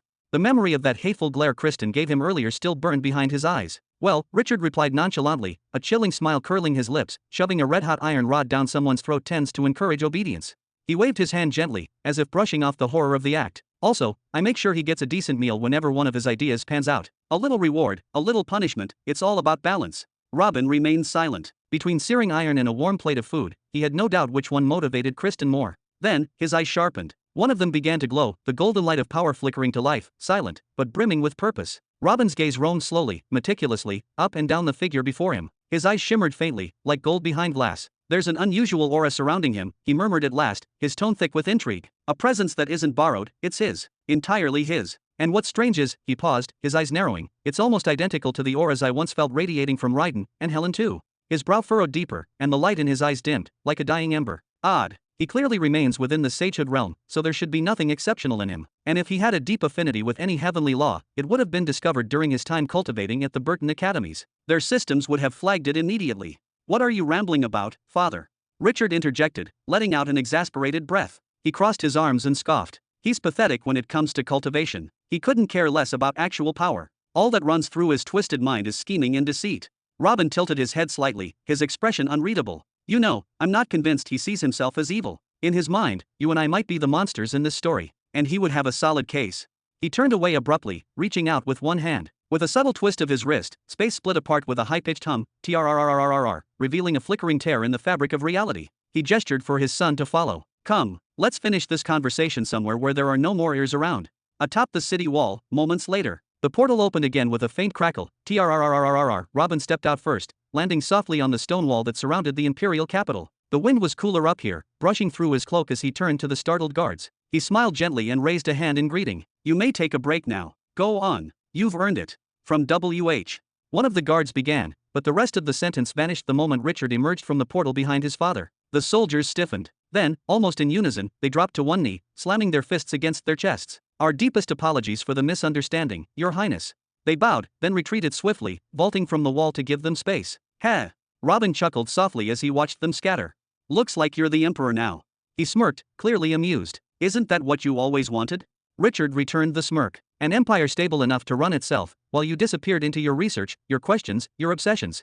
He crossed his arms and glanced at the city below. You used to talk about that dream so often it got annoying. Everyone's heard it at least once. Robin didn't deny it. He simply smiled again, this time more sincerely. He stepped toward the edge, overlooking the vast imperial capital, which had grown exponentially since the day of its founding, its streets now 5 times as dense, its lights far brighter. Towers that once seemed massive now looked like small watchposts compared to the newer spires piercing the sky. It's strange, Robin muttered. So much has changed, yet some things remain the same. He turned back to face his son. His expression was suddenly serious. Kristen Burton. Most likely, he's one of the children of fate. Child of fate. Richard raised an eyebrow. What does that mean? Robin exhaled deeply, folding his arms behind his back as if gathering ancient thoughts. I don't fully know. The concept is vague, half myth, half theory. But from what I've learned, such a person is born with a tremendous karmic weight. Either they possess overwhelming good fortune, astonishing intellect, or a raw affinity toward one of the major heavenly laws. Perhaps even other talents yet undefined. He paused, then looked Richard directly in the eye. These individuals are fated to rise. They're not just talented, they're inevitable. In whatever field they're born for, they will shine. Kristen's aura has that mark. If I had to guess, I'd say he's one of the rare intellectual types. His mind burns bright. Richard scoffed again. Didn't seem that brilliant when we caught him. Robin's voice turned sharp. Without the aid of the planetary spirit, we would never have captured him. He had the entire planet dancing to his tune. Over 60 million rebels swore allegiance to his cause. He even got the demi-serpents to work with him against us. Do you have any idea what kind of intelligence, charisma, and persuasive ability that takes? Robin shook his head slowly. He might be blinded by rage, his heart twisted by hatred, but his mind is razor sharp. And more importantly, he's dangerously effective. Richard frowned. So what exactly are you suggesting, Father? You want me to kill him before he gets a chance to escape? Dispose of the problem early? Because if that's the case, at least let me enjoy a few more centuries of him squealing. Robin sighed and raised his palm. No, I don't want you to kill him. Quite the opposite. He stepped closer. His tone was calm, yet firm. I want you to use him. Properly. Richard blinked. Use him? How? Robin began to pace along the stone wall, speaking as he walked. We're short on minds like his. Brilliant ones. Emily's a mathematical genius, yes, but she's not made to rule. She lacks the instinct for governance, for manipulation, for navigating the dark waters of power. Old Gu is exhausted, bogged down by external diplomacy and negotiations with alien empires. He even helps Zara when he can, so he has no time, no power, and I would say no intent to govern. As for the rest of the old generation, they prefer war, battlefields over bureaucracy. None of them want to sit behind desks issuing decrees or solving planetary logistics. He turned back to Richard, his gaze intense. This absence, this gap in talent, was one of my greatest fears for the Empire's long-term future. And now, we discover we already had a child of fate in our dungeons. One who could control and manipulate the politics of an entire planetary regime while being tortured. One who wrote laws, reshaped society, and brought order through sheer mental dominance, while screaming. Robin's voice darkened. And your response was to shove more molten iron rods down his throat. Richard, how does your heart allow you to keep doing that? Chapter 1276. Father. I'm sorry, but it really doesn't sound like you understand what you're saying, Richard said, his voice tight with disbelief, almost trembling. That man, he despises you. Not just dislikes you or resents you, he despises every letter of your name with the kind of hatred that scorches the soul. He would rather see all of Jura, the cities, the rivers, the people, the dreams, consumed in fire and ruin, just to cause you the mildest discomfort. Just to watch you wince. That's how deep it goes. Richard's boots echoed against the marble floor as he took 2 slow, deliberate steps closer to his father, closing the gap between them until the tension was almost palpable. His eyes were wide, raw with disbelief, as though trying to make sense of a cruel joke. And now you're seriously telling me, that man, the man who would rather consort with off-world marauders than even acknowledge your existence, you want him to sit on a throne? To run your empire? Robin didn't flinch. In fact, he chuckled softly, knowingly, and stepped forward, wrapping an arm around his son's shoulders like a teacher schooling an unruly student. And why not, he said, his voice calm, almost amused. In this world, interests reconcile all things, even hatred that burns hotter than the sun's. He leaned in slightly, dropping his voice to a low, steady murmur. Listen to me, Richard. Let me tell you something that many never understand. Geniuses, true, transcendent, God-defying minds like his, don't kneel. Not to emperors. Not even to fate. They carry wounds so deep they begin to mistake them for identity. They feed their hatred like a sacred flame. They need it to survive. Robin's eyes grew distant for a moment, memories dancing behind them like ghosts. I would know. When your mother died, I didn't grieve, I raged. I summoned the demons, unleashed nightmares from realms that should not exist for the people of Jura. I waged war on everything under the sun. He squeezed Richard's shoulder with quiet intensity. You did the same. Remember the Azil tribe? You reduced their civilization to cinders. You didn't just kill, you made an entire tribe vanish. Tens of millions, gone. Entire histories, cultures, bloodlines, obliterated, because your heart burned too loud to be ignored. Robin's voice thickened, heavy with weight. And Helen, reckless, sweet Helen, she cast everything aside. Her status, her future, her peace. Just to try and kill me. And she knew the cost. She knew karma would hunt her down like a beast, but she did it anyway.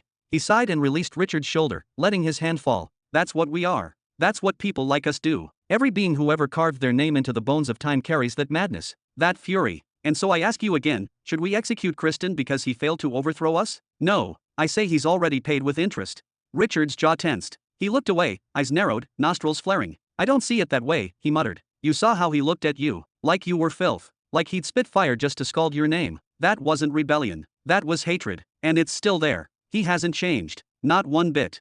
He shook his head slowly. And if you're trying to compare what he went through to what I endured, then let me make one thing clear, even if the Azil tribe rose from the dead and tortured me for 1,000 years, I'd never break. I would still hate them with every cell in my body until my final breath. That's how deep some wounds go. That's why I can't let him walk free. Robin sighed again, slower this time, and gave Richard a few thoughtful pats on the shoulder. Oh, but your situations are not the same, son. Not even close. He stepped away, turning slightly as he spoke. Kristen's mother's bloodline, the Burtons, they are the heart of the empire now. They are not just nobles, they are its foundation. They receive the best methods, the best advisors, the highest honors. If he chooses to serve the empire, then in a very real sense, he's serving them. He's honoring them. Richard furrowed his brow, clearly unconvinced. I don't think he sees it that way. Robin turned back to him, a glint of strategy in his eye. Which is why you must make him see it. He tapped Richard's chest twice, firmly. Here's the plan. Over the next few decades, yes, decades, you stop torturing him. No blades, no beatings, nothing with your own hands. Let him sit in silence. Let the silence gnaw at him. Let his mind echo with the weight of his failure. Then, one day, you walk in, and you talk. Not as a warden, but as a man. Tell him you feel conflicted. Say your heart hurts because he's your cousin, and you've done this to him. He raised a finger. Then leave. Don't explain. Don't justify. Let him think. Let that conversation haunt him. After a few more years, come back again. This time, bring stories. Talk about how well the Burton family is doing, how their children are laughing in academies, how the youth are training in beautiful new halls, how the empire is thriving.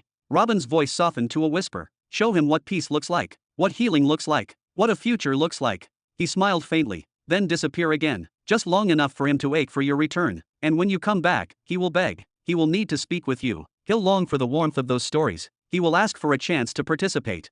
Richard blinked at him in disbelief. You honestly think that kind of emotional manipulation will work on someone like him? He's a mass murderer. On the day of the uprising, he knew he was condemning hundreds of millions to death. He saw the numbers, and he did it anyway. He didn't hesitate. Robin's eyes darkened, his voice cutting like a blade. And you broke him already, you cold-hearted bastard, he snapped, swatting the back of Richard's head. Who the hell tortures a man like that for 100 years and expects him to remain human? If he weren't a child of fate, he would have gone mad within days. Days, Richard. Robin exhaled, tension leaving his shoulders. What's left of him now is nothing but a shell. A withered, broken thing hiding behind defiance. He clings to pride because it's all he has left. But offer him even a thread of hope, one thread, and he will latch onto it like a dying man gasping for air. No one wants to stay in hell, Richard. Not even him. Richard scratched the back of his head, frowning deeply. Couldn't you just slap a slave seal on him and be done with it? And what am I supposed to do with him afterward?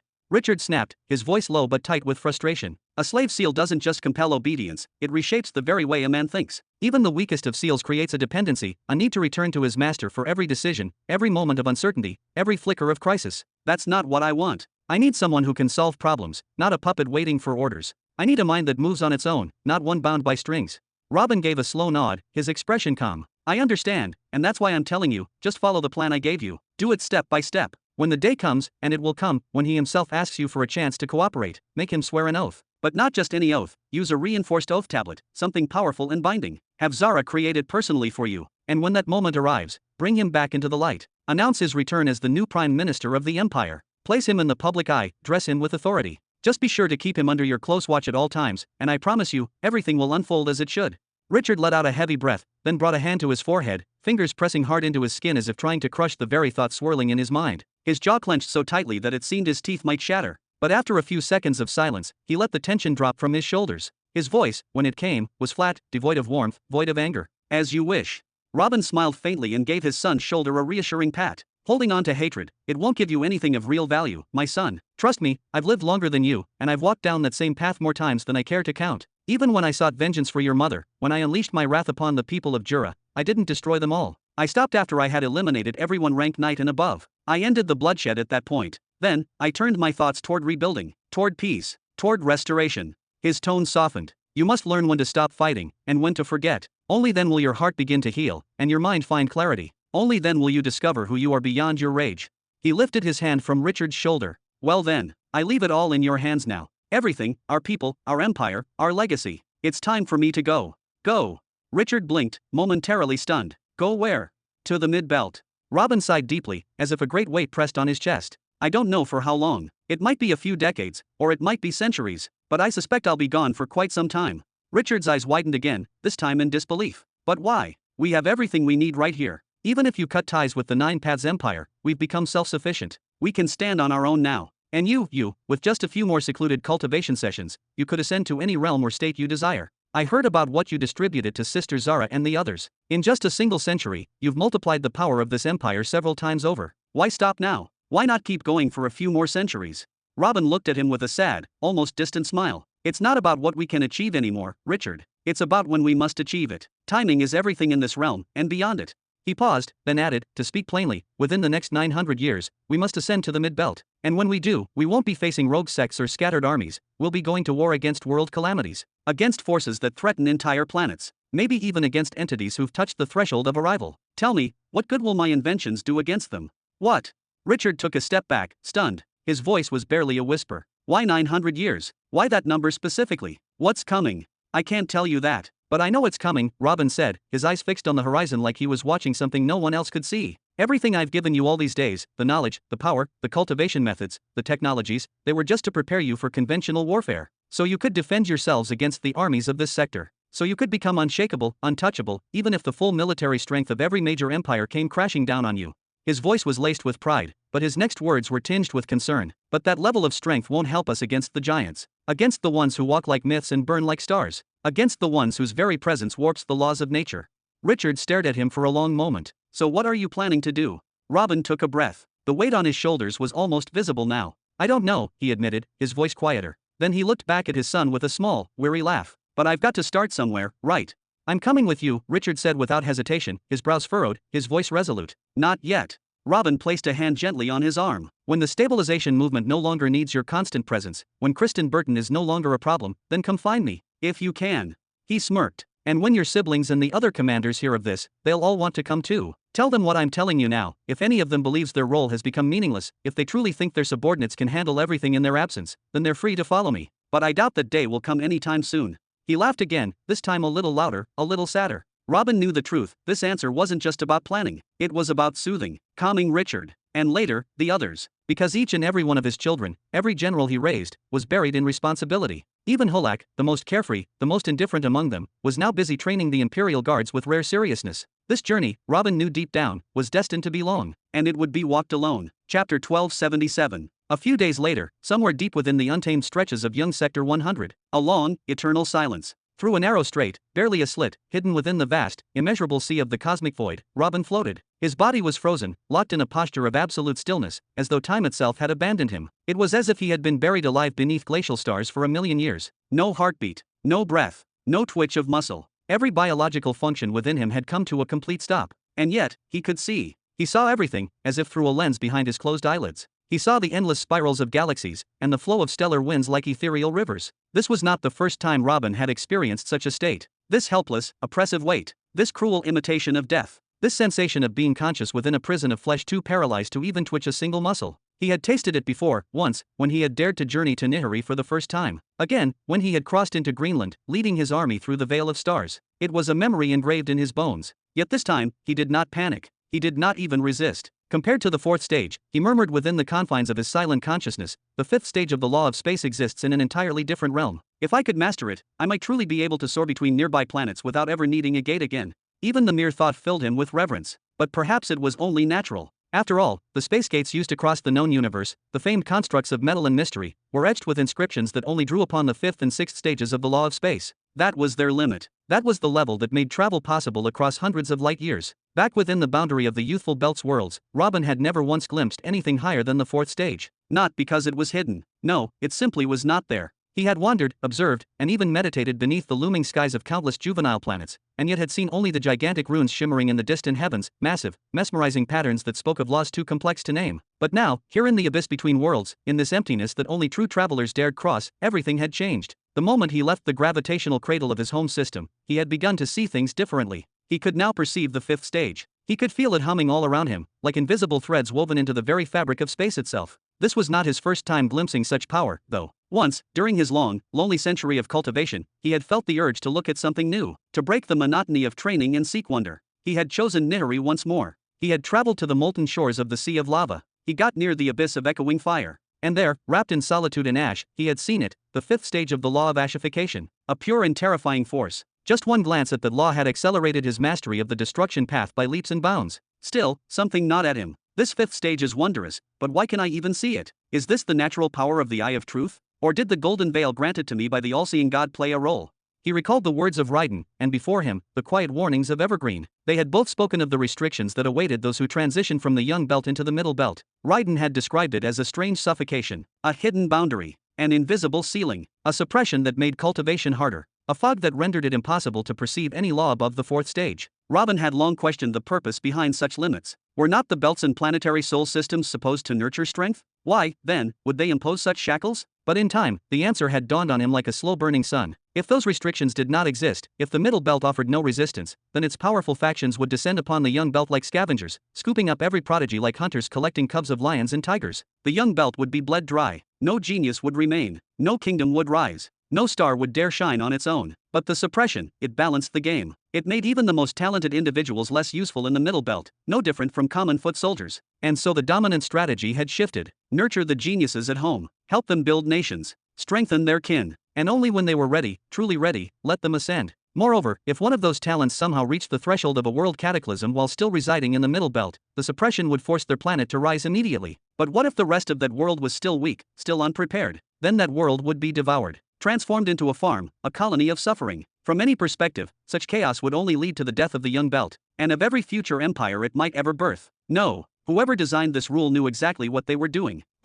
Just as Robin began to lose himself in the patterns of the fifth degree, intricate webs of silver lines, impossible loops folded into the dark, he felt something. A ripple. A flicker. Something ahead. What is that? It stood before him like a titan of the cosmos. A colossal wall of sheer, concentrated energy, painted in vivid shades of blazing orange. Its surface rippled with subtle, ever-shifting waves of power, an infinite veil stretched across the stars. Robin's gaze tried to find an edge, a seam, a limit, above, below, or to either side. But there was none. It was endless. A wall of raw, undiluted energy. Robin thought, astonished. It's so thick it's starting to solidify. Who or what could create something like this out here, in the middle of the void?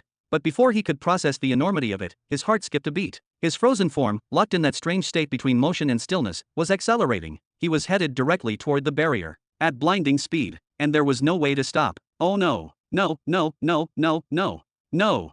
Floom. Robin slammed headfirst into the wall of energy. But what he expected to be a shattering, violent collision turned out to be something else entirely. There was no sound. No tremor. No pain. It was as if he had plunged into a lake of syrupy light, thick and heavy and slow. His body, still completely immobilized, felt nothing. His mind, untouched by trauma, was still intact. Yet, the sensation was unmistakable. He was moving, still forward, but now at an agonizingly slow pace, as though the universe itself had slammed its cosmic brakes on his momentum. If I had to describe this, he thought, it would be like a tiny insect, flying full force, only to crash into a jar filled with honey. But then something else caught his attention. Even with his eyes sealed shut by the freezing grip of the void, he could see. From behind the veil of his own eyelids, Robin began to perceive others. Other travelers. Other beings, all suspended just as he was. Dozens, hundreds, maybe. Some were headed in the same direction he was, slowly being pulled through the wall. Others were coming from the opposite end, struggling to push through from the other side, and all of them, every single one, was frozen. It hit Robin immediately. This wall is alive. It was no ordinary barrier.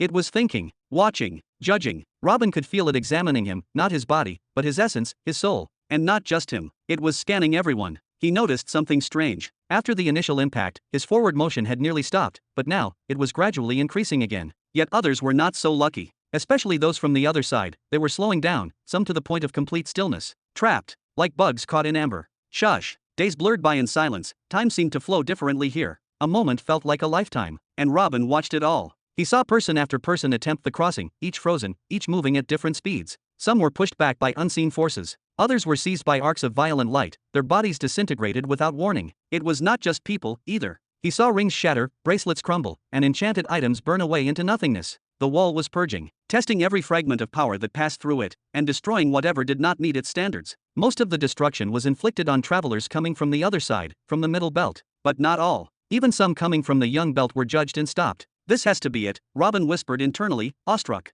This wall, it's the true boundary. The great divider between the young belt and the middle belt. Time passed again. Floom. Only after what felt like 2 entire weeks did Robin finally feel the grip of the wall loosen. He was breaking through. His form began to drift forward faster. The resistance thinned. The pressure lightened. He was free. The very first thing he wanted to do was turn around, to look back, to understand what he had passed through. But before he could, before he even had the chance to think, whoosh, the space tunnel suddenly flared to life. The current seized him and flung him forward with incredible force, and in the blink of an eye, he was gone, vanished from the wall's reach. And just like that, Robin had arrived. He had officially entered the middle belt. Chapter 1278. 4 days later, planet Azakra. There was something hauntingly timeless about this place, a realm seemingly cut away from the erosion of days, the ticking of seconds, and the endless decay that plagued even the grandest of empires. A massive garden stretched endlessly, its boundaries swallowed by the distant, shimmering horizon. It was a paradise of symmetry and grandeur. Immaculate statues forged from rare marbles and metals gleamed under twin suns, each shaped with such mastery they seemed ready to breathe. Ancient trees, with trunks as wide as towers, loomed above like cosmic sentinels, their leaves whispering songs of empires long dead. But for all its grandeur, the garden was silent. Too silent. There were no children laughing between the hedges, no lovers resting beneath the boughs, no old storytellers spinning sagas into the wind, no birds perched on branches, no insects skittered through the grass, not even the hum of distant machines. It was as if the garden had been abandoned by life, frozen in a moment of perfect beauty, forever untouched. Almost. Because in the very heart of this still, dreamlike land, 2 colossal structures shattered the illusion of lifelessness. The first was a palace. But calling it just a palace was an insult to its majesty. It was a skyscraping monolith, built of white crystal and star metal, so tall that one might snap their neck simply trying to trace its spires. Each level glowed faintly with arcane light, and strange runes danced across its surface like ripples on water. The second structure lay before it, a raised circular platform, carved from hard materials and etched with runes. At its center stood a towering metallic arch, pulsing gently with latent power. A space portal. Surrounding it were dozens of elite guards clad in reflective armor, their helmets concealing all emotion. They stood still like the statues around them. Suddenly, a harsh hum resonated, followed by a distortion in the air. Bzzzzzt. The portal sprang to life, radiating beams of raw energy. Its circular core spun, stabilized, and locked into an active transit field. The moment it did, every guard reacted in perfect synchrony. Weapons vanished behind their backs. Feet came together with a heavy stomp. Backs straightened. They stood like statues, honor-bound, motionless, unblinking. This portal was sacred. It was only ever used by the most important figures within the Empire of the Nine Paths. Whoever emerged from the portal was not to be questioned. They were to be received. But these guards had been stationed here long enough to grow suspicious. No matter how prestigious the portal, no matter how protected the destination, something could go wrong. And so, as the portal's energy swirled, their eyes did not lower in reverence. They stared with the sharp alertness of apex predators. Because one day, an enemy might slip through. Today, however, was not that day. From the shimmering portal stepped a figure both feared and respected. We salute Lord Darmek. Every soldier lowered into a deep, calculated bow. Come, human. And from behind Lord Darmek followed another. A man, a human. He wore a suit of black and gold armor, but it was marred and scratched. His hands were shackled with glowing restraints, and a heavy chain was wrapped around his throat like a leash. Darmak held the chain casually, his grip firm, his stance dominant. He then turned to the guards. Is Her Majesty in the throne hall today? The lead guard responded promptly. Yes, Lord Darmek. She received a visitor earlier. She remains in the hall. He then gestured toward the prisoner, his tone deferential. Shall we escort the human to the holding cells, my lord? Darmak's eyes narrowed. No need. This one's judgment will be delivered by Her Majesty herself. He is a war criminal and shall be given the judgment of such. I will make sure he will. He pulled the prisoner sharply and began descending the staircase toward the palace. The captive grimaced. His pride, more than his body, had been wounded. His voice, hoarse yet furious, spilled out. This will not end well for you. When General Raiden learns of this insult, you'll all. Whack! Darmek delivered a brutal strike to the back of his head, the sound echoing like thunder across the stone steps. The man staggered, eyes spinning from the force. Speak again, Darmek said coldly, and I'll remove your tongue before the trial. Bzzzzzt. Again, the portal activated. Everyone stopped. Even Darmek turned, his gaze sharpening, wanting to see the newcomer for himself. Step. Out of the rippling energy walked a man. Human. Wearing nothing but a plain white robe. No armor. No jewelry. No visible signs of augmentation or power. The cloth looked thin, cheap even, entirely unfit for the grandeur of the empire. Yet he walked with a calm, measured pace, hands clasped behind his back, head raised, eyes curious and serene. A faint smile graced his lips, as if he had just returned from a peaceful stroll through a forest. Inhale. The human drew in a deep, focused breath, closing his eyes briefly as he absorbed the sensations of the world around him. Yes, the energy density here is unmistakably lower than what I'm used to on Nihiri. Interesting. One can actually feel the imposed restrictions on law perception. There's a sharp cutoff. I can't sense anything beyond the fourth stage of the heavenly laws. And there's something else, a strange, almost gravitational weight tugging at my core, distorting the flow at the center of my energy vortex. Fascinating. A voice interrupted his musings. May I ask who you are, human? The captain of the guard stepped forward, his posture rigid, military, one arm folded neatly behind his back in ceremonial formality. His tone, though polite on the surface, was edged with clear disdain. It oozed with skepticism. After all, what he saw before him hardly matched the profile of someone worthy of passing through the royal portal. This was no noble, no emissary clad in enchanted armor, no being of divine rank or celestial resonance. The man before him wore a simple white robe, loose and unassuming, made of coarse material with no enhancements of any kind. No sacred sigils, no cosmic energy field, no protective runes. And his aura was barely level 44. By all appearances, he was little more than a wandering monk or a backwater villager who had somehow stumbled onto imperial soil. And above all else, he was human. Still, duty demanded a thin veil of courtesy. The portal from which the stranger emerged was reserved for those of exceptional importance, nobility, envoys, imperial messengers. No ordinary traveler could gain access to it. If this man had come through, then someone, somewhere, had granted him permission. Oh, my sincerest apologies, the man said cheerfully, his voice warm and oddly disarming. Where are my manners?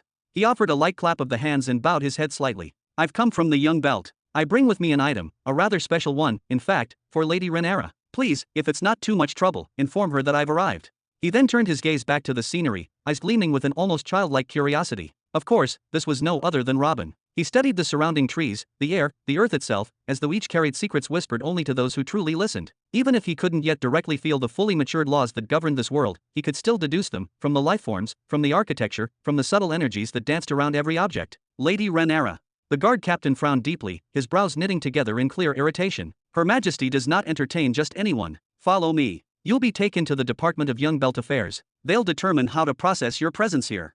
No problem at all, the human replied with a casual shrug, completely unfazed. Bureaucracy didn't bother him. He wanted time to get used to this new environment anyway. Good. Glad we understand each other. The captain gestured to one of his subordinates, who stepped forward to escort the man. Then the captain turned back with one final warning. Keep your hands to yourself. Do not touch anything. Every stone, every blade of grass in this garden is worth more than your life. Yes, whatever you say. The man murmured absent-mindedly, his attention drifting again toward a towering tree not far from the path. He wasn't listening. His senses were already busy analyzing the deeply rooted, ancient laws etched into the bark of the tree. Move along, peasant, the escorting guard snapped, gesturing sharply toward the palace stairs. Astonishing. Robin, still lost in thought, followed instinctively. Every step he took was deliberate, every breath a recording of this place's mystical essence. Then, a voice, sharp and bitter, sliced through the air. You there. We don't have humans as followers in the Young Belt unless they serve under the so-called Empire of True Beginning. What are you doing here? Did that coward Raiden send you to scout for weakness? Or did your pathetic emperor send you crawling here with an apology? Either way, you're too late. Shut up. The shackled prisoner snarled back, his voice hoarse but filled with wrath. Even General Raiden might show mercy when insulted, but none will allow you to defile His Majesty's name. Thwack! Without warning, Darmek lashed out, striking the prisoner on the back of the head with crushing force. Blood burst from the man's ears, eyes, and mouth. He staggered but did not fall, still held upright by the chains around his neck. You think I give a damn about your general, or your emperor? Darmek's voice was cold and devoid of emotion, like metal scraping stone. Robin, still observing the world around him, froze. A single word echoed in his mind. Raiden. His focus snapped like a tightened wire. He looked ahead, and there, standing tall and terrifying, was a being with 8 massive tails flowing behind him like smoke. He was dragging a man in black and gold imperial armor, like an animal on a leash. The cheerful light vanished from Robin's eyes. His face darkened. His brows sank so low they seemed to shadow his entire face. His voice was quiet, but it carried the weight of thunder. What the hell is going on here? Chapter 1279. What the hell is going on here? Robin shouted, his voice thundering across the vast, sprawling garden, echoing off its marble pillars and towering walls, forcing every head in the vicinity to turn. Bam! Without hesitation, the guard standing behind him raised his arm and brought it crashing down on Robin's shoulder with brutal force. A strike from someone at level 48 should have been more than enough to obliterate a mere level 44 intruder, sending him straight into the ground like a nail hammered into stone. Silence yourself, you backwater peasant, the guard barked arrogantly. Do you even know whom you're speaking to? This is sacred imperial ground, not some village fair you, ha! Before he could finish his tirade, a sudden surge of soul energy swept the air as a shimmering silver portal opened right next to Robin. From it emerged a massive silver warhammer, its surface glowing with ancient runes. Hey, what do you think you're? Boom, PFGH. The world spun around the guard. 1 second he was towering over the young man from the young belt, gripping his shoulder with scorn, and the next, he was airborne, hurtling backward, his body numb, his lungs filling with blood. He stared up at the sky, gasping in disbelief, unable to feel a single bone in his body. Lord Darmek's expression darkened ever so slightly. His keen senses had just registered the force released from that hammer. It was no ordinary attack. That hammer carried a weight of nearly 5,000 units. You dare assault an Imperial Guard, the chief of security roared, his voice filled with fury and disbelief. He unsheathed a massive weapon from behind his back and pointed it squarely at Robin. Arrest the intruder at once. Detain him. Nearly 30 guards clad in Imperial armor leapt into action simultaneously, converging on Robin like a tidal wave of steel and fury. Fuck off. Robin's voice was cold, calm, and absolute. Without even turning to look at them, his gaze still fixed on Lord Darmek and the battered prisoner in his grip, Robin swung his hand forcefully through the air. In that instant, dozens of silver portals burst open like firecrackers across the garden, tearing through space and time with deep, resonating hums. Home, home, home. The garden exploded into chaos. From the portals, massive soul creatures emerged. A three-tailed mammoth stomped onto the ground, its tusks crackling with lightning. Beside it landed a colossal six-armed gorilla, roaring with primal fury. And these were merely the vanguard. More portals burst open, revealing human and demi-human warriors, powerful entities cloaked in soul armor. Among them stood known faces, Marshal Lanta, wielding twin glaives that shimmered like stars, and the first Marshal Celebos, his eyes glowing with battle-hardened wisdom. He's a soul master. The chief guard shrieked in disbelief, stumbling backward in a panic. But Celebos was upon him in a flash, not giving him the chance to draw another breath. And he wasn't alone. The once serene hall, a structure meant for diplomatic arrivals and dignified receptions, had turned into a raging battlefield in a heartbeat. And this was no even fight. This was a full-on siege. Robin had flooded the area with soul creatures, ensuring that not a single enemy could even think of slipping past his rear line. Oh, so you're not just an ordinary envoy. Lord Darmek narrowed his eyes slightly as he observed the one-sided massacre unfolding behind them. Even the weakest among those creatures possesses 700 soul units, and some of them, 3 to 4,000. That's no trivial feat. He furrowed his brows in deeper thought, his voice tinged with disbelief. By all logic, any soul creature that dies and is absorbed into a soul domain should only be revived with the same strength it held at death. That is a law of soul cultivation. He turned slightly, his eyes sharp as blades, watching the battlefield. So how in the name of the heavens can a mere villager, someone like you, possess this many beasts and beings with a soul capacity of 1,000 units or more? This defies reason. Robin's fingers twitched, his instincts sharp and ready. A battle loomed, and his every muscle remembered war. What you can't do doesn't mean others can't, he replied, his tone cold as forged steel. I am nothing like anyone you've ever seen before. Now answer me. Who is that man you're holding? What crime did he commit to deserve this brutality? The soldier in black and gold armor, limp in Darmek's grasp, was unconscious, clearly overwhelmed by the earlier blow. Blood poured from every crack in his battered face, pooling on the marble below. His condition was rapidly deteriorating. Robin normally wouldn't hesitate to strike down Darmek, but there was something about this man's aura, a lingering nobility that made him pause. Him. Lord Darmek chuckled, his voice laced with disdain. That's a deputy general from your pitiful empire. And a war criminal at that. His general abandoned the battlefield, so now he must pay the price. A war criminal. Robin clenched his jaw tightly, his teeth grinding so hard it was audible. Rage simmered beneath his skin like a volcano on the verge of eruption. His voice, though low, carried the weight of thunder. We are not even your subordinates. We are not beholden to your empire, nor bound by your decrees. We sent a handful of soldiers to train with your armies, nothing more than a gesture of friendship, a token of mutual respect between two powers. We left them with you in good faith, as a sign of peaceful intentions and future cooperation. And this is how you repay that. His eyes burned with indignation. Because their general had to retreat, due to an unforeseen emergency, you punish them like criminals? What kind of twisted justice is this? He stepped forward, his voice rising. Forget their general for a moment. Even if every last one of them had retreated, by what right, and with what face, do you dare to speak of consequences? If you had even a grain of dignity or the faintest idea of honor, you would have sent them back yourself with rewards and gratitude for all they've done on your behalf. Darmek's lips curled into a cruel sneer. Rewards. He scoffed, his tone dripping with contempt. We trained them. We gave them the honor of standing shoulder to shoulder with the mighty legions of Azakra, an honor countless others would kill for. And what do? After a mere 50 years of service, they run like cowards? They disgrace us, and you expect gratitude? Ha! Even 1,000 years of servitude wouldn't make up for that insult. With a theatrical flick of his hand, he released the chain he had been using to drag the soldier. The wounded man collapsed onto the stone floor like a broken doll, blood still trickling from his mouth, ears, and eyes. And you, Darmek continued, his gaze locking onto Robin. You think you can attack Azakra's royal guards, address me in that insolent tone, and walk away from this unscathed? His voice dropped into a deadly whisper, filled with venom. The so-called true beginning empire seems to be filled with disrespectful mutts who don't know their place. Perhaps it's time someone taught them a painful lesson to recognize their place as the followers they are. If we let this slide, even our allies will mock us, let alone our enemies. Swoosh! A swarm of warriors clad in deep orange-brown armor burst out from within the palace. The thunderous clatter of their armored boots against the marble floor echoed through the grand hallways. The noise spilled out into the courtyard, drawing attention from all directions. The man leading them radiated an aura of overwhelming might. It was suffocating, a clear signal of a world cataclysm-level being. Lord Darmek, what in the heavens is happening here? The man barked, his voice carrying authority and confusion in equal measure. Robin, however, didn't so much as glance at them. His focus remained locked on the man in front of him. Teaching me a lesson as a follower? Robin echoed mockingly. Then he jabbed a thumb toward his own chest, his eyes gleaming with disbelief and wrath. Are you talking to me? Are you seriously calling me one of your followers? His voice rose into a laugh, harsh and bitter. Has the sky shattered while I was away? Did the rules of the universe change? I vanish for a few years and you grow bold enough to spread rumors that I serve you. Even that shameless little fox you serve would never dare utter such filth in my presence.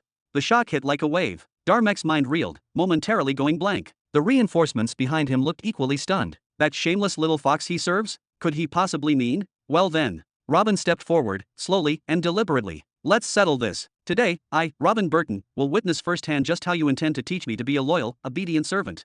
With a thunderous gesture, he flung both arms wide. The silvery gates that dotted the horizon multiplied and expanded, spilling light in all directions. They now blanketed the sky and earth alike, as if the very fabric of reality had been torn open. One portal in particular, positioned just beside him, began pulsing intensely, its energy thick enough to make the air shimmer. Home.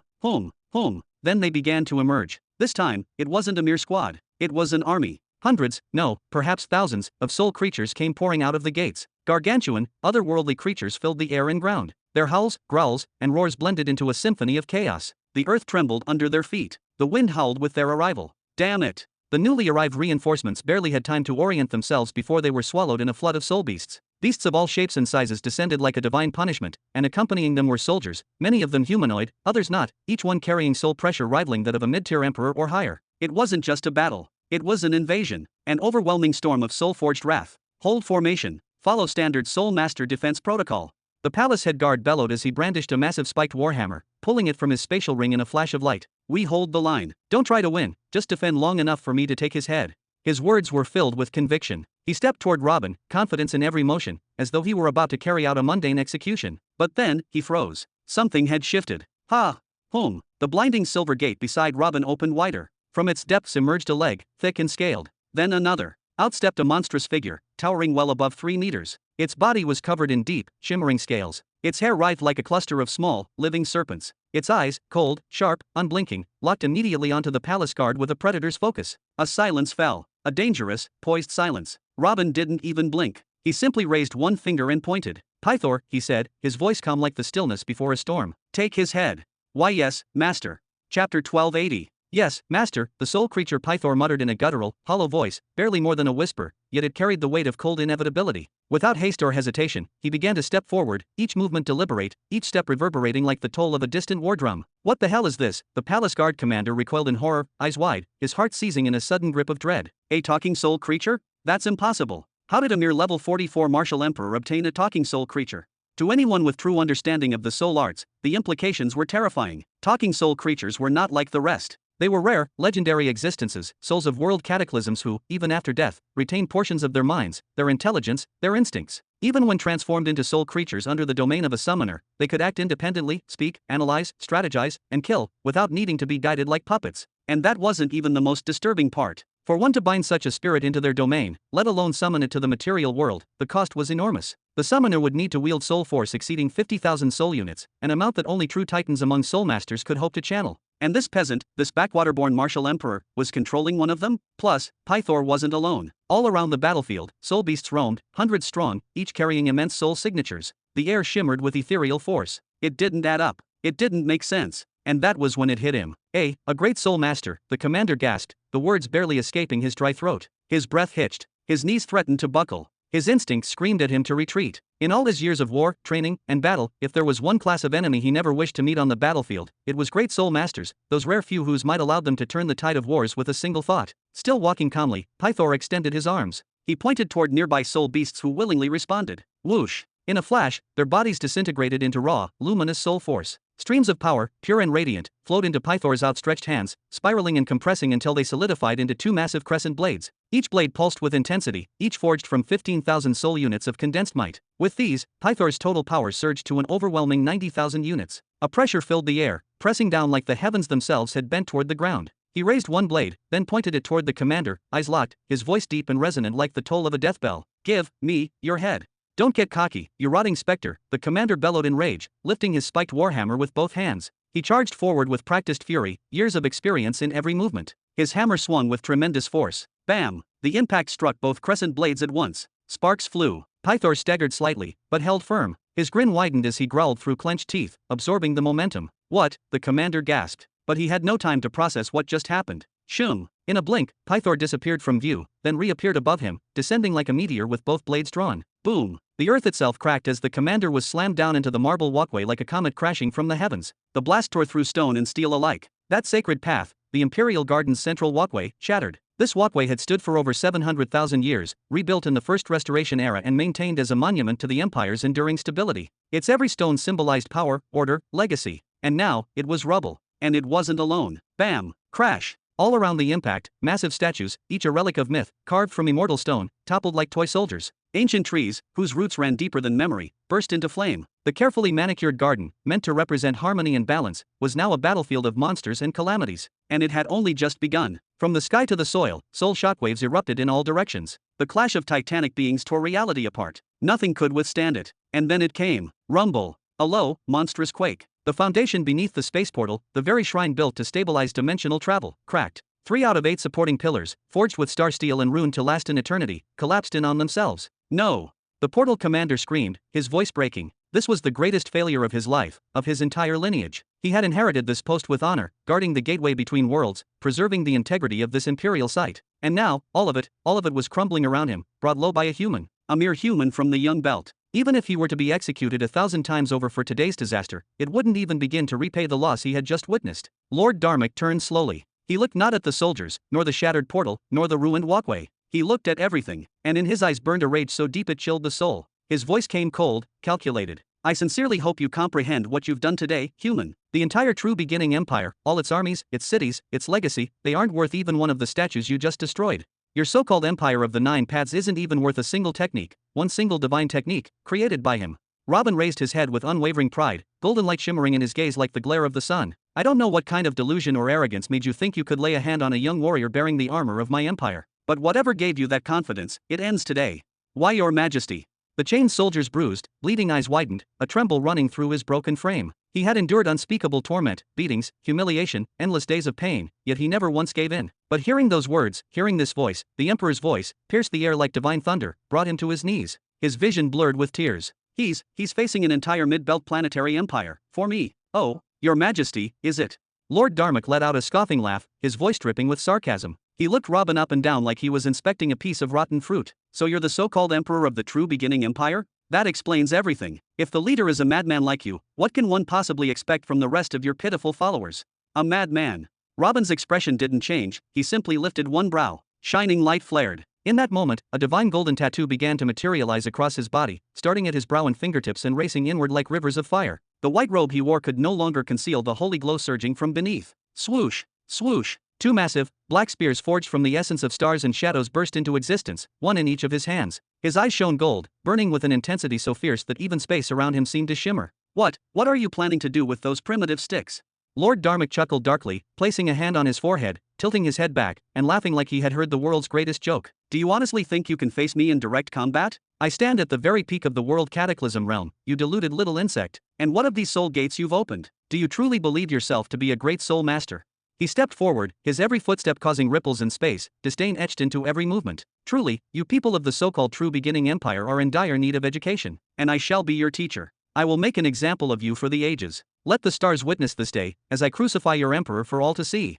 Swoosh! Swoosh! Swoosh! What is the meaning of this? Who dares bring chaos into the sacred halls of the Nine Paths Imperial Palace? A dozen figures materialized beside Darmok, their robes billowing, their expressions grim. Robin turned to regard them, a flicker of interest in his glowing eyes. Each of them was ancient, draped in loose ceremonial robes that glimmered with enchantments older than the current era. Each robe radiated a unique aura, more potent than an epic armor. All 12 carried the unmistakable pressure of world cataclysm. Most were low-tier, but three of them pulsed with power equal to mid-tier cataclysm lords. It seems I won't even need to move today, Darmok said with amusement, gesturing lazily at Robin. Esteemed ministers, honored elders, that's the one, the so-called soulmaster causing the disturbance. Seize him, alive. As you command, Lord Darmok. Though they were older, each bowed with respectful obedience. Status and power dictated loyalty. Lord Darmok was no ordinary noble, he was the Empress's uncle, and one of the true pillars of the Empire. Tisk, your empire is as pitiful as I expected, Robin said with a cruel smile. No wonder you keep losing planets one after the other. I was a fool to choose you as allies. But that mistake ends today.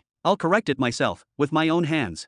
His golden glow flared again, brighter, fiercer. He gripped the twin spears tighter, light pulsing from them like twin suns. It's been a while since I got the third truth technique, and it just so happens, you lot will make the perfect test. He pointed at Darmok, that wicked smile stretching wider across his face. First stage, master law of. Crack. Suddenly, the sky itself shattered. A rift tore through the heavens like paper, golden lightning spilling from its edges. From within the breach, a familiar woman emerged, her voice piercing through the chaos like a sacred decree. Robin Burton, wait. Chapter 1281. Robin Burton, wait. A sudden, thunderous female voice ripped through the air like a divine decree, shaking both the heavens and the earth in a way that commanded immediate attention. All eyes snapped toward its source, a presence impossible to ignore. Your Majesty. In an instant, the 12 elders bowed in synchronized reverence, their movements disciplined and respectful. Darmok, on the other hand, responded with a lazy, half-hearted military salute, one hand lifted in routine rather than respect. Your Maj. The head of the gate guards barely managed to speak before he was cut off violently. The soul creature, Syllabus, allowed him no time to breathe, let alone perform a proper salute. In a flash, he was overwhelmed. By now, he was utterly surrounded, helpless amidst a storm of chaos. His comrades, dozens of elite palace guards, were all sprawled face-first on the courtyard stones, completely subdued. Some groaned in pain, others lay unconscious, their armor cracked, their pride shattered. Reinforcements from the inner palace had not fared any better. Many had already fallen, their bodies limp across the grand stone floor, while the rest remained locked in a desperate struggle, each trapped by not one, but 3 or 4 soul creatures, their otherworldly forms swirling like living nightmares. What is happening here? From atop the grand balcony, Empress Rhaenyra gasped, her eyes wide with disbelief. The chaos that now defiled her private courtyard was something unseen for hundreds of millennia. Robin Burton, why are you fighting my guards? At that moment, Robin Burton slowly lifted his head. The glowing tattoos on his body pulsed softly, even as the battle aura surrounding him began to recede. He had stopped channeling the technique, but the remnants of divine force still clung to him like a second skin. Without a hint of hesitation, he raised a steady hand and pointed directly at the shackled soldier lying on the cold, cracked ground. Was this what we agreed upon? His voice cut through the air with cold, controlled fury. Is this the kind of friendship you promised me? How dare you raise your voice at Her Imperial Majesty? Darmok roared, his cloak billowing behind him as if caught by a storm of righteous indignation. His stance was noble, but his words rang hollow. Silence, Darmok. Rhaenyra's voice cracked like a whip, sharp and precise. She then turned to the shackled soldier, her expression unreadable. What is the meaning of this? Explain yourself. Darmok stepped forward, confused but defiant. He is the deputy of the traitorous human division. I captured him and brought him here so that we may decide what punishment to deliver to them. His brows furrowed. He truly did not understand why Her Majesty was questioning his actions. Robin's eye twitched, his fury no longer hidden. Who's the traitor, you decrepit old fool? Enough, Robin Burton. Rhaenyra lifted both hands in a calming gesture, trying to defuse the explosive energy still radiating from him. She turned her gaze once more to Darmok. Did I ever instruct you to do this? Did you not tell me to bring him for interrogation? To find out why his general withdrew? Darmok's voice rose slightly in protest, frustration lacing his tone. And you interpreted my words as imprison him, bind him in chains, and call him a traitor. Rhaenyra's voice rose as well, emotion finally breaking through her otherwise calm exterior. Then, she turned back to Robin, her face softening into a forced smile. It's nothing more than a misunderstanding, Robin Burton. Please, lower your weapons, come inside with me. Let us speak as allies. The silence that followed was deafening. Darmok, the 12 elders, and even the elite guards who still stood, all were frozen in place, brows furrowed, mouths slightly agape. Their minds could not comprehend what they were witnessing. Why was Planetary Empress Rhaenyra speaking so gently to this human? Had any of them focused closely enough, they might have seen it, a single, betraying drop of sweat sliding slowly down Rhaenyra's flawless forehead. The truth was, she did not know whether Robin could truly defeat everyone in this courtyard. And it did not matter. What mattered was the soul shard present in his soul domain. And Robin, knowing this, pointed once again at the shackled young man. I will be satisfied only if he is satisfied. This soldier of mine was humiliated without cause, simply because he served under me. Return to him what you stole, his dignity. Rhaenyra's smile faltered, her lips trembling for a moment. She turned slowly toward the shackled soldier and forced words past her clenched jaw. "We apologize deeply for the unfortunate misunderstanding. I will personally see to it that you are compensated, 10,000 pearls, as a token of our regret and to assist in your healing." "Your Majesty!" The 12 elders cried out in unison, shocked beyond measure. 10,000 gems. That amount represented a portion of the imperial treasury, a figure that would make even hall lords hesitate. "Silence!" Rhaenyra's voice rang out, sharp and commanding, as she swept her hand through the air with unmistakable authority. The tone left no room for debate. A silence fell over the ruined courtyard like a weighted shroud. She took a deep breath. In her mind's eye, she could still see it, the shining skyline of the imperial capital in the region of Jura. She could remember, in vivid detail, the towering crystal spires, the floating gardens, the shimmering light that bathed its golden streets. And more than anything, she remembered the unearned luxury the citizens of the true beginning empire enjoyed, wrapped in comfort and oblivious to the burdens of leadership. And now, she found herself forced to offer 10,000 pearls, an amount that would send a shock through any treasury minister. She only hoped it would be enough. Then, without hesitation, she extended her finger toward one of the elder advisors. "You, step forward. Take this soldier into your personal care. Ensure that his injuries are healed, every last wound. And once he is stable, deliver to him his reward. Make it clear that he is not a prisoner nor a subject. He is to be treated as an honored guest of the imperial court." The courtyard was silent. The elder bowed and moved to obey, while the soldier in question, bloodied, broken, and bound, lifted his eyes with visible disbelief. "Ah!" The sound escaped him involuntarily, as if he were speaking from a dream. His bloodshot eyes, swollen and filled with dust and tears, widened until the whites showed. It was not the reward that shocked him. Pearls were irrelevant to a man like him. After decades of loyal service and daring missions, his contribution points alone could buy him a small city. No, what rattled him to his core was this. Empress Rhaenyra herself, the legendary ruler whose name echoed across galaxies, had just apologized to him. Not through an intermediary. Not through a decree. But with her own voice. "Hey," Robin called out gently, nodding toward the kneeling soldier, "are you satisfied?" The soldier blinked, trembling, then struggled to raise his head. Satisfied. Completely satisfied. He dragged his battered body forward, falling to his knees before Robin, his forehead nearly touching the ground. Even if he had been denied every pearl, every apology, he would have still said the same. The last thing he wanted was to bring more trouble to his emperor. Robin gave a calm, approving nod. At his command, the twin glowing spears in his hands evaporated like mist in the morning sun. The swirling tattoos etched across his skin, runes pulsing with otherworldly power, began to dim and retract into his flesh, disappearing one after another. Then, with deliberate slowness, he turned his gaze to Darmek, who still stood stiffly, fury carved into every wrinkle of his aging face. Robin raised one hand and pointed directly at him, like a judge pronouncing sentence. "I could, at this very moment, request that Rhaenyra punish you." His voice was even, but it carried the sharpness of a blade. "And I know she would do it. Because if she refused, then she wouldn't touch what I brought her today." He lowered his hand, slowly, like a blade returning to its sheath. "But if I did that, it would place her in a difficult position. And honestly, Darmek," he exhaled, "you're not worth straining the bond between me and her." Suddenly, the atmosphere shifted. Hum.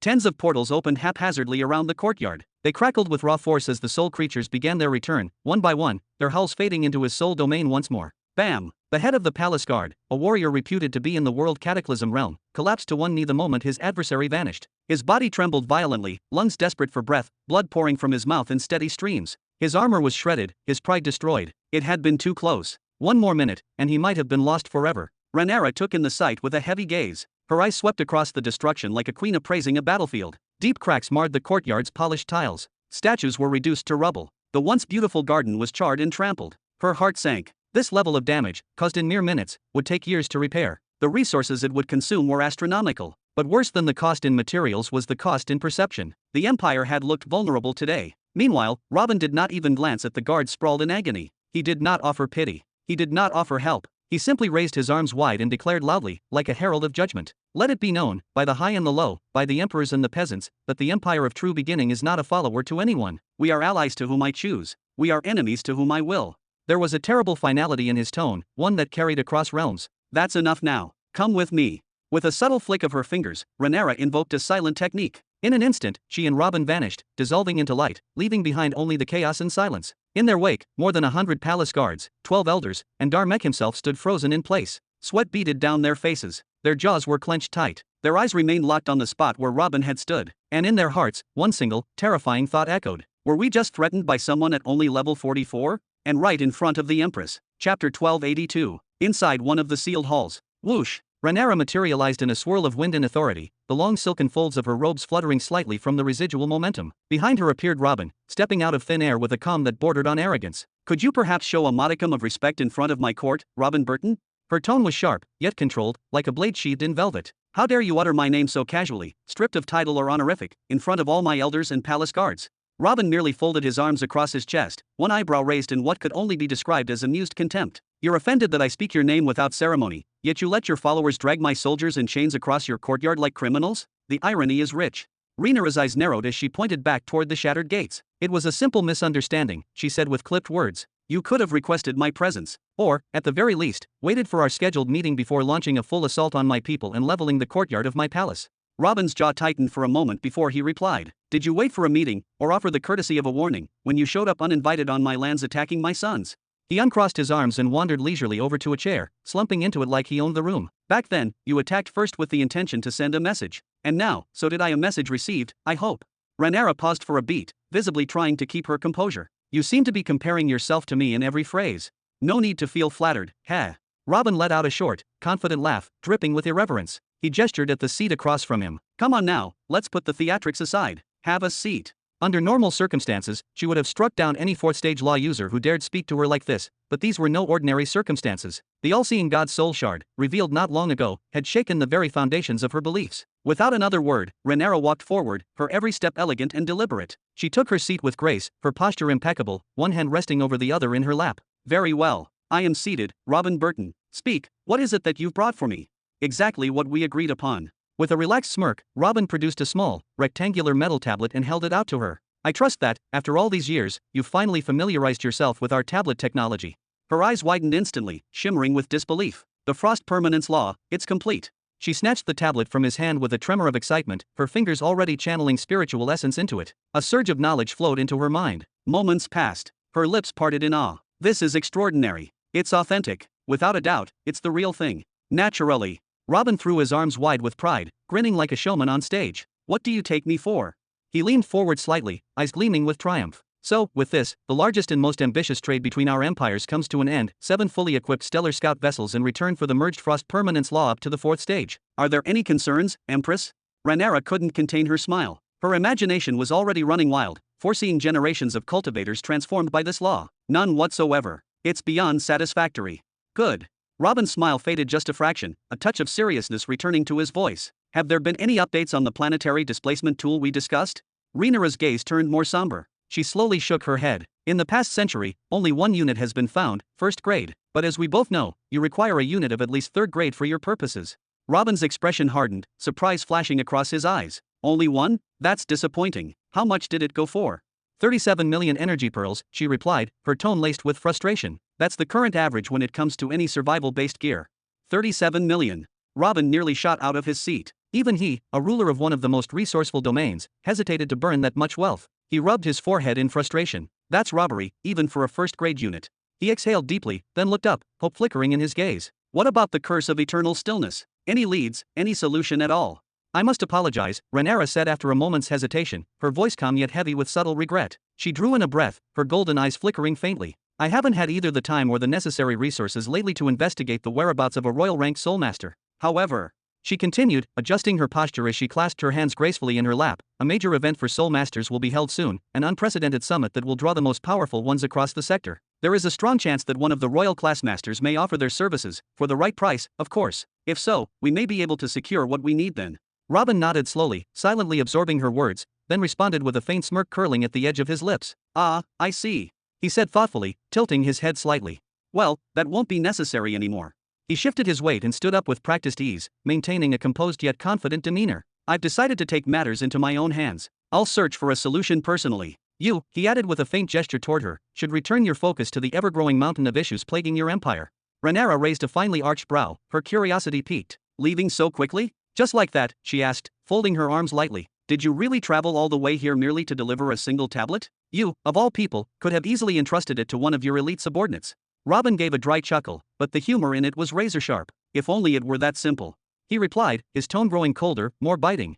I did, in fact, come here with a proposal. One that could have reshaped the relationship between our two empires. But then I saw what was happening at your gates, my people, my warriors, shackled like criminals. It was enough to change my mind. He lifted a hand and flicked it dismissively through the air. It was just a small squad and yet, you saw it fit to chain them like wild beasts. Now tell me, if this is how you treat allies during training, what might you do should our bonds deepen? Tisk tisk. Forget it. Whatever idea I had, it's gone.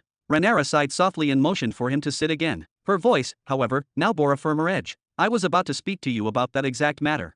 She gestured toward the cushioned seat beside the obsidian table. I want Raiden back under service. Let the squad remain here and fulfill their role. I'll spread official word throughout the Empire declaring them as allies, not as subordinates, not as conscripts. They will receive the recognition, the status, and the dignity you insist upon. Will that satisfy your pride? She leaned forward, her voice sharpened by urgency. The planet Armando is under direct assault from the Iron Boar Empire. The moment Raiden withdrew, they struck with devastating force. I dispatch more World Cataclysm warriors under my personal watch to stop the momentum, but that wouldn't do for long. If we do not act and gain land again, I will lose control of the planet, and all the rich resources it holds.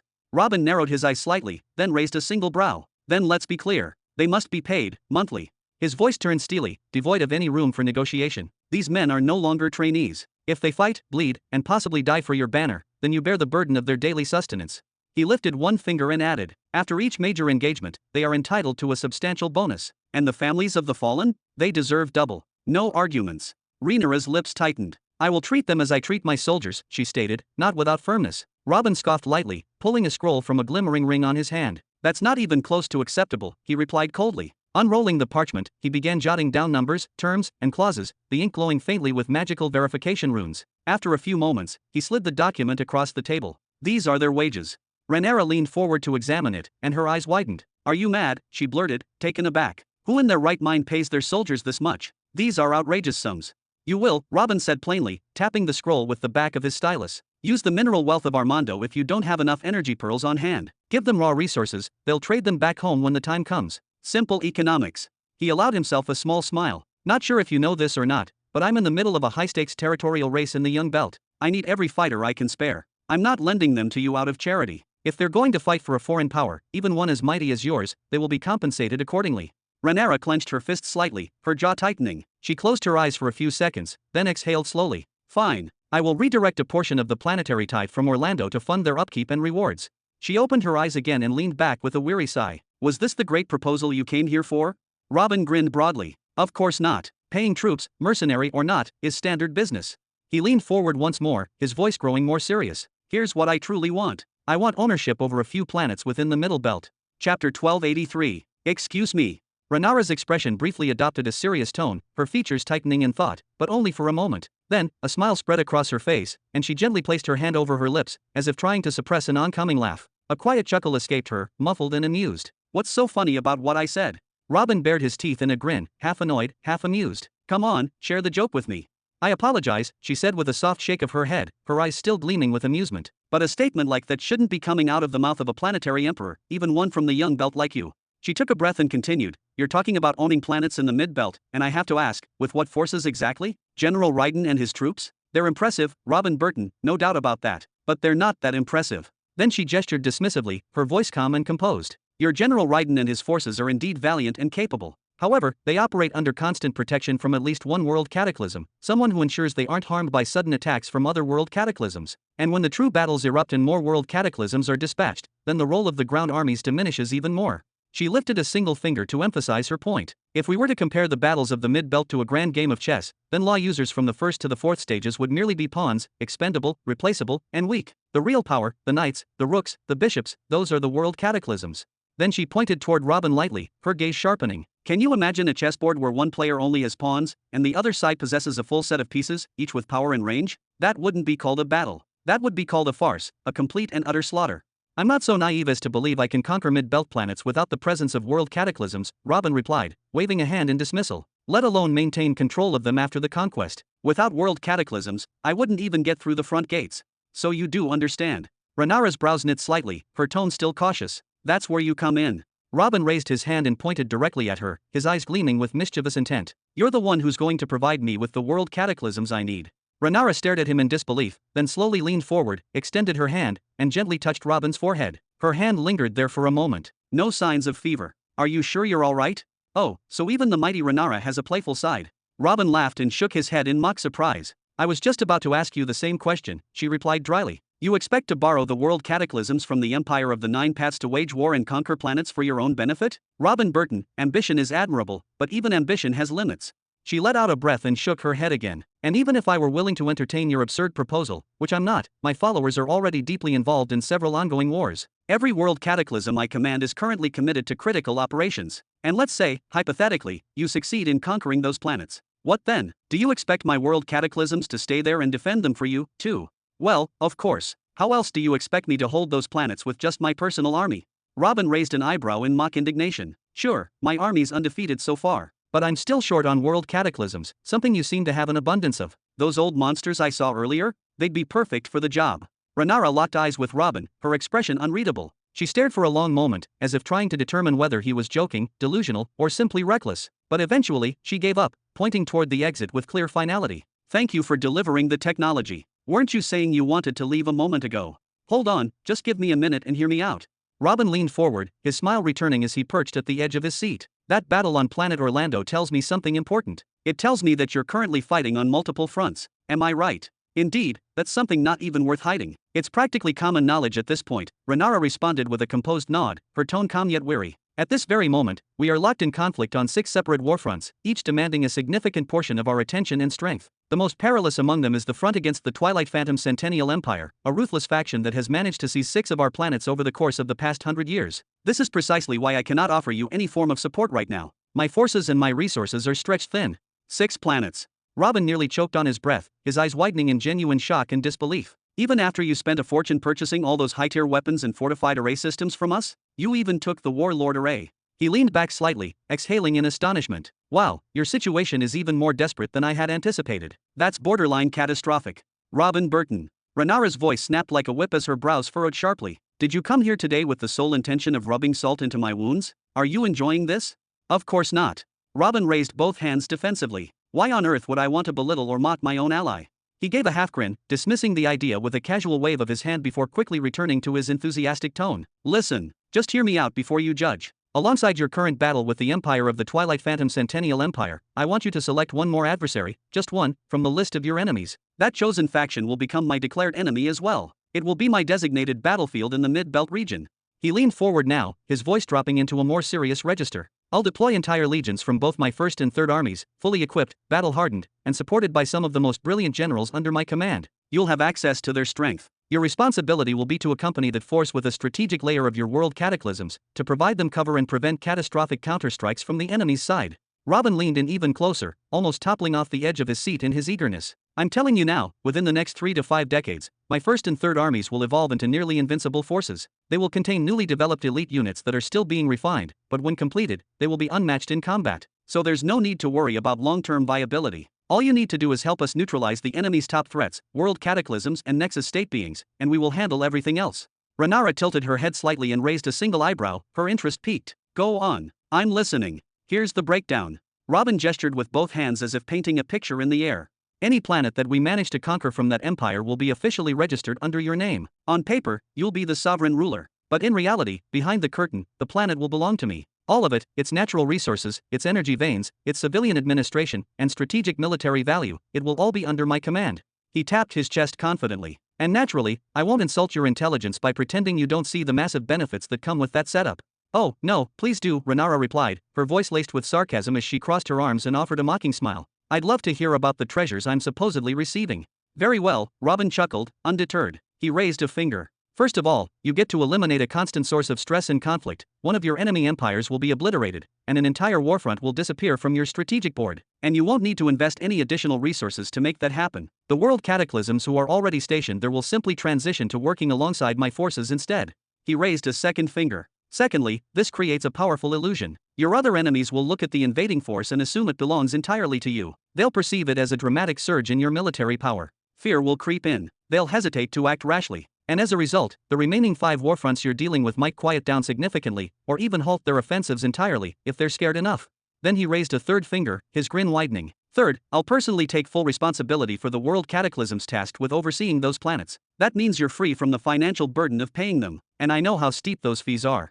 He gave an exaggerated shrug. And finally, even in the worst-case scenario, if we fail, you lose nothing. You're already locked in battle with that empire. But if we succeed, you gain all the benefits I just described, without sacrificing even a single soul from your own forces. So I ask you again, what exactly do you have to lose in this?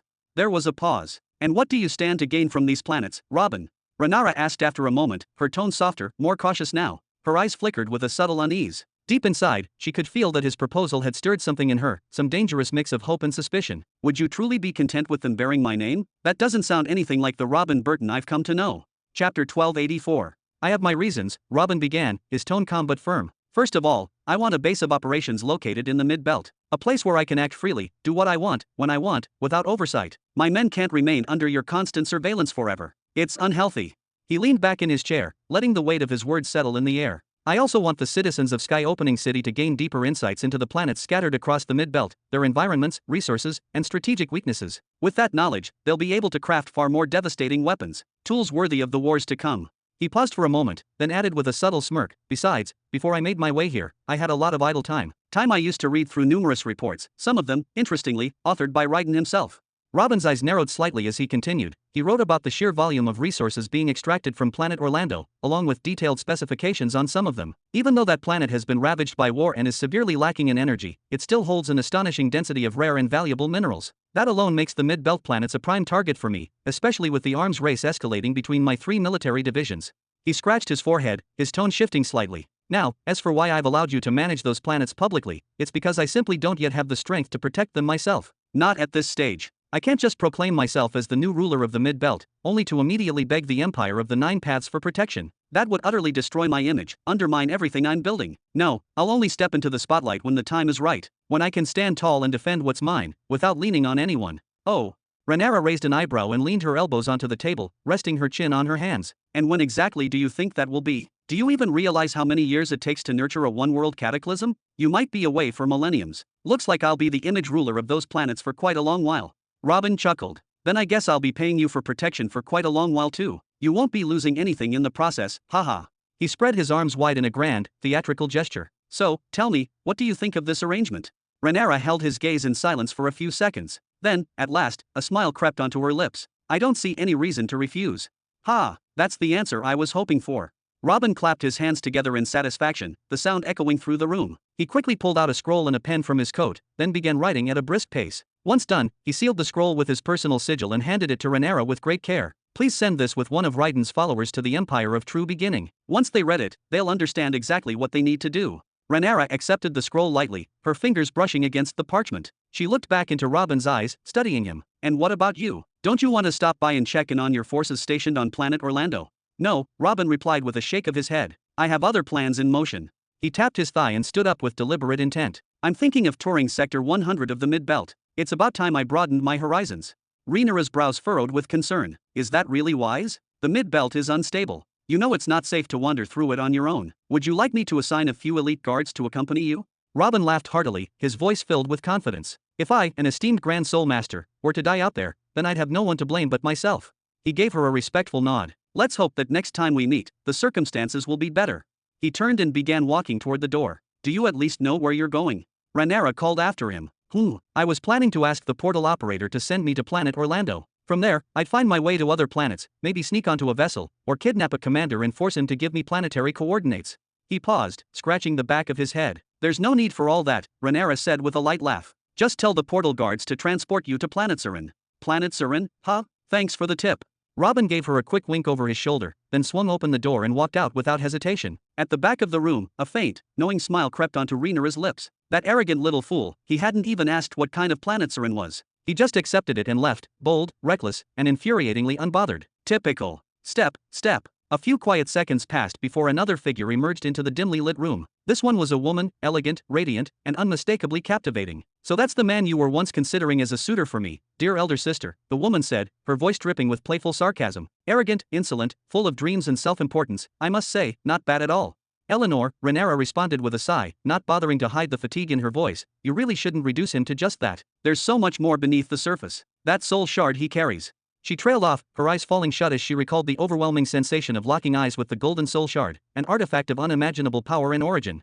And as I told you before, I suspect he holds dominion over another master law, not just the truth. If he doesn't die on the way, he's destined to become someone monumental. Eleanor mused, pressing a finger to her plump, glistening lips as if savoring the thought. A man filled with secrets and danger. That's exactly my kind of toy. She didn't bother to hide her face or cloak her presence the way her sister did. Eleanor wore no veil, no mask, no ceremonial robe. Her beauty was left bare, raw and deliberate, meant to be seen, admired, and remembered. While she was technically Rhaenyra's younger sister, everything about her, from her posture to her presence, stood in contrast to the composed, regal demeanor of the older sibling. Where Rhaenyra stood with the pride of nobility and the restraint of a warrior queen, Eleanor's stance was loose, unburdened by formality. One long leg crossed gracefully in front of the other, her hip tilted in a casual but seductive pose, with a single hand resting lightly on her narrow waist. Her gaze wasn't commanding, it was devouring. Those daring, amber eyes could ensnare 1,000 men with a single look, turning resolve into infatuation and caution into desire. And her clothes? Scandalous by almost every standard. One of her long, smooth legs was fully exposed, her midsection nearly bare, her navel forming a deep hollow between taut skin. Even her chest was only half covered, with the soft curves of her bust left intentionally visible beneath a sheer fabric. If that weren't enough, her long, flowing orange hair shimmered with an almost magical vibrancy, and the 9 ethereal orange tails that swayed gently behind her glowed faintly like molten fire, casting her in an otherworldly aura. The moment she stepped into the room, she consumed all attention without effort, stunning, powerful, impossible to ignore. And yet, as surreal as her beauty was, it still fell short of the divine gravity that her older sister, Rhaenyra, carried so effortlessly. "Don't try your tricks on him," Rhaenyra warned, her voice lower now, tinged with caution. "You saw how he spoke to me, how little he feared status or power. That man bows to no one. I've watched with my own eyes as he chose his pride over his life, and I have no doubt he'd do it again." She exhaled, her brows knitting slightly. "I don't want to lose him, not as an ally. And I certainly don't want to tangle with the force that seems to be backing him from the shadows. I already have enough enemies. I don't need more complications."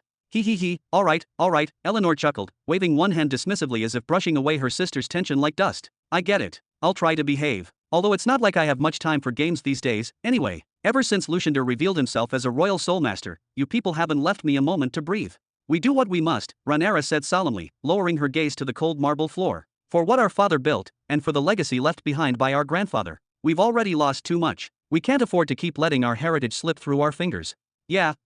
Message received, High Priestess, Eleanor replied with an exaggerated eye roll and a smirk. "I'll stay close for now. I won't wander far until this crisis is behind us." She waved her hand gently to calm her sister, then took a few steps toward the exit, pausing only to flash one more sly smile. "I'm heading out to monitor Luciander's movements. Anything else you need before I go?" "Just, be careful," Rhaenyra said softly, her voice full of quiet concern. "I always am," Eleanor sang with a playful wink. Then, without another word, she turned and walked gracefully toward the same door Robin had exited through minutes earlier. With each step, her smile deepened, her orange tail swaying behind her like flames dancing in the dark. Chapter 1285. The Commercial Planet Siren. Buzz. Robin stepped out of the shimmering spatial portal, his entire body tense and senses heightened. He was fully prepared for anything. This planet was a mystery to him, a complete unknown, except for one detail: Rhaenyra had recommended it. And if Rhaenyra vouched for something, then it was bound to be unusual, if not outright dangerous. Robin's initial expectation was that he would be immediately confronted by guards demanding identification and purpose of visit. He had prepared several responses for such an encounter, some diplomatic, others not so much. He had even steeled himself mentally for the possibility of a fight or an emergency retreat. But what he saw next made all his assumptions collapse in a single moment. Come. I've got the finest lumber you'll find in the galaxy."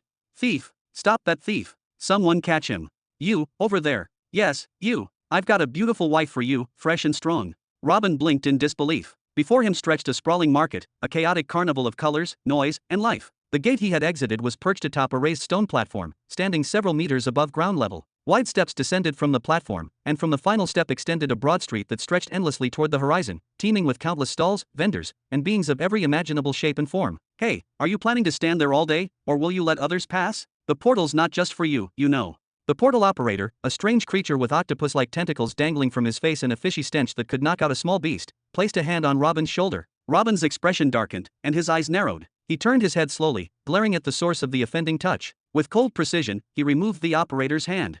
"I'll be on my way," he said flatly, and began to descend the stairs without another word. Buzz. The portal shimmered behind him once more as another traveler emerged. This one, unlike Robin, sprinted forward as soon as his feet touched stone, rushing past Robin with desperate energy, as if the entire market were about to vanish. Robin, however, remained composed. His posture relaxed, hands behind his back, he scanned his surroundings carefully, his sharp gaze absorbing every detail. He needed to understand this place. Fast. To his side, he noticed other spatial portals, dozens, maybe hundreds, each installed on similar stone platforms. From every one of them, a market street flowed downward into yet another crowded bazaar. All of these main arteries were interconnected by a vast network of side streets, alleys, and paths, creating a commercial structure of staggering scale. It wasn't just a marketplace. It was an entire planet-wide economy, a city of trade without end. Buzz. Again, the gate behind him buzzed, and another figure came crashing through, yet another who darted forward without hesitation, joining the stampede into the market. But this time, Robin acted. Whoosh! With lightning speed, his hand shot out and gripped the newcomer's wrist, halting him mid-step. "Excuse me, friend," Robin said, his voice calm but firm. "This planet, what empire does it belong to?"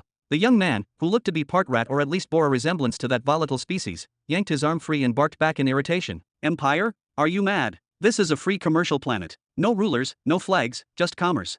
And with a whoosh, he vanished into the crowd, his cloak trailing behind him like a shadow lost to the masses. Robin stood for a moment, thoughtful. A free commercial planet? How delightful. A faint smile touched his lips. Then, without rushing, he continued his descent until he passed the final stair and set foot upon the market floor. To call it crowded would be an insult. The place was bursting at the seams with life. Creatures of every species, some tall and elegant, others squat and hulking, pushed shoulder to shoulder, bartered, argued, laughed, and shouted. The sheer density made movement a challenge. It was like swimming through a living river of bodies. And yet, one thing stood out. No one was flying. Not a single being levitated, hovered, or soared overhead. Not one. Everyone, no matter how powerful or physically capable, remained earthbound. Robin knew why. According to the numerous classified reports he had read from Raiden, one rule in the Middle Belt was absolute: flight for anyone below the World Cataclysm realm was impossible. It wasn't as though the planetary owners had ever convened and agreed upon such a restriction. No treaties were signed, no rules enforced from above. Rather, the explanation was far more intrinsic, woven into the very fabric of this place. The laws of reality here were simply different.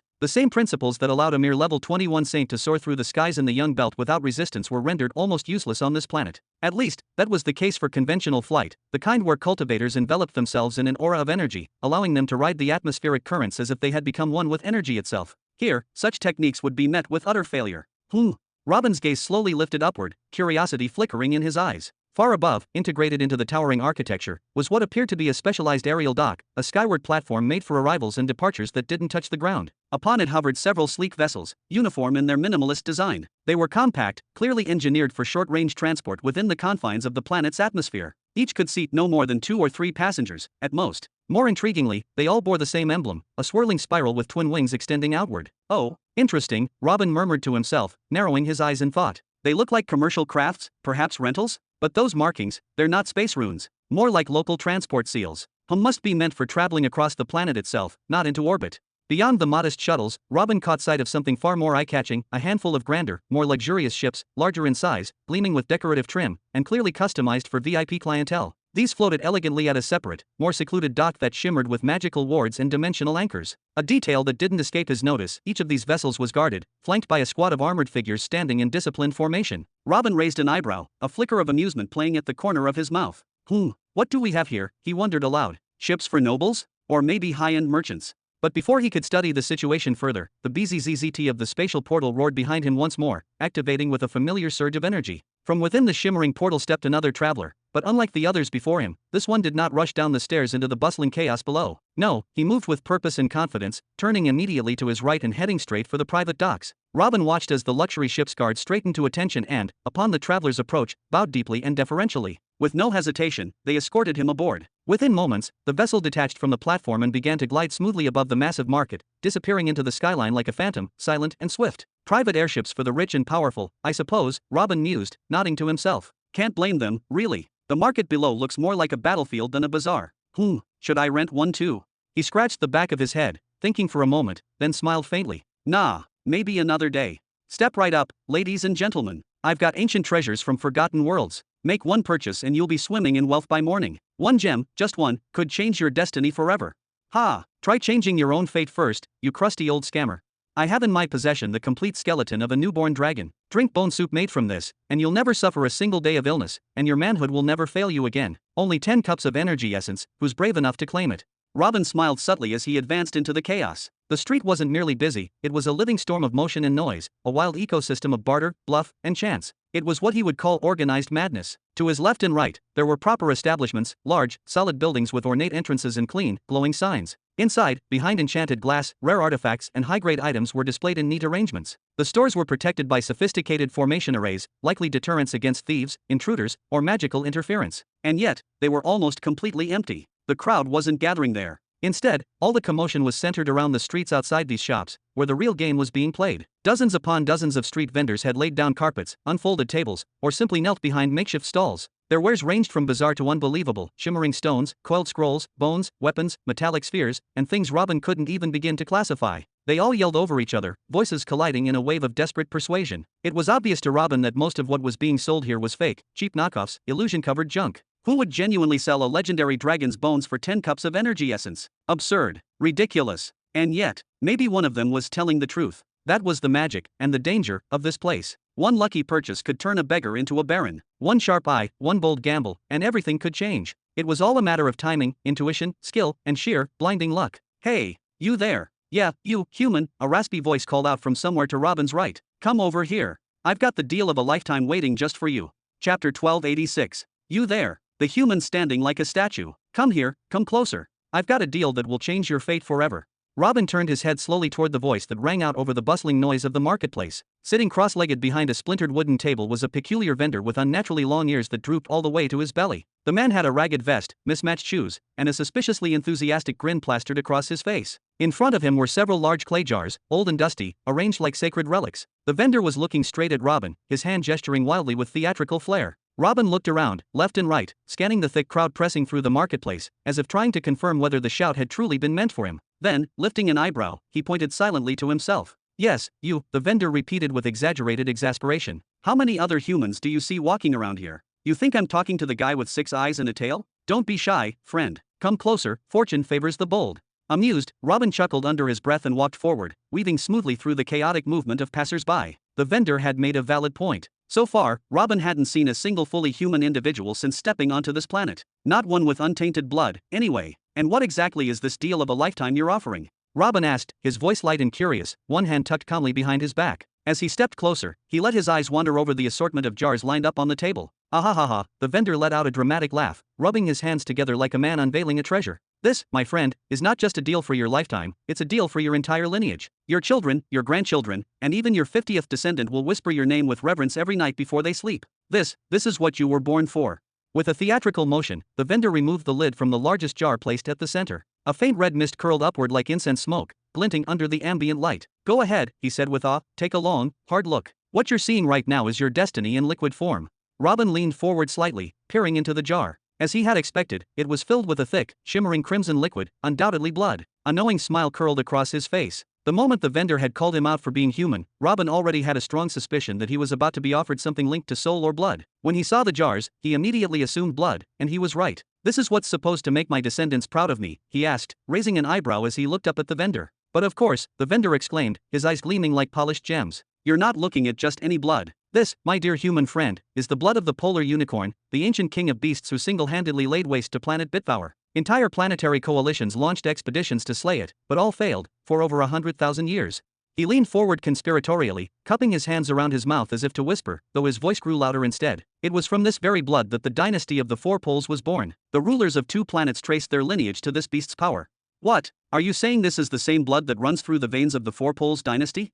The vendor's secretive voice had already done its job. A nearby crowd of wanderers and traders snapped their heads toward the scene. Within moments, more and more people began to gather around, drawn by the intoxicating mix of mystery and ambition. They pushed forward eagerly, faces filled with curiosity, greed, and disbelief. Robin took the opportunity to scan the newcomers. Most of them had barely noticeable traces of beastly blood in their veins, nowhere near enough to form a lasting bond with the heavenly laws, let alone pass down true strength to their descendants. Among them were a few mutants with unusual eyes that glowed faintly at the mention of the polar unicorn. Others bore the scent of noble bloodlines, genuine beast heritage, and yet even they looked upon the jar with hungry, envious eyes. I'll offer 50 liters of condensed energy essence, shouted a voice from the crowd. 70. I'll take it for 70, cried another. 95, yelled a third, shoving forward. Sell it to me and I'll even consider buying everything else you've got.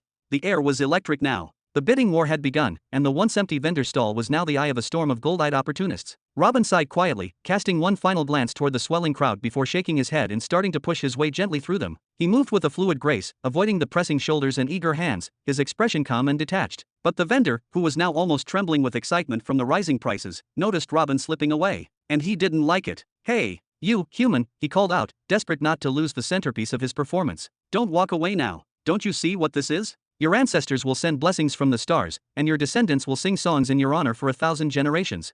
Without so much as a glance over his shoulder, Robin continued forward, his voice calm yet laced with irony. I highly doubt I'll have a bloodline to worry about, not if I inject myself with the blood of a lizard-type beast that barely reached level 15 before its death. What?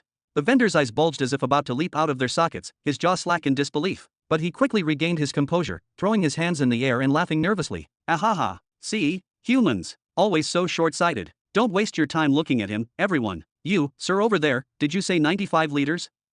Robin let out a low hum as he walked away, a faint but unmistakably smug smile curling at the corner of his lips, untouched by the chaos behind him. As he made his way deeper into the market, Robin's eyes scanned his surroundings with the relaxed curiosity of someone who had seen plenty, but was still entertained by the bizarre. So far, beyond the usual flashy claims of beast bones and magical blood, he had passed dozens of street vendors offering all manner of goods. He saw so-called array discs being sold like candies, books boasting ancient soul techniques, and a plethora of scrolls proclaiming mastery over secondary laws and subarts. There were spare parts from broken-down starships, weapons that vendors swore were epic, and even, much to his amusement, 3 pieces of what were claimed to be planetary-grade gear. He even counted no fewer than 7 martial arts manuals being offered as if they were relics from a lost civilization. Naturally, it was all lies. Almost everyone was either clueless about the worth of what they were selling or flat-out fraud spinning tales to the desperate. Perhaps the only vendor who wasn't entirely dishonest was the one selling minor law scrolls, but even he had only 3 genuine scrolls among dozens of worthless copies. Tisk. I've never laid eyes on a bigger pile of nonsense. What's this garbage about a gravity enhancer and nullifier? And this is the price you're asking? Move along and make room for someone who takes their scam seriously.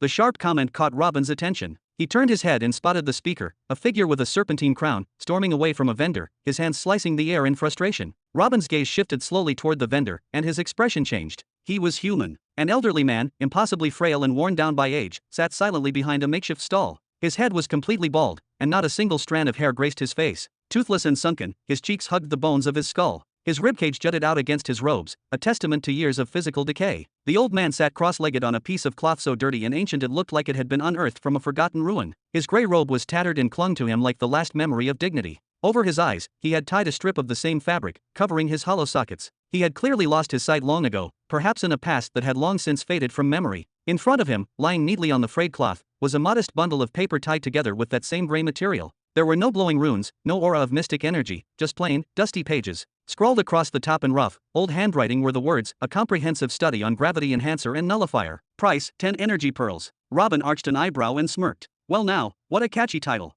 The old man slowly lifted his head, as if sensing the sarcasm, and replied in a voice soft yet sharp, apparently, not catchy enough. Robin chuckled and stepped closer, his hands casually tucked behind his back. Looks like you've been sitting here for a while. Maybe you should have tried showing the book to one of the major shops. If the content's real, they might have paid you a proper price, probably more than just 10 pearls. His tone was friendly, but it carried a hint of reprimand, like an elder brother scolding someone for selling a family heirloom at a pawn shop. Based on what he had seen so far in this chaotic market, many vendors didn't even realize what they had, and those that did possess something genuine were often the most clueless about its value, parting with priceless artifacts for crumbs. But the old man showed no sign of regret or embarrassment. This book, he said slowly, deliberately, is not meant to be appraised or put on a shelf. It's not for the merchants or their ledgers. It's for the few who truly understand what it holds, for those who still have eyes to see. He paused, then reached out with a trembling hand and offered Robin a small stack of pages. Like the others, you may read the first 10 pages before making your choice. Chapter 1287. Like anyone else, you're allowed to read the first 10 pages before making a purchase. Robin gazed long and hard at the wrinkled face of the old human man for several seconds. Then, with a casual scratch to the side of his head, he extended his hand slowly. All right, why not? It's not like I have anything better to do with my time today. He gently accepted the 10 worn pages from the blind man, handling them as if they were delicate relics. His very first impression could be summed up in a single thought: why do these things still exist? The pages were crafted from the dried skin of some kind of beast, clearly chosen for durability, meant to endure the passage of time, warping, and decay. And yet, despite that intention, the paper looked brittle, as though it might crumble into dust if held too tightly or breathed on too hard. On top of that, they were soaked and stained by nearly every kind of liquid imaginable. Water, oil, ink, perhaps even blood, it was hard to tell. Scorch marks scorched their edges, suggesting they had been caught in multiple fires and somehow survived. It was nothing short of a miracle that the pages remained legible at all. Incredible! Robin murmured, slowly flipping through the fragile sheets, examining their condition with a curious gleam in his eyes. At first, he seemed far more fascinated by the physical state of the pages than their actual contents. But eventually, he settled down, held the first page carefully between his fingers, and began to read aloud with a faint, almost playful smile. Let's see what we've got here. Dark energy and dark matter, the two veiled forces hidden beneath the shroud of gravity. These two forces operate alongside gravity, but no one ever truly sees them or notices their influence. And as he continued reading the first line, the amused expression on his face began to fade, very slowly at first, like the sun setting behind a cloud, but by the fourth line, the smile was gone entirely. His brows gradually knitted together in a frown, and by the time he reached the bottom of the first page, his eyes were narrowed, and his expression had turned serious. By the end of the second page, he was resting his chin on his palm, as though anchoring himself to focus more deeply. The blind old man, though lacking eyes, slightly raised his head in Robin's direction. His body language gave the impression that he was watching him intently, quietly observing every change in Robin's face as he read. By the time Robin finished the 10th page, his eyes had widened to their limit. He stacked the pages carefully, neatly, as if they were sacred artifacts, then looked down at the ground, his brows deeply furrowed. He stood in still silence for several moments, obviously lost in thought, piecing together the implications of what he had just read. Several long minutes passed. Then, with a smooth motion of his hand, he conjured a sealed cloth pouch and offered it to the old man. His voice was firm and decisive. "There are 100 energy pearls in here. I want the book." "The book is not for sale," the blind man replied calmly, shaking his head with quiet finality. Robin's face darkened in an instant, his features twisting into irritation. "Don't joke around with me, old man. I'm not in the mood. I'm taking the book with me today, even if it means dragging you along with it." "What, are you a thief?" "I am here under official license from the market authorities. If you attempt to rob me, you will be stopped immediately."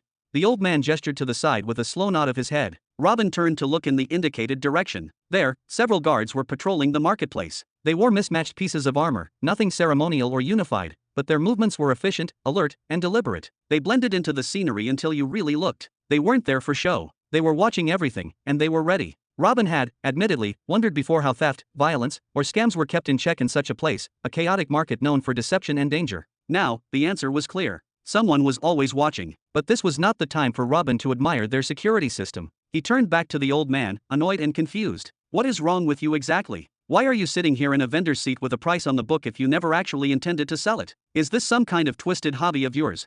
"The price is merely so that I may legally sit here among the other vendors," the blind man replied in a dry, crackling voice, the kind that spoke of decades without moisture. "As for the absurdly high price, it is a filter. I said it so that no one would try to buy it for petty reasons. Only those who truly value its content would ever consider paying such a sum. I do value it. That's 100 energy pearls, not 10, not 20, 100. Robin exclaimed, his tone laced with exasperation as he pushed the cloth pouch forward once more, its contents clinking faintly. "Take them, and give me the book." The old blind man, still unmoving, seemed to listen not just with his ears, but with something deeper, an ancient stillness in his being. After a long pause, he finally spoke, his voice no louder than a whisper caught in the breeze. "I've sat in this exact spot, every single day, for long years," he began, the words emerging slowly, weighed down by time. "And in all that time, only 2 individuals before you have expressed a genuine willingness to buy this book after reading the initial 10 pages. Had they passed the test, they would have received the book freely, without paying a single pearl." Sigh. Robin blinked. "Test? What test? What are you talking about? Isn't this just a sale?" The old man ignored the indignation in his voice. "Both of them, those 2 before you, only desired the book for the quality of its material. The parchment. The rarity. They wish to sell it to some high-end auction house, where collectors drool over ancient scraps they barely understand." A scoff, subtle but bitter. "So I refused them both. You are the third." Robin's brow furrowed, frustration mounting. "This is ridiculous. What's with all the riddles and games? What kind of merchant tests buyers?" "The test is simple," the old man murmured. "Read the first 10 pages. And then, answer my question." He slowly lifted his face toward Robin, and though his eyes were long lost to darkness, it felt as though they pierced through the air with unspoken weight. "My question is this: what did you learn from those 10 pages? Robin hesitated. "What I learned? Are you serious?" He crossed his arms and let out a sharp exhale. "There's nothing concrete in those pages. No laws. No runes. No experiments. They're just speculative theories. Fascinating ones, sure. The idea that there are 2 hidden forces, dark energy and dark matter, working behind the scenes, subtly shaping the cosmos, yes, it's intriguing. But there's no proof. No formulas. Nothing to learn. Just a compelling introduction, and I want to read more." Still, the old man remained motionless, calm, immovable. "What did you learn?" he repeated. "What did I learn?" Robin echoed the words, this time slower. He stared at the ground, his hands clenched at his sides. The noise of the market around them began to fade, the shouts of merchants hawking their goods, the bickering of customers, the distant hum of energy-powered wagons, it all disappeared. In that moment, there was only silence, and the weight of the question. Finally, Robin spoke again, his voice quieter now. "Dark matter holds galaxies together. Without it, stars and planets would be flung apart as galaxies spin. And dark energy, on the other hand, causes the universe to expand. It's the force pushing galaxies away from each other, stretching space itself." He inhaled slowly, then added, "The book claims these forces are real. Unseen, unacknowledged, yet essential. Forces that no one talks about, but that hold everything together, or pull it apart." The old man's voice came again, this time firmer. "Don't tell me what the book said. Tell me what you understood. Not the facts. The truth beneath them. What do those forces represent?" Robin didn't answer immediately. Instead, his brow tightened further, his eyes narrowing as though he were looking inward, peeling back layers of thought. He looked down at his own feet, then past them, into some unseen point in the void of his mind. "Balance," he said at last. The blind man's head tilted slightly. "What did you say?" Robin raised his voice only a little, just enough to be heard clearly. "Balance," he repeated. "If I have to distill those pages into one idea, one message, it's that the universe survives through equilibrium. 2 forces, invisible, ignored, unmeasured, yet they shape everything. One holds matter together, keeps solar systems, stars, and galaxies from flying apart into chaos. Without it, we wouldn't be here.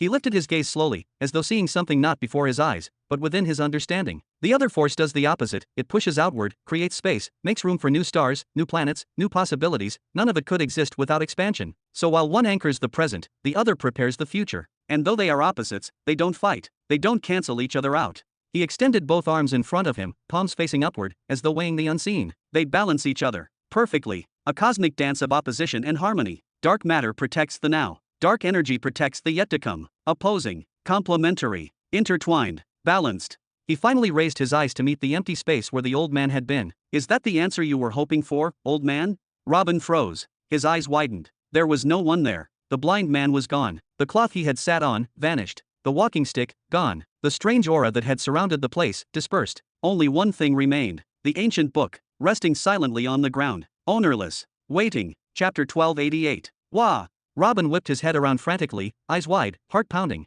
The old man was gone, completely, utterly gone. It was not just disappearance. It was as if reality itself had swallowed him, as if the very earth had opened a silent mouth and consumed him whole without leaving a trace. In a blink, Robin unleashed his vast soul sense like a tidal wave, letting it surge outward to sweep the entire market square. Crack!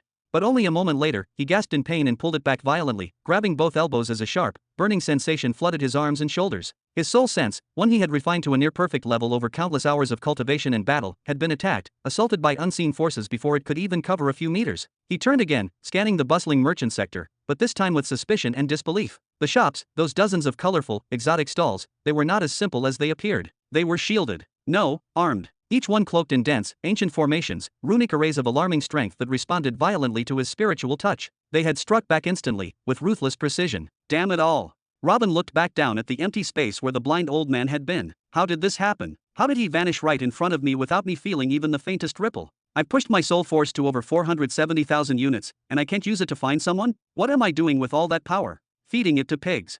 Hey, you there! A harsh voice interrupted his storming thoughts. Robin snapped his head to the side. Several market guards were approaching, clearly annoyed, pointing at the crumpled bundle of worn-out pages on the ground. Move your trash, or you'll be fined.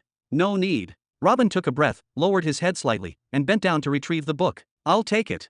He clutched it gently, almost reverently, then turned and began walking away. But he did not walk like before. This time, his gaze was fixed on the ground, his steps heavy, his mind drowning in thought. His eyes were wide open, staring at everything, seeing nothing. Bam! Watch where you're going, human. Smack! Open your eyes, you blind fool. The market's chaos screamed around him. Vendors shouting deals, buyers haggling, crowds pushing. But none of it registered in his ears. It had all gone mute. Robin's thoughts raced so fast that his mind began to burn, like a furnace fed with too much fuel. Damn it! Damn it! Damn it all! How could he vanish in front of me like that? Even a mid-stage world cataclysm cultivator couldn't take a step without me noticing. Even peak world cataclysm masters couldn't just escape my perception. So who was he? No, what was he? What did I just get myself involved in? And why? Why the hell did I talk about balance? Why not say something safe, something scientific, like the indirect gravitational influence, or how those two hidden forces affect the structure of universal laws, or their elusiveness? But balance, a master law. What kind of lunatic hears a random theory about invisible forces and starts preaching about cosmic balance? What have I done? Did I scare him? Does he think I'm insane? Or worse, did I pass some kind of hidden test? Am I being watched now? Robin suddenly stopped walking, pressing his palms against his forehead, fingers digging into his scalp. I just arrived in the middle belt. I was supposed to begin my journey, not get tangled in mysterious dangers from day one. Bang! He walked straight into someone again, but this time, it was like hitting a wall. He couldn't move forward. The way ahead was completely blocked. There he is. Ha! Robin looked up slowly, confused, only to see a fat finger pointing right at his face. The man it belonged to was short, bloated, and had enormous ears that drooped all the way to his round belly. It was the same vendor from earlier, the one selling polar unicorn blood at the market entrance. That's the bastard, the vendor screamed, his eyes bulging with rage. That's the one who crushed the value of my unicorn blood into the dirt. Apparently, after Robin's casual comment earlier, a bunch of curious buyers had demanded to test the blood's authenticity. When the vendor refused, spouting nonsense about mystery being the soul of the black market, many buyers walked off, muttering insults. The rest lowered their bids dramatically, down to a mere 3 cups of essence. So it really was you, huh? The vendor growled. Well, today, we're gonna teach you to keep that damn mouth of yours shut. Suddenly, 4 large figures stepped out from behind him, surrounding Robin from all sides. Each one had 4 muscular arms and long drooping ears just like their boss. Bam, bam. All 4 of them began cracking their knuckles at once, slamming fist into palm in a slow, menacing rhythm. The sound echoed like a war drum, loud enough to drown out the noise of the market. The customers standing nearby began backing away, hesitant steps taken with caution, their eyes wide with alarm. No one wanted to be caught in the middle of what was clearly about to turn into a violent scene. The vendors lining the street, on the other hand, instinctively turned their heads away, feigning disinterest as though nothing out of the ordinary was happening in front of them. Fights like this were not unheard of in the black market. On the contrary, they were a regular enough occurrence to dull the shock, but they were never the dominant culture of the place. That honor belonged to fear. Fear of the guards, fear of surveillance, fear of the unknown powers hiding in plain sight. Anyone reckless enough to stir up conflict here had to act fast, strike decisively, and vanish like smoke in the wind before trouble came crashing down. The largest of the four thugs stepped forward, the veins in his neck bulging with fury, his muscles coiled like a beast preparing to pounce. He raised two of his massive arms high above his head, ready to crush Robin's skull like a melon. You shouldn't have opened your mouth about things you don't even begin to understand, you stew. The blow never landed. The sentence never finished. It was as if time itself hiccuped, and all five of them froze mid-action. The four goons were paralyzed in place, expressions locked in whatever emotion had gripped them just seconds earlier: rage, mockery, bloodlust. One still wore a sneer, another a feral grin. Their hands hovered inches from their target, unmoving, their chests silent, no breath passing through their lungs. And the vendor, the loudmouthed man with the absurdly long ears, still pointing a trembling finger in Robin's face and screaming for his boys to tear him apart, he too became a silent statue. Mouth agape, fingers stiff, voice extinguished. They were not unconscious. They were not dead. They were trapped. This was Robin's soul technique, an adapted version of an ancient power he had learned from the curse of eternal stillness. It was not the full sigil, he had not etched divine patterns into reality or frozen time itself. No, this was the effect, replicated and condensed into pure spiritual pressure. He blanketed his foes in an invisible dome of soul force so dense it felt like their bodies were being sucked into the ground. Their muscles refused to obey. Their nerves refused to fire. Even blinking became impossible. And yet, they were aware. They felt everything. Trapped in their own skins, they could do nothing but watch. That damned old man, Robin muttered under his breath, rubbing his temple with a grimace. Planted ideas in my head that had no business being there. He gave his forehead two firm slaps and took a step forward. As he passed the vendor, he raised one hand, and with a sharp twist, crack, he snapped the man's outstretched finger cleanly at the joint. The sound echoed like a firecracker in the silence. Without breaking stride, Robin continued walking. I wonder, did he disappear because I passed his little test? Is that it? Maybe he's satisfied and doesn't want to be seen again? Or maybe he's watching me right now, waiting for something. He clicked his tongue twice and shook his head, frustrated. Tisk, tisk. Either way, there's no point dwelling on it. I probably won't see him again for a long time. Overthinking it will only poison my focus. With that thought, he finally placed the mysterious book into his spatial ring. He exhaled, gave his head a solid shake, and lifted his chin high as he walked onward with renewed calm. Tap, tap. Wow, incredible composure. Is this some kind of immersive theater performance? The spectators began to swarm around the frozen vendor and his four motionless thugs, gathering in a wide, curious circle in the middle of the market street. Whispers spread like wildfire. Meanwhile, the vendors who had been selling nearby, those who had clearly witnessed the entire bizarre event, did their best to look busy, completely turning their backs and redirecting their merchandise. None of them wanted any part of whatever this was. They're real, I swear. Touch them. Their skin's warm. A boy around 12 reached out and tugged at the nose of one of the frozen goons, laughing. This is amazing, here, take this as appreciation for your art. One passerby knelt, laid out a napkin in front of the vendor, and placed a finely cut energy stone on top, polished and shaped like a coin. Don't be stingy now, said a chubby man with a tiny elephant trunk protruding from his upper lip. He waddled forward and placed a small container beside the stone. A full liter of refined essence. You've earned it. Haha, I'll contribute too. Count me in. Later that day, the vendor finally felt the crushing pressure begin to lift from his body, like invisible chains being unshackled one link at a time. With immense effort, he managed to twitch his pupils and glance down toward the ground, and what he saw nearly broke his heart. A mound of riches had formed beneath him. Energy stones, essence vials, coins of power. No less than 15 full liters of energy essence, offered up by a crowd of unsuspecting admirers. Hee, thanks for the hard work, said a sly voice. The vendor's eyes twitched upward just in time to see a small, scrawny man, barely taller than a child, swoop in, scoop everything into a bag, sling it over his shoulder, and vanish into the throng of people. A single tear slid from the vendor's eye. Hhh. His scream tore through the street as the crushing pain returned in full force. He finally looked down at his broken finger, still throbbing violently, and howled in agony. Chapter 1289. A few hours later, the chaotic market surrounding Robin had gradually begun to quiet down, its frenzied energy slowly fading away until it eventually vanished entirely behind him. From the chatter he overheard, Robin came to understand that this place was referred to as the Walk of Opportunity, a bustling corridor of trade and chance centered solely around the space portals. As he continued walking, Robin caught the disgruntled voice of a wealthy individual muttering complaints. The man was clearly disgusted by what he called a revolting sight at the very entrance of the planet. According to him, it was an inappropriate and shameful front for the grand planet of Zurin. He added, rather dramatically, that once again, he would be filing a formal complaint to the ruling council, demanding the relocation of this mess to a more secluded location. However, based on what Robin had heard from other conversations, the council had always found such requests difficult to accommodate. The Walk of Opportunity was considered one of the planet's most significant attractions, a cultural and economic phenomenon in its own right. People from every corner of the surrounding galaxy would come here, drawn by dreams of sudden riches, legendary gear, or the hope of acquiring power from nothing. They would buy whatever caught their interest and then return to their distant homes with either treasure or regret. Having this marketplace right at the gate served a vital purpose. It expedited the business of those lesser individuals, allowing them to find what they were looking for quickly and leave without ever setting foot into the heart of the planet itself. This, at least, was the council's repeated justification, and so far, it had stood uncontested. In silence, Robin turned his head, casting his eyes over the evolving surroundings. Now that he had emerged from the overwhelming commotion, the environment had undergone a dramatic transformation, one worthy of a prestigious commercial planet that was not governed by any singular empire. The street vendors were gone, the narrow alleys replaced by broad, well-paved roads, and even the scent of cleanliness was suddenly noticeable in the air. The shops had grown in size and sophistication, some of them stretching multiple floors high. New elements had also started to appear, like recruitment convoys belonging to powerful clans and elite academies, each seeking the next generation of prodigies. Owner! Look over there again, on the third floor, quickly. After hearing Evergreen's excited voice, Robin halted his steps and followed her direction. There, towering ahead, stood an impressive 5-story weapon exhibition hall. Its entire front wall was crafted from glass, though even a quick glance was enough for Robin to realize it was not ordinary glass. No, this was the kind of reinforced material that even a seasoned martial emperor would struggle to shatter. Which one are you referring to exactly?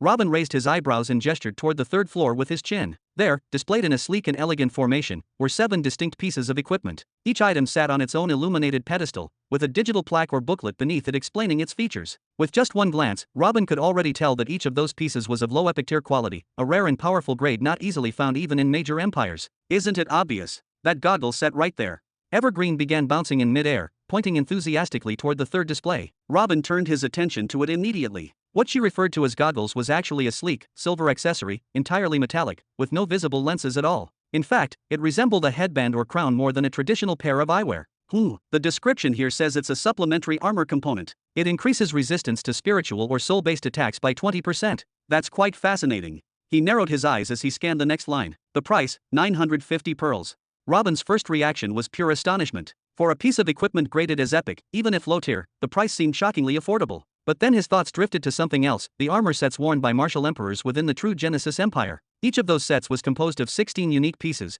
with every piece performing a separate function, and when fully assembled, the set would grant the wearer an additional composite ability. How much would a complete set like that even cost? And yet, tens of thousands of such sets were currently in use across the Empire's military. Even without considering that, how much had that mid-tier black epic armor worn by Halat cost? It had seemed priceless at the time. Seems like my army might be a little too spoiled.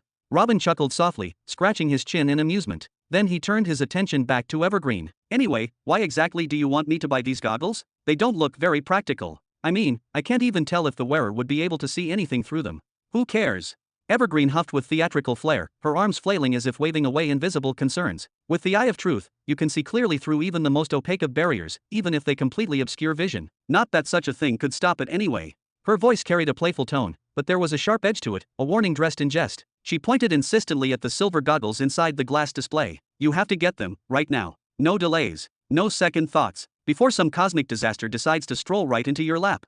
Then, without hesitation, she began nudging Neri repeatedly with both hands. Tell him, he listens to you more than he listens to me. He actually takes you seriously. Neri sighed heavily, clearly unamused by Evergreen's overly dramatic behavior. But she eventually gave a small nod, conceding to the point. I hate to admit it, but she might not be wrong. You can't just wander around with your golden eye exposed every time something interesting catches your attention or every time a skirmish erupts.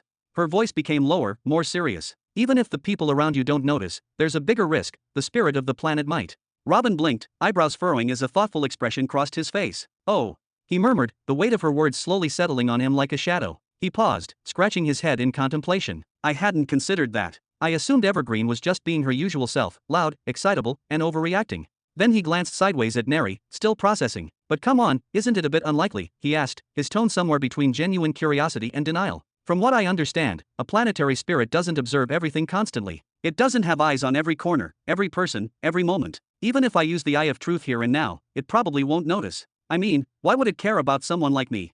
He began to pace slowly, as if organizing his thoughts. And even if someone does see a golden glow coming from my eye, so what? Aren't there tons of eye-based techniques that cause a glow, golden or otherwise? The odds of someone connecting that to him are incredibly slim. There are strict conditions for identifying one of his chosen candidates. The spirit would have to be watching me directly, all the time. It would also have to recognize the nature of the power I'm using, that I'm tapping into the master law of truth. That level of awareness? That level of precision? Highly improbable. Unlikely for anyone else maybe, Evergreen snapped, but you? You're a magnet for cosmic drama. You're cursed, or maybe blessed, to always end up in the center of the biggest storm. If something can happen, it will happen, and it'll probably happen to you. In a fit of exasperation, she grabbed Neri by the neck and began shaking her wildly, her voice shrill. Thwack! Neri, without breaking her stoic expression, calmly punched Evergreen away, sending her tumbling like a discarded doll. She turned back to Robin, her voice steady once more. She's overreacting, as usual, but the danger she's pointing to is real. Most planetary spirits wouldn't risk exposing you even if they realize who you are. They'd be too afraid to get involved in matters bigger than themselves. She glanced around as if making sure no one was listening. But the truth is, each planetary spirit is different. We're all born with distinct personalities, preferences, biases, even fears. You can never predict how one might react. Better safe than sorry. Robin rubbed his chin thoughtfully, clearly giving her words more weight than he had Evergreen's. Your logic is sound enough to make me consider actually buying those awful goggles, he said, then let out a light laugh and shrugged. But still, they're hideous. You're seriously going to risk attracting interstellar calamity just because they're ugly? Evergreen screamed from where she had landed, her voice cracking from disbelief. Of course, Robin said proudly, standing tall with a smirk. I'm a planetary emperor, after all. Even if no one here knows who I am, I must still maintain a certain level of regal presentation and personal dignity. He chuckled as he resumed walking, brushing invisible dust from his cloak. Imagine walking around looking like that. It's humiliating. And if I were to pull those things out during a fight, my opponent might die from laughter before the battle even begins. Suddenly, something ahead caught his eye. In this part of the planet, where the streets had been nearly deserted just moments ago, there was now a huge congregation of people. A massive crowd had formed, standing in a wide ring around what appeared to be a sleek, privately owned airship, an extravagant vessel floating gracefully just above the ground. Driven by curiosity and instinct, Robin veered off his path and approached the edge of the crowd. He gently tapped the shoulder of the only human he could see among the onlookers. Hey, brother, he said with casual familiarity, what's going on here? The young man turned around, eyes widening slightly with interest. Oh, don't you know, he said with a polite smile. Today they're conducting spirit identification tests. Anyone born with a rare or powerful soul type gets the opportunity to join the clan of the Seven Spirits, no fee, no conditions, completely free of charge. Chapter 1290. A soul type test? What exactly do you mean by that? Robin raised a single eyebrow in clear confusion, his golden eye narrowing slightly. The term sounded completely alien to him. In his understanding, a soul was either strong or weak. There was no such thing as types, at least not in the way it was being implied here. The young human beside him clicked his tongue with mild irritation and amusement. Tisk. Seriously, where have you been living all your life, brother? Under a rock? In a forgotten dimension? Just watch, it will all make sense soon enough. He grabbed Robin's shoulder in a casual but firm manner, guiding him forward and making space in the densely packed crowd so that Robin could get a clearer view of the scene ahead. From this vantage point, Robin saw it, a sleek, high-grade private spacecraft hovering just above the ground, sleek and elegant in its design. The hull shimmered with high-tier alloys, likely reinforced with defensive enchantments. In front of the ship's open ramp sat a young bald man, his face decorated with an array of intricate, glowing tattoos that hinted at both authority and combat experience. He wore a dark, tight-fitted uniform with silver accents, clearly the uniform of a powerful clan or organization. He sat in an almost lazy posture, legs crossed, elbows on his knees, radiating an aura of effortless confidence. Behind him stood two others in matching uniforms, arms folded respectfully behind their backs, expressions completely neutral, disciplined. In the air before the bald man floated two large crystals, both perfectly oval in shape and slightly larger than a human head. They hovered effortlessly, gently spinning and glowing with ethereal energy. These were not ordinary crystals. Robin could immediately sense that. They were covered in so many layered inscriptions that their true color was almost completely obscured. The runes pulsed gently, alive with intention and power. Before the crystals stood a line of about 20 young people, all waiting their turn. Every now and then, one would step out from the crowd, face full of either determination or anxiety, hoping to be chosen. Next.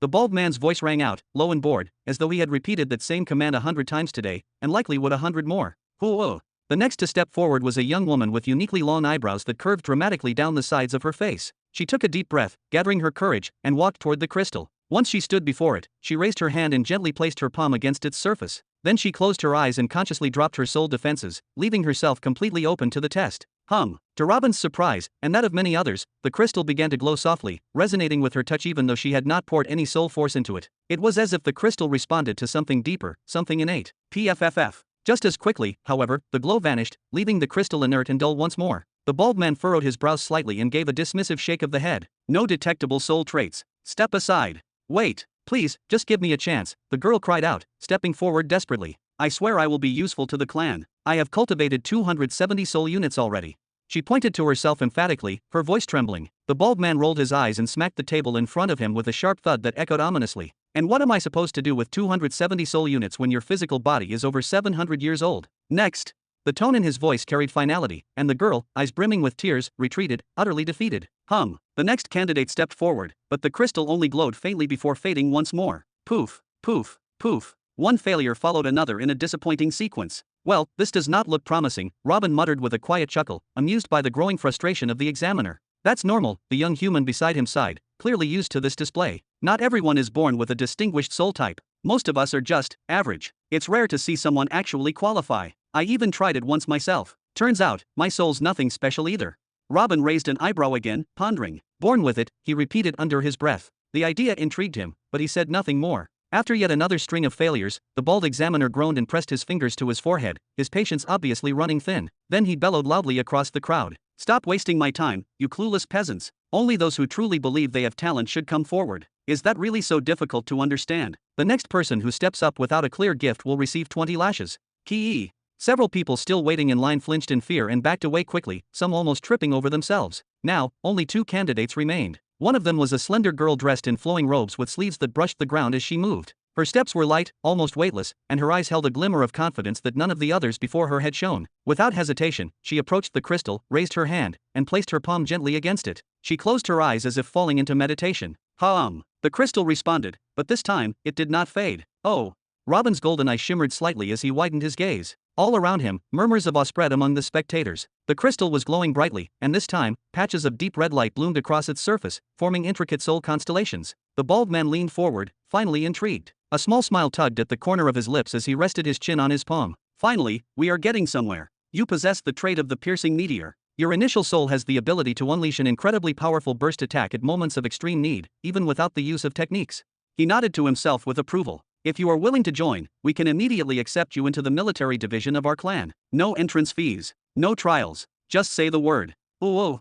The crowd erupted into applause and gasps of admiration. Hope, long absent, seemed to return with that one successful result. The atmosphere had shifted. The girl opened her eyes slowly and nodded, her voice calm and proud. Very well. I accept. Haha, excellent. Now you can proceed to the second crystal to measure your true soul force, the bald examiner said, clapping his hands together with satisfaction. His voice carried the confidence of someone who had done this 1,000 times before. He stood up from his chair, dusted off the front of his uniform, and walked a few steps forward to guide the girl to the next test. Just like before, place your hand on the crystal. Don't force anything, it will do all the work on its own. The girl gave a firm nod and stepped forward without hesitation. She reached out and gently pressed her hand against the surface of the second crystal. The crystal responded immediately, humming with a soft yet powerful vibration. Strange, intricate symbols began to etch themselves across its smooth surface, symbols that Robin had never seen before. They did not resemble any language he was familiar with. To his eyes, they were arcane and indecipherable. But it was clear from the examiner's reaction that they meant something. 90 soul units, and your physical age is only around 80 years? That's absolutely phenomenal. The examiner laughed heartily, clearly impressed. His voice echoed slightly over the hushed murmurs of the crowd. Then, with a dramatic wave of his hand, he pointed toward the sleek floating ship behind him. Go on inside and take a well-deserved rest. I'll join you shortly once I have wrapped things up here. Robin, along with several onlookers, watched with intrigue as the girl disappeared into the ship, escorted by one of the uniformed assistants who had been silently observing. Once she was out of sight, the examiner returned to his seat with the casual elegance of someone used to being in control. His eyes drifted toward the final person waiting in line. Next, he called out, his tone sharp and impatient. The last participant was an unusual-looking man. He had an enormous pair of curled mustaches that drooped past his cheeks and a slight greenish hue to his skin that hinted at some spiritual or racial heritage. Without a moment's hesitation, the man stepped forward and confidently placed his hand on the first crystal. Huo. The crystal lit up immediately. This time, it did not glow in one uniform color. Instead, it sparkled with the brilliance of countless stars, each shimmering in a different hue, as if a miniature galaxy had been born within the crystal itself. The examiner's eyes lit up with recognition, and a pleased smile formed across his lips. Spirit trait, godfather of illusions, he declared with pride. With the right training, you will be able to trap your enemies in vivid illusions, disorient their minds, and rob them of awareness far more easily than most. You are an ideal candidate for the Hall of Dreams. The mustached man chuckled softly and shook his head. Thank you for the offer, but I'm not interested in joining. I have my own shop here in town. I was just curious to know what kind of soul trait I had. He turned around, clearly preparing to leave. Hold it right there. The examiner slammed his palm against the table, his smile vanishing in an instant as he stood up, glaring. Do you think we are offering free public services here? The mustached man tensed, his brows furrowing and fists clenching instinctively. But then he paused, exhaled slowly, and forced a smile. He knew better than to provoke a conflict here. Ho ho, no offense meant, young master. I didn't realize there were formalities. Perhaps, there's another way to settle this.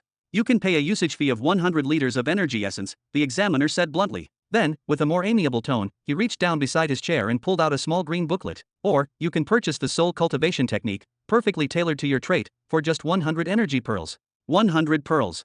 The crowd collectively gasped. The shock rippled through the spectators like a wave. Many of those who had hesitated earlier suddenly looked relieved, grateful that they had not stepped forward and risked being swindled. Robin raised an eyebrow and pointed at the booklet with mild curiosity. Wait, if it really suits him that well, isn't it worth the price? The human youth standing next to him scoffed and shook his head. Even if it's a perfect match, it's still just a basic soul cultivation method. Not offensive, not defensive, just support. And look at the color, it's green. That's the lowest tier. A green rank soul technique should never cost more than 5 pearls at most. Robin let out a soft whistle. Clearly, the price of 5 pearls was already considered steep, and this examiner was shamelessly asking for 20 times that amount. The mustached man looked visibly cornered. After a moment of internal struggle, he finally spoke. Thank you for offering options. I'll pay the participation fee. He stepped forward slowly and reached for a small leather pouch strapped to his waist. With a deep breath, he plunged his hand into it, the pouch clearly having spatial properties. One by one, he began pulling out sealed vials, each filled with a glowing fluid, perfectly identical in shape and size. He did not stop until 100 vials had been placed in a neat, shimmering row across the examiner's desk.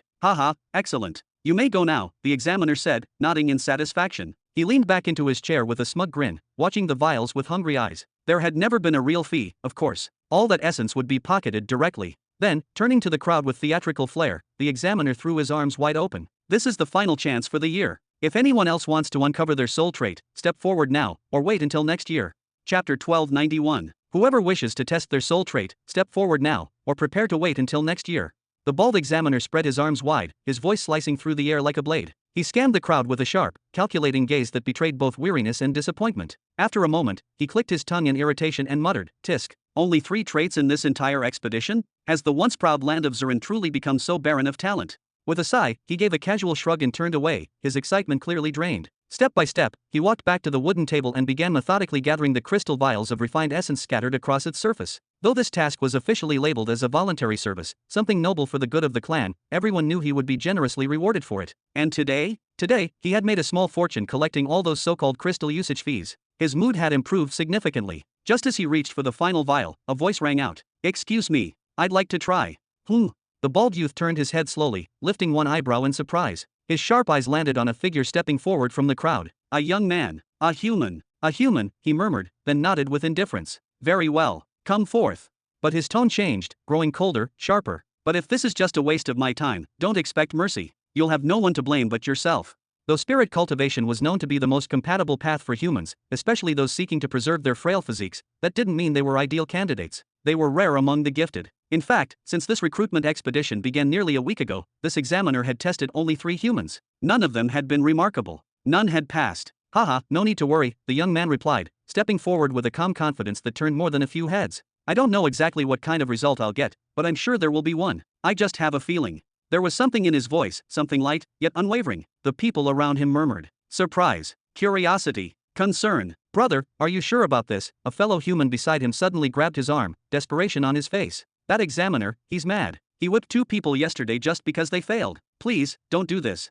But Robin, calm as ever, simply smiled. "Don't worry, everything's going to be just fine." And without another word, he continued forward. What most people didn't know was that Robin had been marked as unusual since childhood. Taken from his mother when he was only 3 years old, he had spent years moving between secluded chambers and secret training grounds. His relatives had suspected something rare lay within him, a unique spirit. But even they didn't know exactly what it was. The tools they used to test him were crude, old, and incapable of showing the full picture. All they had were whispers and guesses. Now, standing before the first soul testing crystal, Robin exhaled deeply. With no hesitation, he raised his right hand and gently pressed his palm against its cool, glassy surface. He closed his eyes. He let go of all his mental defenses. He opened himself completely. The crystal activated immediately, a deep, resonant hum echoing through the air. A soft pulse of energy flowed out from it, enveloping Robin's body. At first, the energy was gentle, warm, almost soothing. But then it shifted, pushing past the physical and into his spiritual core. It began testing him. Bam, bam. The gentle force transformed, knocking against the boundaries of his soul domain like a polite, persistent visitor. Then it surged inward, flooding his core and exerting pressure. It pressed from all sides, compressing his inner space. But because there was no hostility, no malice, Robin didn't resist. Seconds passed. Then the pressure withdrew. The energy faded. Robin opened his eyes. The crystal before him pulsed with a dark glow, deeper, heavier than any seen before. That darkness condensed into the center for a heartbeat, then spread outward in a wave of shimmering color. Again and again, the cycle repeated, gather, release, gather, release. The crowd gasped. Whoa, look at that. He's got a soul trait. Incredible.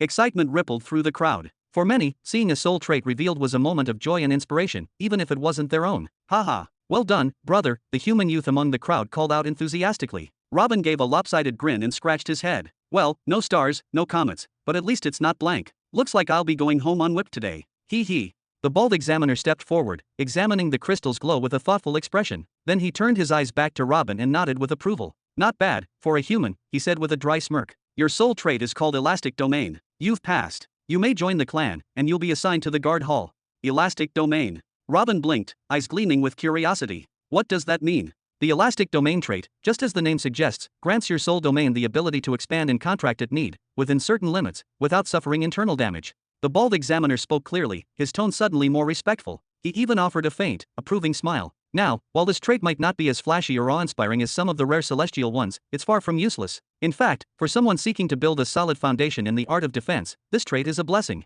He clasped his hands behind his back as he continued. Its strength lies in its adaptability. It makes your soul barrier incredibly difficult to penetrate, and its flexibility allows it to absorb shock and pressure from powerful attacks in ways that rigid domains cannot. With the right nurturing techniques and a well-balanced set of defensive arts, you could become a vanguard warrior, one who stands tall and unwavering at the front lines of the clan's future wars. The young man didn't skimp on the details, clearly making an effort to show respect. After all, Robin might very well be an ally in the near future. Elastic, huh?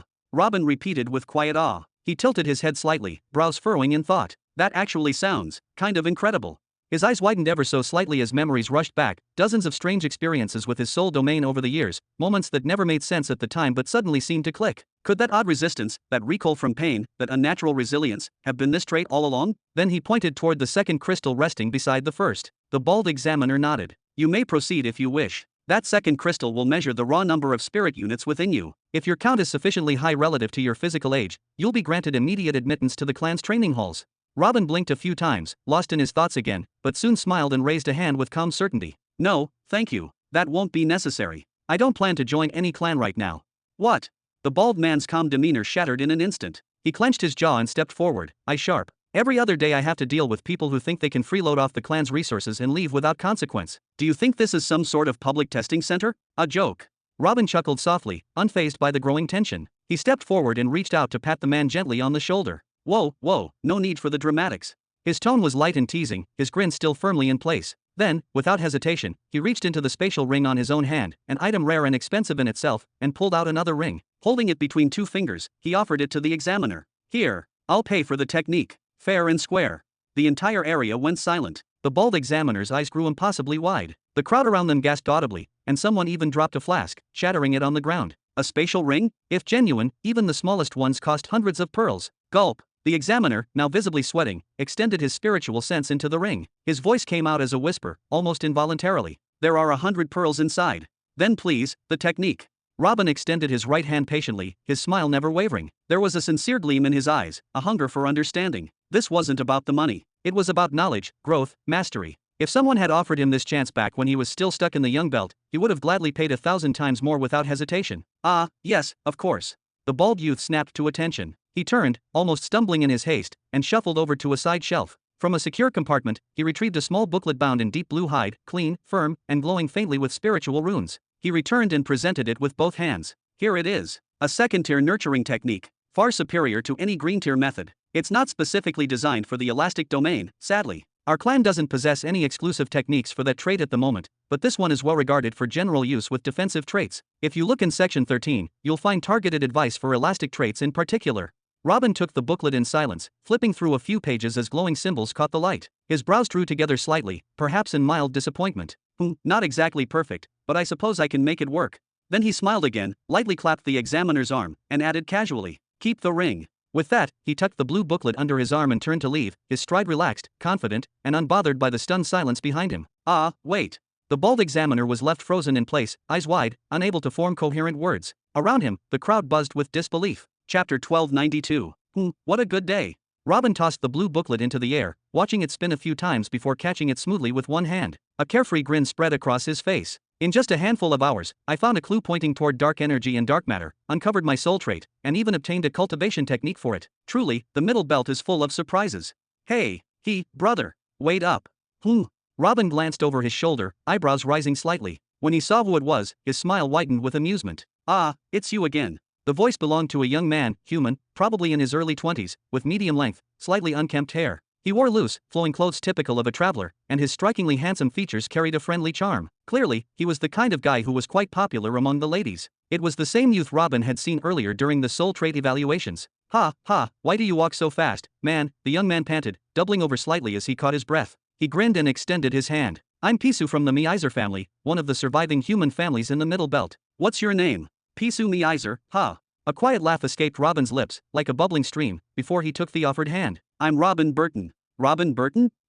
What a name. Pisu chuckled, shaking his hand eagerly. You're something else, brother. A soul trait user, and a rare one at that. Why in the world didn't you join the Seven Spirits clan? Oh, so that's why you came running. Robin's smile calmed into a curious, almost unreadable expression. Does it really matter to you whether I joined them or not? Of course it matters. What kind of silly question is that? Pisu frowned as though Robin had just asked if water was wet. Every human who rises in power is a win for all of us. The Seven Spirits clan is no minor group. They govern an entire planet, and even hold partial dominion over 2 others. If a human were to rise among their ranks, it'd be monumental. Robin's expression twitched, cycling through several emotions before he grabbed Pisu by the shoulder and gently pulled him to walk beside him. Pisu, right? I'm just a low-born farmer, not very educated in the ways of this place. So, how are things really for humans in this so-called Middle Belt? The real situation for humans, huh? Pisu blinked in surprise, then his eyes widened in realization. Oh, you must have just arrived, probably from a newly ascended planet, huh? Something like that, Robin said with a chuckle, patting the boy's shoulder. Tell me the truth. Why have I only seen a handful of humans since I landed? 3 or 4 at most. And what's even stranger, no one's tried to bully me. No hostility, no harassment. Why is that? Robin had been pondering it quietly for a while. If humans were truly persecuted, then why hadn't he experienced any of it? Was it luck? Or was something else going on beneath the surface? That's because the Middle Belt is far more dangerous than it appears, brother Robin. The surface is just a mask. Pisu's voice grew serious. You may already know this, but among all sentient species, humans are considered the weakest, physically fragile, and with no natural affinity to the elemental laws. And even in terms of soul cultivation, we don't exactly shine. He looked ahead again, the rhythm of their footsteps echoing down the quiet street. Other species, mutants, beast folk, shapeshifters, they're born with powerful bodies or natural affinities to elemental laws. We're not. We're the baseline. The original design, maybe, but not the strongest. Robin nodded slowly, remembering all the old teachings about humans being the default form of intelligent life. In the Middle Belt, there's no such thing as fairness or justice. Power is law, and the strong dictate what's right. Racial wars? They're common, violent, ruthless, and they almost always end in genocide. Pisu clenched his fists. We were taught as children that humans should be present on every planet, naturally, like seeds scattered by the wind. And yet, here we are, 70 million years after the Great Invasion era, and not many are left around. Oh, so we're that rare.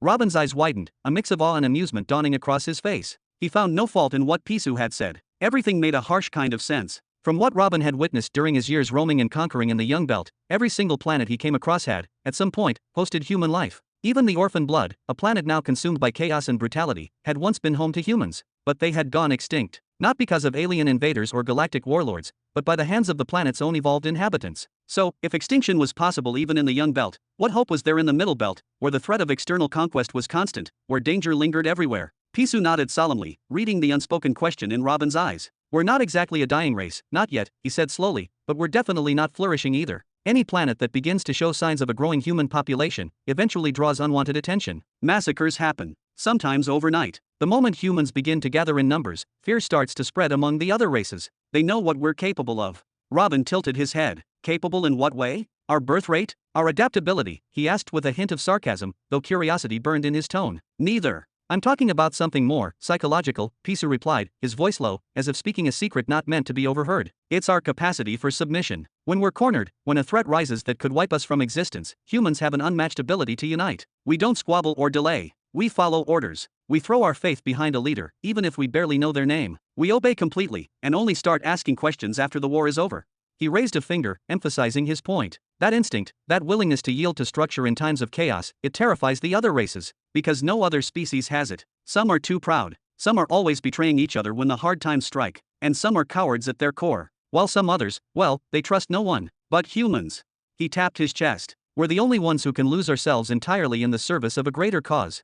He sighed deeply, the weight of a million silent histories pressing on his shoulders. That's why we're left alone when we're few. We pose no threat in isolation. But the moment we start to grow, to organize, that's when the blades come out. No empire will allow it. No faction dares take that risk. The idea of a human uprising is their worst nightmare. Robin blinked, absorbing every word. So it's some kind of universal population control, then. Not an official one. There's no interstellar law that mandates it. It's more like tradition, policy without paperwork, Pisu explained with a bitter grin. Every empire that governs humans imposes restrictions in one form or another. Forced sterilization, controlled births, infant culling, poisoned water supplies. Take your pick. The methods are many. The goal is always the same, keep our numbers below the danger threshold. And what about human planetary empires? Robin asked, a spark of naive hope flashing in his voice. Pisu scoffed. There are no human empires in the Middle Belt. Maybe there are humans who own academies, families, or sections. But empires? No, nothing like that exists. Robin stopped walking for a moment, stunned. How can you be sure? The universe is vast. Maybe there's one hidden away, waiting to rise. There isn't one, Pisu said with finality, his tone hardening. To build an empire, you need more than a dream. You need infrastructure, bureaucracy, generals, legions, and all of that has to come from the people. From the masses. From a population so large that war becomes sustainable. But how are we supposed to raise armies when we're not even allowed to reproduce freely? Robin said nothing for a while, his expression darkening. His gaze turned forward, but his mind drifted to the past. Only 100 years ago, his territories housed over 1 billion humans. Even then, he couldn't build an army strong enough to challenge Pythor head-on. They were too few, too scattered, too hesitant. And now, after decades of incentivizing reproduction, opening up colonization routes, and actively expanding human settlements across dozens of worlds, maybe the population had grown to 5, perhaps 7 billion at best. Still not enough. Caesar still demanded more soldiers, still cried out for more warriors. And yet, there were none to offer. If even 1 billion humans couldn't form a force mighty enough to challenge a dominant empire in the Young Belt, then what would it take to establish a true human empire in the Middle Belt? How many would be needed? 10 billion? 50? 100? How many lives must be gathered, just to create a good king? Chapter 1293. If we set aside the empires for a moment, that still leaves us with the families, commercial entities, clans, and academies. Tell me about them, Robin said as he continued walking forward, his footsteps steady while a quiet sigh escaped his lips. Let's start from the weakest to the strongest in terms of influence and power. First up, the commercial entities, Pisu replied, raising a single finger as a sign of enumeration. There are certain exceptionally intelligent humans who manage to achieve wealth, whether through luck, hard work, or sheer cunning, and used their financial gains to establish businesses. In the beginning, when their ventures were still small and vulnerable, they purchased slaves to guard their establishments. Over time, as their influence grew, they began attracting more humans and loyal followers. Eventually, their operations evolved into massive commercial powers recognized across entire sectors. He pointed toward a distant street. For instance, about 6 blocks from here, there's an enormous pill store called Safe Haven. The owner is human, and every single worker inside is human as well. He started his journey in the same uncertain, chaotic way as many others, fumbling through trial and error. But now, he has built extensive networks, alliances with numerous clans, academies, and even human kingdoms. His connections stretch so far that he's managed to forge ties with planetary empires of different races. Pisu's voice took on a proud tone. The Safe Haven grain store operates on every major commercial planet within Sector 100 of the Mid-Belt. In fact, it also maintains branches in several planetary empires, where governments have pledged to shield the stores from any sectarian or racial attacks. That's quite impressive, but isn't that more of a personal success story? What does that have to do with the core structure of the human race? Robin asked with genuine curiosity, his tone innocent and sincere. Pisu shook his head slightly. How can it not be relevant? Safe Haven is protected and supported by a web of human clans, academies, and small kingdoms, but it also gives back. It funds those institutions generously and supplies them with powerful pills that help strengthen their forces. You could say the owner acts as an unofficial patron of the human race, a foundation that helps prevent our total collapse.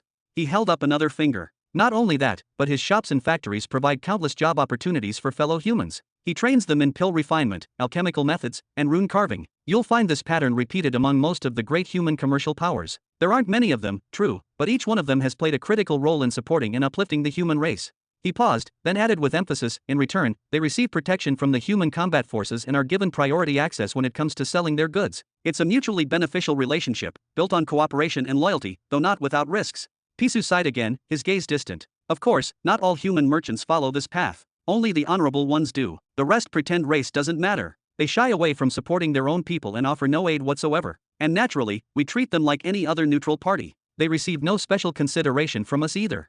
I see. Robin nodded a few times, deep in thought. And what exactly are these human combat forces you mentioned?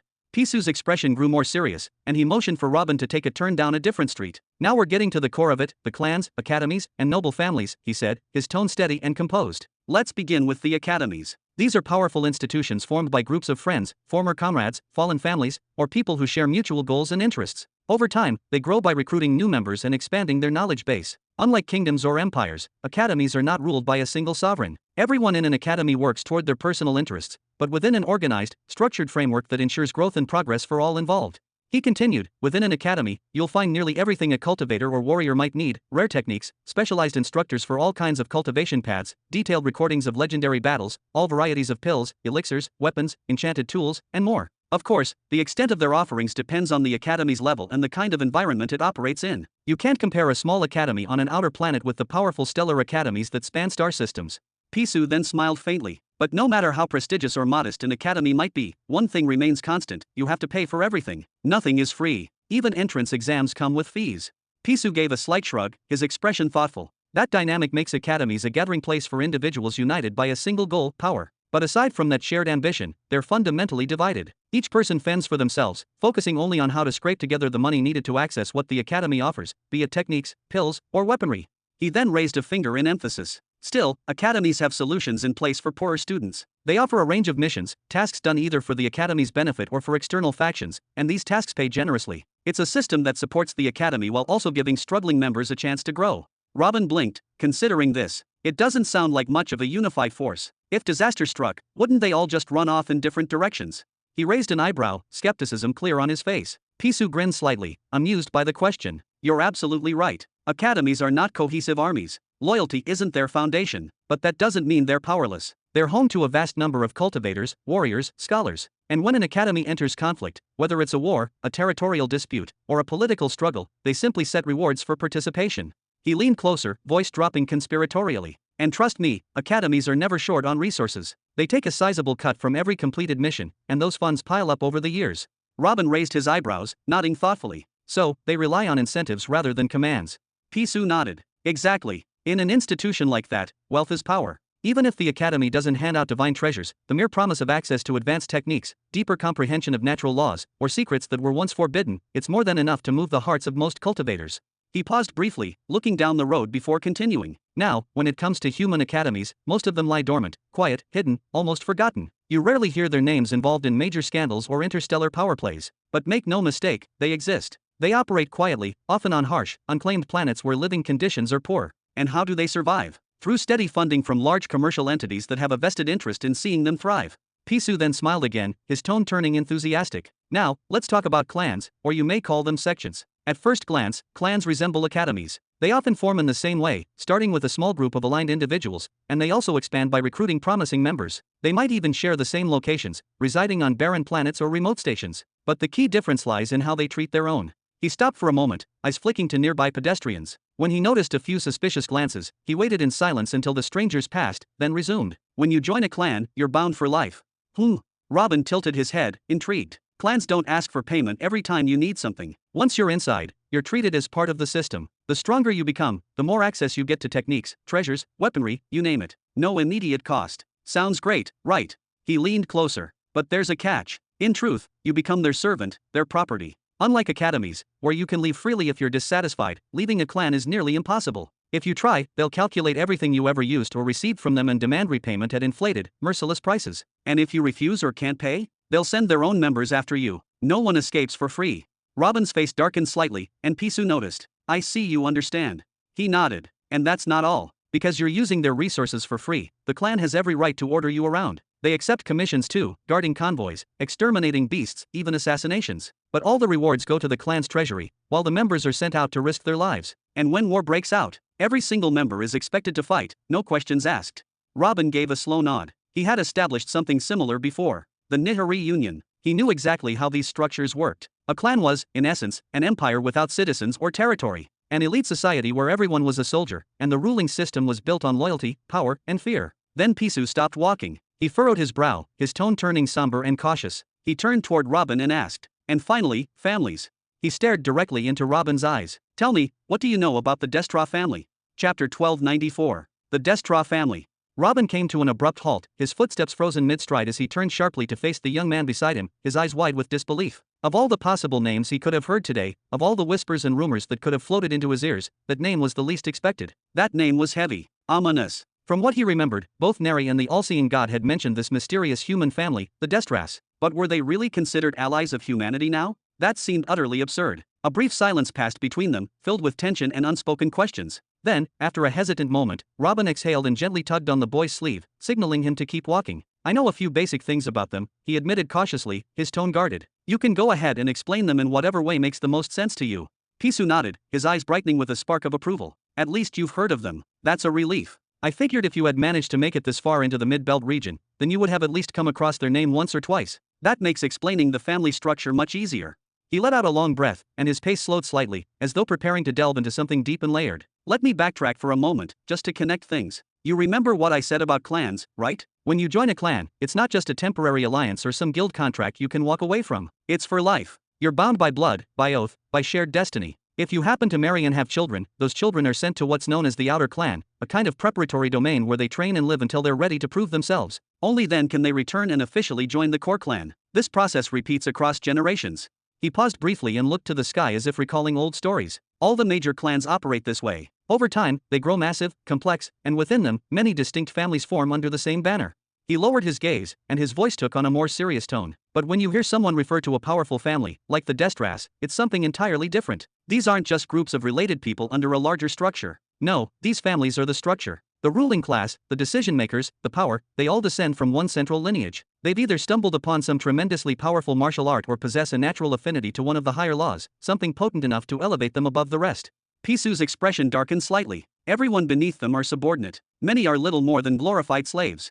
He gestured around them as if painting a grand picture. These great families control vast swaths of land, entire star regions in some cases. They have standing armies, political arrangements with other powers, and enough influence to rival empires. But here's what truly sets them apart: all of that, the land, the military, the diplomacy, is expendable, optional. All of it is like outer clothing that can be shed in a moment's notice. His eyes narrowed. You could destroy their holdings, raze their cities, break their alliances, and they'd still remain intact. Their true strength lies within the bloodline itself. As long as the core family survives, they can rebuild from nothing.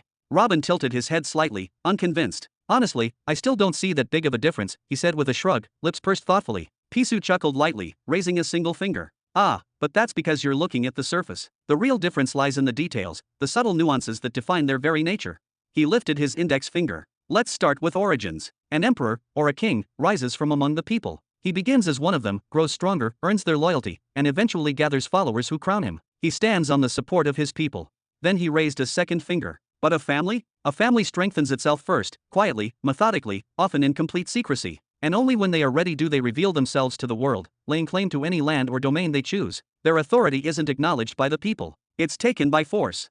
He raised a third and final finger. Next, let's talk about what happens when things fall apart. If you destroy an emperor's people, or worse, cause them to lose faith in him, then that emperor becomes just another man. Maybe a powerful one, yes, but still dethroned. Forgotten. His strength was never really his own. It came from those who believed in him. He paused for effect. But a family? You could tear down every piece of infrastructure around them, slaughter their soldiers, bankrupt their coffers, and they would still endure. Why? Because their power comes from within. From shared techniques, deep cultivation, inherited bloodlines, and unbreakable oaths. They don't need anyone else. Robin let out a slow, low whistle, clearly impressed, and maybe a little disturbed. The way Pisu spoke of these families, they didn't sound like noble houses or ancient dynasties. No, they sounded more like warlords. Like bandit kings who had shackled entire towns and bent them into their will, forcing their people to labor and die for their legacy. So, earlier you mentioned you're from the Miizer family, huh?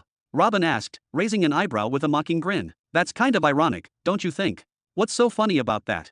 Pisu raised a single eyebrow, clearly confused for a moment. Then, as if realizing something obvious, he slapped his palm against his forehead. Ah, I get it now. You think I'm trying to tarnish the image of the family system? You misunderstood me. What's so wrong with them being the power center themselves, or anything I just described? In a universe where strength dictates everything, people don't resent that. They crave it. They hope a family will rise to lead them.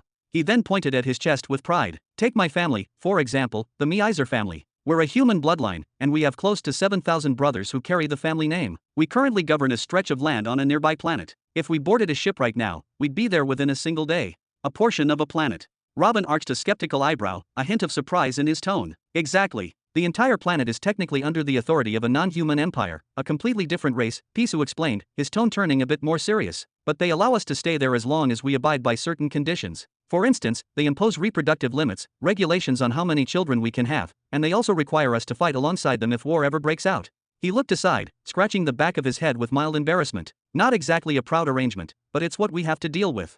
Then he turned back to face Robin, his voice steadying. Still, don't underestimate what our families manage to protect and uphold. Under our care, there are nearly 300,000 human beings, men, women, children, all living their lives with some measure of peace and stability.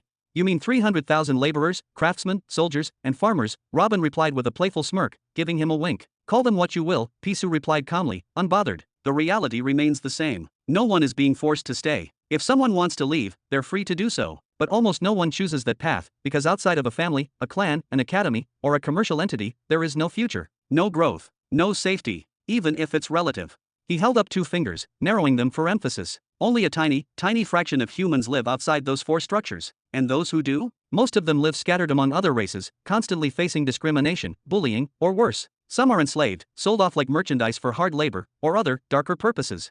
His voice dropped slightly in tone. That's why the official human population only accounts for those within the 4 major structures, because those are the ones who truly count. And here's something that might surprise you, he added, a glint of pride lighting up his face. Even if you combine the strength of the commercial entities, the clans, and the academies together, they couldn't even support a quarter of the human population that the families do. Those 3 structures tend to exist in distant, isolated places, or they operate under the thumb of non-human empires. Their resources and influence are limited, valuable, sure, but still limited. Pisu lifted his chin, pride radiating in his voice now. But families are on another level entirely. Take the Destra family, for instance. It all began with Father Helmer, a man who gained an innate affinity with destruction itself. He passed this trait on to several of his children. Each of those descendants built a legacy, and now they rule over a vast sector filled with trillions upon trillions of humans. Sounds to me like they're some kind of saviors of humanity, Robin muttered, narrowing his eyes suspiciously. Well, not exactly, Pisu said with a laugh, shaking his head. Their armies and workforces include all kinds of races. Everyone, regardless of their origin, serves equally, whether it's in combat, administration, or labor.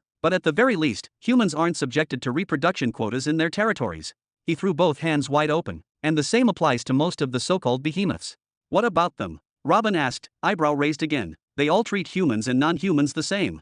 Not all of them, Pisu said, wagging a finger. In case you don't know, behemoth is a nickname for the beings who have reached the 7th stage of law mastery, individuals of nearly unmatched power. He let out a short laugh. And no, not all of them treat humans equally. In fact, some have completely wiped out humans from their sectors. Then Pisu raised a single finger again, smiling. Only the human behemoths treat both humans and other races equally. Only the human ones. Robin stopped walking, brows furrowing. Are you saying there are more human behemoths besides the Destra family? Ha ha ha. Pisu laughed heartily and stepped closer, placing a firm hand on Robin's shoulder. Believe it or not, nearly half of all known behemoths are human. Chapter 1295. You say half of what? Robin shouted with such force that his voice echoed down the bustling street, grabbing the attention of nearly every passerby. Heads turned, conversations paused, and curious eyes landed on the 2 men in the middle of the road. Easy now, calm down, my friend. What's gotten into you? The young human said with an embarrassed smile, glancing nervously to both sides at the growing number of onlookers. He gently pushed Robin forward, encouraging him to keep walking so they wouldn't cause more of a scene. Seriously, how do you know about the Destra family but not a common piece of knowledge like this?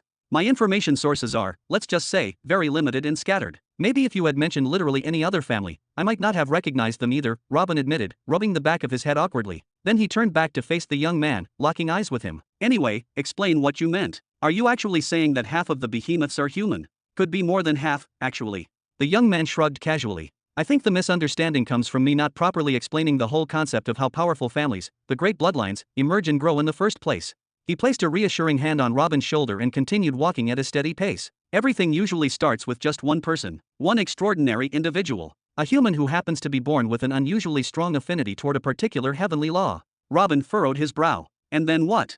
Then it depends, the young man said with a grin. Depends on whether that special person is able to pass down that affinity to his descendants or not. Can the gift be inherited? If yes, how many generations does it last? How strongly does it manifest in the bloodline? That's where things get interesting. Robin tilted his head, still unsure. You'll have to break it down for me. Alright, let me give you an example. Take the ancestor of the Mazer family, my family. That man was born with an unnatural affinity for the law of sound. At some point, he realized he could harness the 4th tier of the sound law without relying on elixirs, enhancements, or external tools. Just raw, pure resonance. That kind of thing doesn't happen. It made him what we call a special human. Robin nodded, slowly beginning to understand. After that, our ancestor focused heavily on reproduction, like, excessively.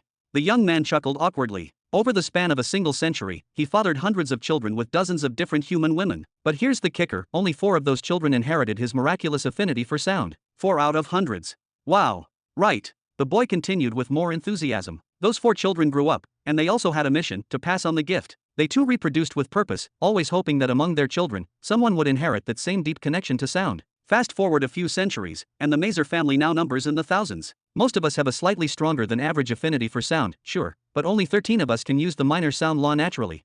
Then he proudly pointed to himself with a wide smile. And I'm one of those 13. Robin gave a polite nod. Impressive. The young man cleared his throat when he noticed Robin's lukewarm reaction. Anyway, that special affinity, that heavenly gift, it's the key behind every human who's ever reached the level of a world cataclysm class being or higher. It's the secret behind our species' survival across countless ages of conflict and disaster. Families that were built upon a divine gift like that have been the shield and banner of humanity for generations. He raised a finger. But not all gifts are created equal. Even among us Mazers, with our 13 gifted members, our affinity is still limited to a minor law under an essential path. It's not particularly glamorous. His gaze sharpened as he looked directly into Robin's eyes again. The families you should really fear are the ones with members who possess a high-level affinity toward a major law. That's a different level entirely. Robin let out a low whistle, the kind that escapes when the mind is overwhelmed by a terrifying realization. The implications began to settle in. What if Raiden, someone like him, used the same method? What if he reproduced and created 12 descendants, each with perfect affinity for lightning, each one capable of breaking through to world cataclysm level, or beyond? That would be a nightmare. An unstoppable bloodline. The young man's tone suddenly became colder, heavier. And among those, the true apex predators, are the families with a bloodline tied to a fundamental law. Robin turned sharply, locking eyes with him again. The behemoths of humanity, the young man said, pausing for effect, are those individuals born with extreme, unmatched affinity toward one of the fundamental laws of the universe. And they didn't stop there. They built families, lineages, dynasties. They turned that miracle into a legacy. Robin's eyes widened as he looked ahead, now visibly shaken by the revelation. He brought a hand to his chin, tapping it thoughtfully. That's incredible. They all truly possess some form of unique affinity, Pisu said, waving his hand loosely in the air, as if brushing aside the complexity of the topic. Some of them even claimed they weren't born with such an affinity, but rather took it by force from the heavens. Some say it came through pain, others say it came during some grand revelation. Either way, the result is the same, an innate connection to one of the fundamental laws of the universe. He paused, his tone growing a bit more thoughtful. And not all of them formed families either. Some tyrants were so obsessed with maintaining their uniqueness, their identity as one-of-a-kind beings, that they chose to never reproduce. They took on disciples and followers, sure, but they never had children, never passed on their blood. Maybe we can call that a one-man lineage, a family of one. Robin walked silently for a few seconds, furrowing his brows as he processed the flood of information, his boots tapping rhythmically on the cobblestone street. If what you're saying is true, and humans really have that many tyrants among them, why don't they do something? Why don't they come to help their own people, the ones being oppressed, enslaved, or worse? Pisu gave a short, dry laugh. Help? You mean like flying across the stars with a hero's cape and rescuing the helpless? He shook his head and waved dismissively. It's not that simple. First of all, don't forget how enormous the distances are between sectors. No one can just pack their things and head out to another region because they heard some human died or got bullied somewhere. It's not realistic. He shrugged, then added with a tinge of cynicism, and honestly, I don't think they really care that much. Tyrants, they're beyond regular people. Their focus is usually on higher matters, immortality, ascension, dominion over laws themselves. Most of them probably look at the petty squabbles of mortals and think, not my problem. Besides, he went on, humans aren't facing complete annihilation, at least not yet. There are still trillions of us spread across the sectors. Even in places like Sector 100, which doesn't even have a single human tyrant to protect it, we still have many humans here. And even if everyone in this particular sector were wiped out tomorrow, well, it wouldn't be the end of the human race. Other sectors still have human tyrants, and they'd carry on. He laughed again, this time a bit more loudly. Maybe that's why the other races don't even bother trying to wipe us out completely. They know it's impossible. As long as human tyrants exist somewhere, we're unextinguishable. No matter how many fall, others will rise in other places. Robin tilted his head, intrigued. So is that why no one's been bullying or robbing humans here either? Ever since I arrived, I've seen very few humans around, but no one's treated me differently. No hostility. No prejudice. I expected worse.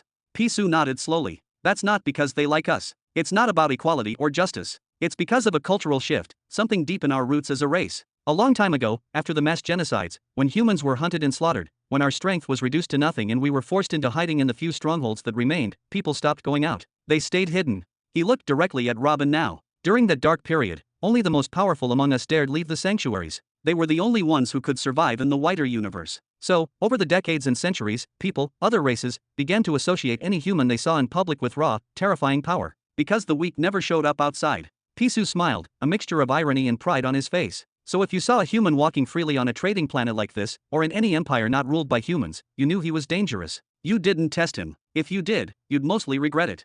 He lifted both shoulders in a casual shrug, and over time, that idea settled into the minds of all the other races. It became a cultural truth, a psychological reflex, if you might call it. Oh. Robin raised his eyebrows high, clearly surprised. So they all just assume I'm strong just because I'm human? That's absurd. If someone had given him 1,000 years to guess why he wasn't being targeted, he never would have landed on that. But now it all made sense. Perhaps the legacy of those ancient, struggling humans had shaped this perception. Despite the blood, despite the fear, they had carved out respect in the minds of their enemies. Wait, is that why that bald examiner gave me a blue tier technique instead of the standard green one when he saw I had 100 pearls? Did he assume I was one of those elite human experts? That's unexpectedly clever. We've arrived. Pisu announced brightly, snapping Robin from his thoughts. Chapter 1296. We've arrived.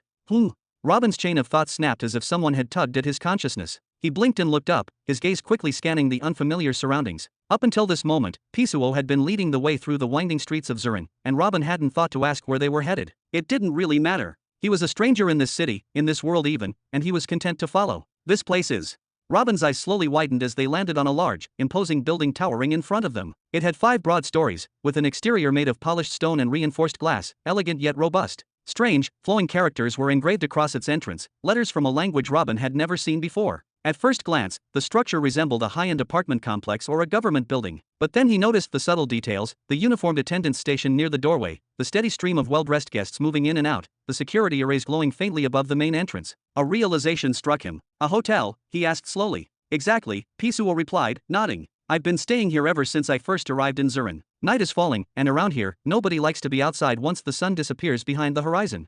He gestured subtly toward the nearby streets. Though the area was considered one of the cleaner and safer districts, relatively free of wandering vendors and petty thieves, it had still been busy earlier with shoppers and merchants. But now, a sudden shift had taken place. With a single glance, Robin saw the change. The streets had grown noticeably emptier. Only one person was visible within his line of sight, a lone figure briskly walking, clearly in a hurry to get somewhere safe. The atmosphere felt different, heavier, as if the very air whispered that danger was not far off. The larger stores had already begun activating stronger lighting arrays and setting up layered defense formations across their storefronts. Smaller shops were closing up entirely, slamming their shutters down with urgency. Is this some sort of law? Robin raised an eyebrow, puzzled by the sudden transformation. Not a written one, Pisuo replied, shaking his head solemnly, but one that's etched deeply into the hearts of everyone who lives in this world. Safety in a realm ruled by strength is never absolute. It's only ever relative. Maybe under the watchful eyes of guards and enforcers, people behave, on the surface. But when night comes, crimes like theft, assault, even murder, all become far more common. Robin still seemed skeptical. Even here, in such a well-established trade hub, they can't maintain order after dark. Heh, Pisuo chuckled. City guards still need to physically witness a crime and apprehend the criminal before justice can be served. Unfortunately, the city itself isn't a living, sentient being. It can't just react to trouble automatically. If you went to the space portals right now, I guarantee you, there wouldn't be a single vendor left open. I suppose some rest wouldn't hurt either, Robin admitted, stretching slightly. There are a few things I've been meaning to try anyway. Perfect. Pisuo grinned wide. If you don't mind sharing, you can stay in my suite. I paid for the entire week already. Oh, you'd really do that for me? Robin asked, genuinely surprised. Of course. Pisuo laughed heartily and gave Robin a friendly nudge. It's not every day I meet another human around here. If you enjoyed this video, hit that like button and subscribe so you never miss an update. Check out the playlist to catch up on the rest of the series. Robin murmured, I'll be back visibly impressed as he took in the suite's interior. As it turned out, Pisuo hadn't just rented a room. He had practically secured the entire top floor of the building. The 5th floor was lavish and expansive, more like a private residence than a hotel suite. The furniture was luxurious, the lighting was soft and magical, and the air smelled faintly of fresh herbs and polished wood. There was enough space here to comfortably house a family of 20 or more. Being one of the 13 prodigious talents in his clan clearly had its advantages. Haha, want a tour? Pisuo pointed toward a stylish bar area filled with neatly arranged bottles of colorful drinks. Don't hold back, by the way. Everything here's free. No need, Robin said with a faint smile as he clapped Pisuo lightly on the shoulder. I'll get some rest. I've been holding off on testing something for a while.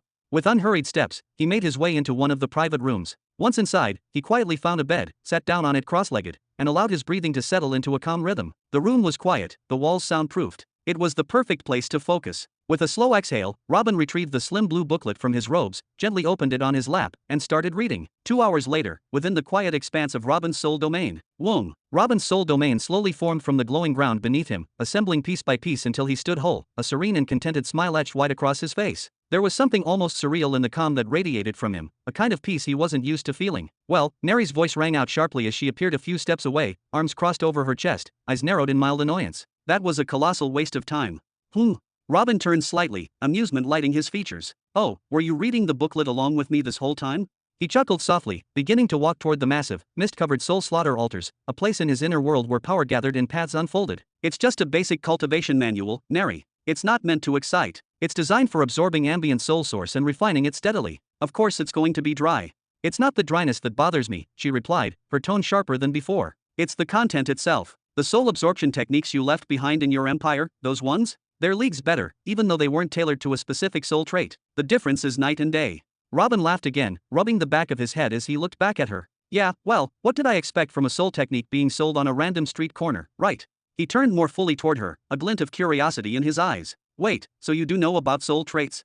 Neri nodded, her expression smoothing a little. Of course. Among the soul masters, those who possess a unique soul trait are treated with the same reverence and value as cultivators with rare affinities in natural energy paths. It's a fundamental advantage. Robin blinked, then frowned. Then why didn't you tell me about my trait? If I'd known earlier, maybe I could have reached another level entirely by now. My whole empire might have advanced with me if we had that edge. Neri let out an exasperated sigh and waved one small hand as if brushing away his complaint. First of all, I didn't know what your trait was. Second, even if you'd started researching it on your own, it would have taken centuries of studying the souls of billions of people to begin mapping out even a fraction of the known traits. And even then, you wouldn't have discovered all of them. She stepped a little closer and pointed a finger toward him. That crystal you touched, it wasn't just a trinket. It was the distilled result of millions of years of soul research, accumulated through countless sacrifices and discoveries. Stop acting like all it takes is a flash of inspiration and a bit of effort to unlock secrets like that. Fair enough, Robin muttered, raising both hands in surrender, then turned back to face the swirling altars ahead of him. His smile, instead of fading, grew a bit wider, softer, more thoughtful. He clasped his hands behind his back, breathing in slowly, letting the silence of his inner world wash over him. Neri glanced at him sideways, then walked a few steps until she stood beside him. She tilted her head and stared up at his profile for a moment, her eyes narrowing slightly in thought. All right, what's going on with you? She asked at last. It's not like you to walk around with that sort of grin plastered on your face. You're not the type to hand out smiles for free. Are you feeling okay? Ha ha ha. Robin laughed heartily and reached down to gently ruffle her hair. So it's that obvious, huh? Yeah, I guess I do feel good today. Happier than I have in a while. I don't know how to explain it exactly, but there's this deep feeling of satisfaction inside me. Satisfaction, she repeated, raising a skeptical eyebrow. That's a new one. What's got you feeling all fulfilled today, almighty planetary emperor? Hee, cut it out with the teasing, he said, rolling his eyes. It's just, I've always felt like I was fighting for every inch I gained. Like the universe constantly conspired to put me in the worst possible outcomes. Even earning my title as planetary emperor, it wasn't fate, or destiny, or talent. It was blood, sweat, and more sacrifice than I'd like to count. He paused, the smile on his lips deepening with emotion. But today, for the first time, I felt something different. After learning about my soul trait, after realizing that I do have something uniquely mine, I felt lucky. Like for once, life gave me something before I had to bleed for it. He looked up, his eyes shining with a quiet sense of purpose. Today, I felt like I got my share of what the world has to offer, just like everyone else. Chapter 1297. All this just because you have a defensive soul trait? I don't get it. Neri tilted her head slightly, her eyes narrowing in mild confusion. Step. Evergreen approached from afar, strutting confidently as if on a private runway. She leaned in toward Neri, placing her hand dramatically near her mouth as if about to share a state secret. This is what happens to old men, she whispered theatrically. It's called a midlife crisis. Just ignore him for a bit, and he'll snap out of it. By thy, teach her a lesson, Robin said with a sharp whistle, then pointed casually at Evergreen like summoning a loyal hound. Yes. A familiar shadow came running. Kai-a-a-a-a. The girl's scream pierced the air as she stumbled backward in panic. Her eyes went wide in horror at the sight of the massive soul creature dashing straight toward her. He. That girl should be hung upside down by her ankles twice a day. Maybe then her thoughts would align properly. Robin chuckled heartily as he watched her flail and run for her life. He then turned back toward Neri, the amusement still tugging at his lips, and gently ruffled her hair. You, my dear, are the most level-headed among all the planetary spirits I've met. Do you really think I'm thrilled just because I received a defensive soul trait? I've got 470,000 soul units. Well, make that 471,000 now. Who's even going to threaten me easily with that kind of soul force? Then why are you so pleased with yourself? Neri's tone sharpened slightly as she furrowed her brows. I don't see anything else noteworthy about it. Are you simply grateful for having a trait at all?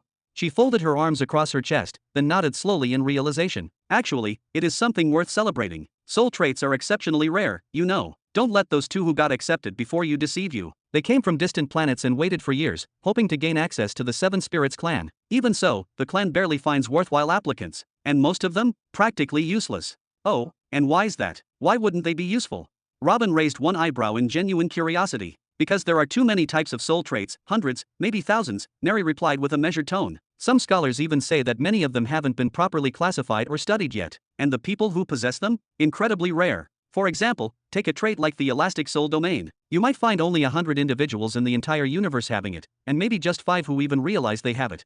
She pointed at Robin, her expression firm. That's why you'll rarely find high-level techniques that are specifically tailored for one particular trait. Because so few people have it, there's simply no demand to create those techniques. And if any such techniques exist, they're prohibitively expensive. A modest clan like the Seven Souls simply can't afford to support that kind of development.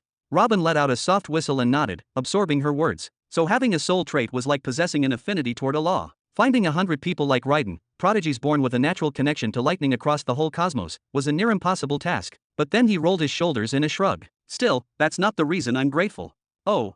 Neri tilted her head again, intrigued. Then what is it? It's because I'm alive because of that trait. Robin's voice softened slightly as he shook his head. I've always wondered how my soul domain managed to withstand the full brunt of Hovenheim's soul explosion that day. I hadn't even opened it before that day. Neri's eyes widened a little. Even though she hadn't been present during the incident, she'd heard of it. It was the kind of tale that echoed through realms. Remember when I was refining you?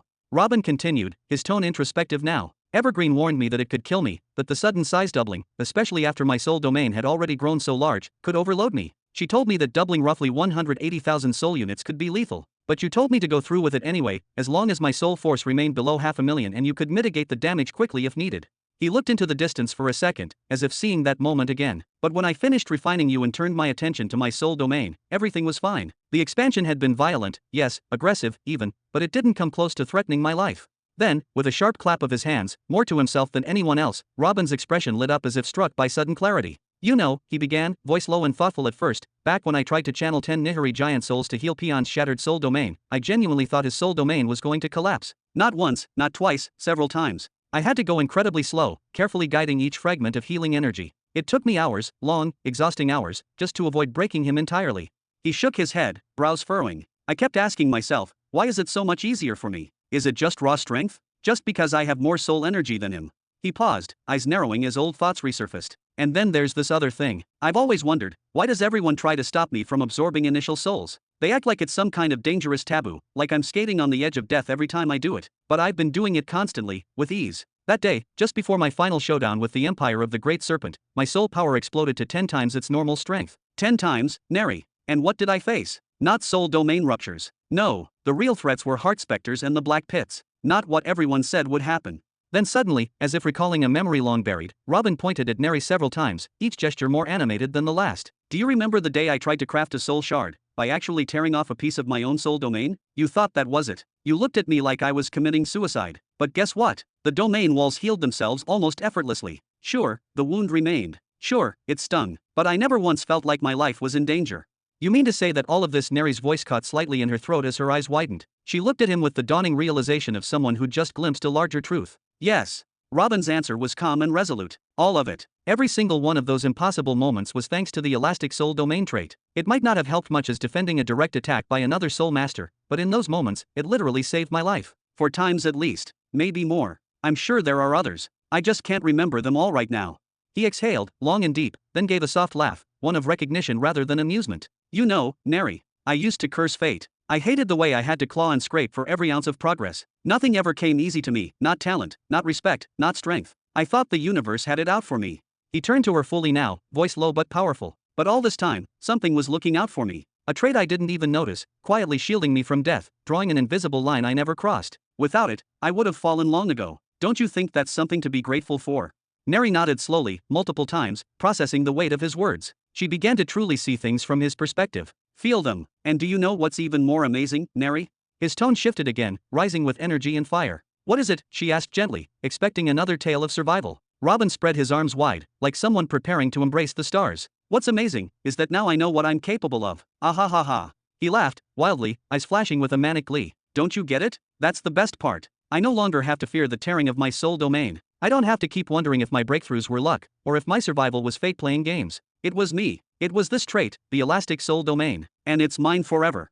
Then his eyes refocused, staring forward at some distant horizon, burning with ambition and hunger. If I wanted to right now, I could end the soul massacres and absorb every single soul myself. If I wanted, I could refine any planet I set my eyes on. There are no limits anymore. No ceiling, no maximum number of planets I can refine. That wall I always saw? It just crumbled. Wait a moment.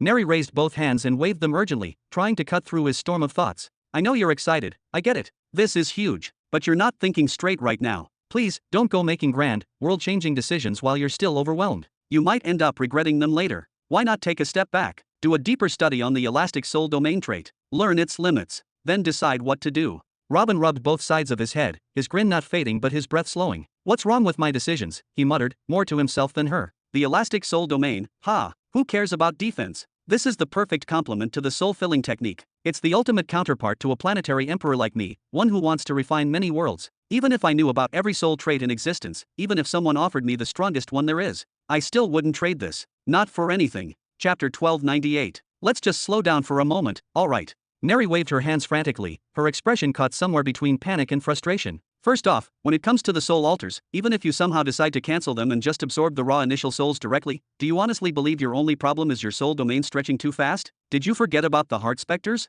The black pits? Have you really forgotten all of that so quickly? You've got a point.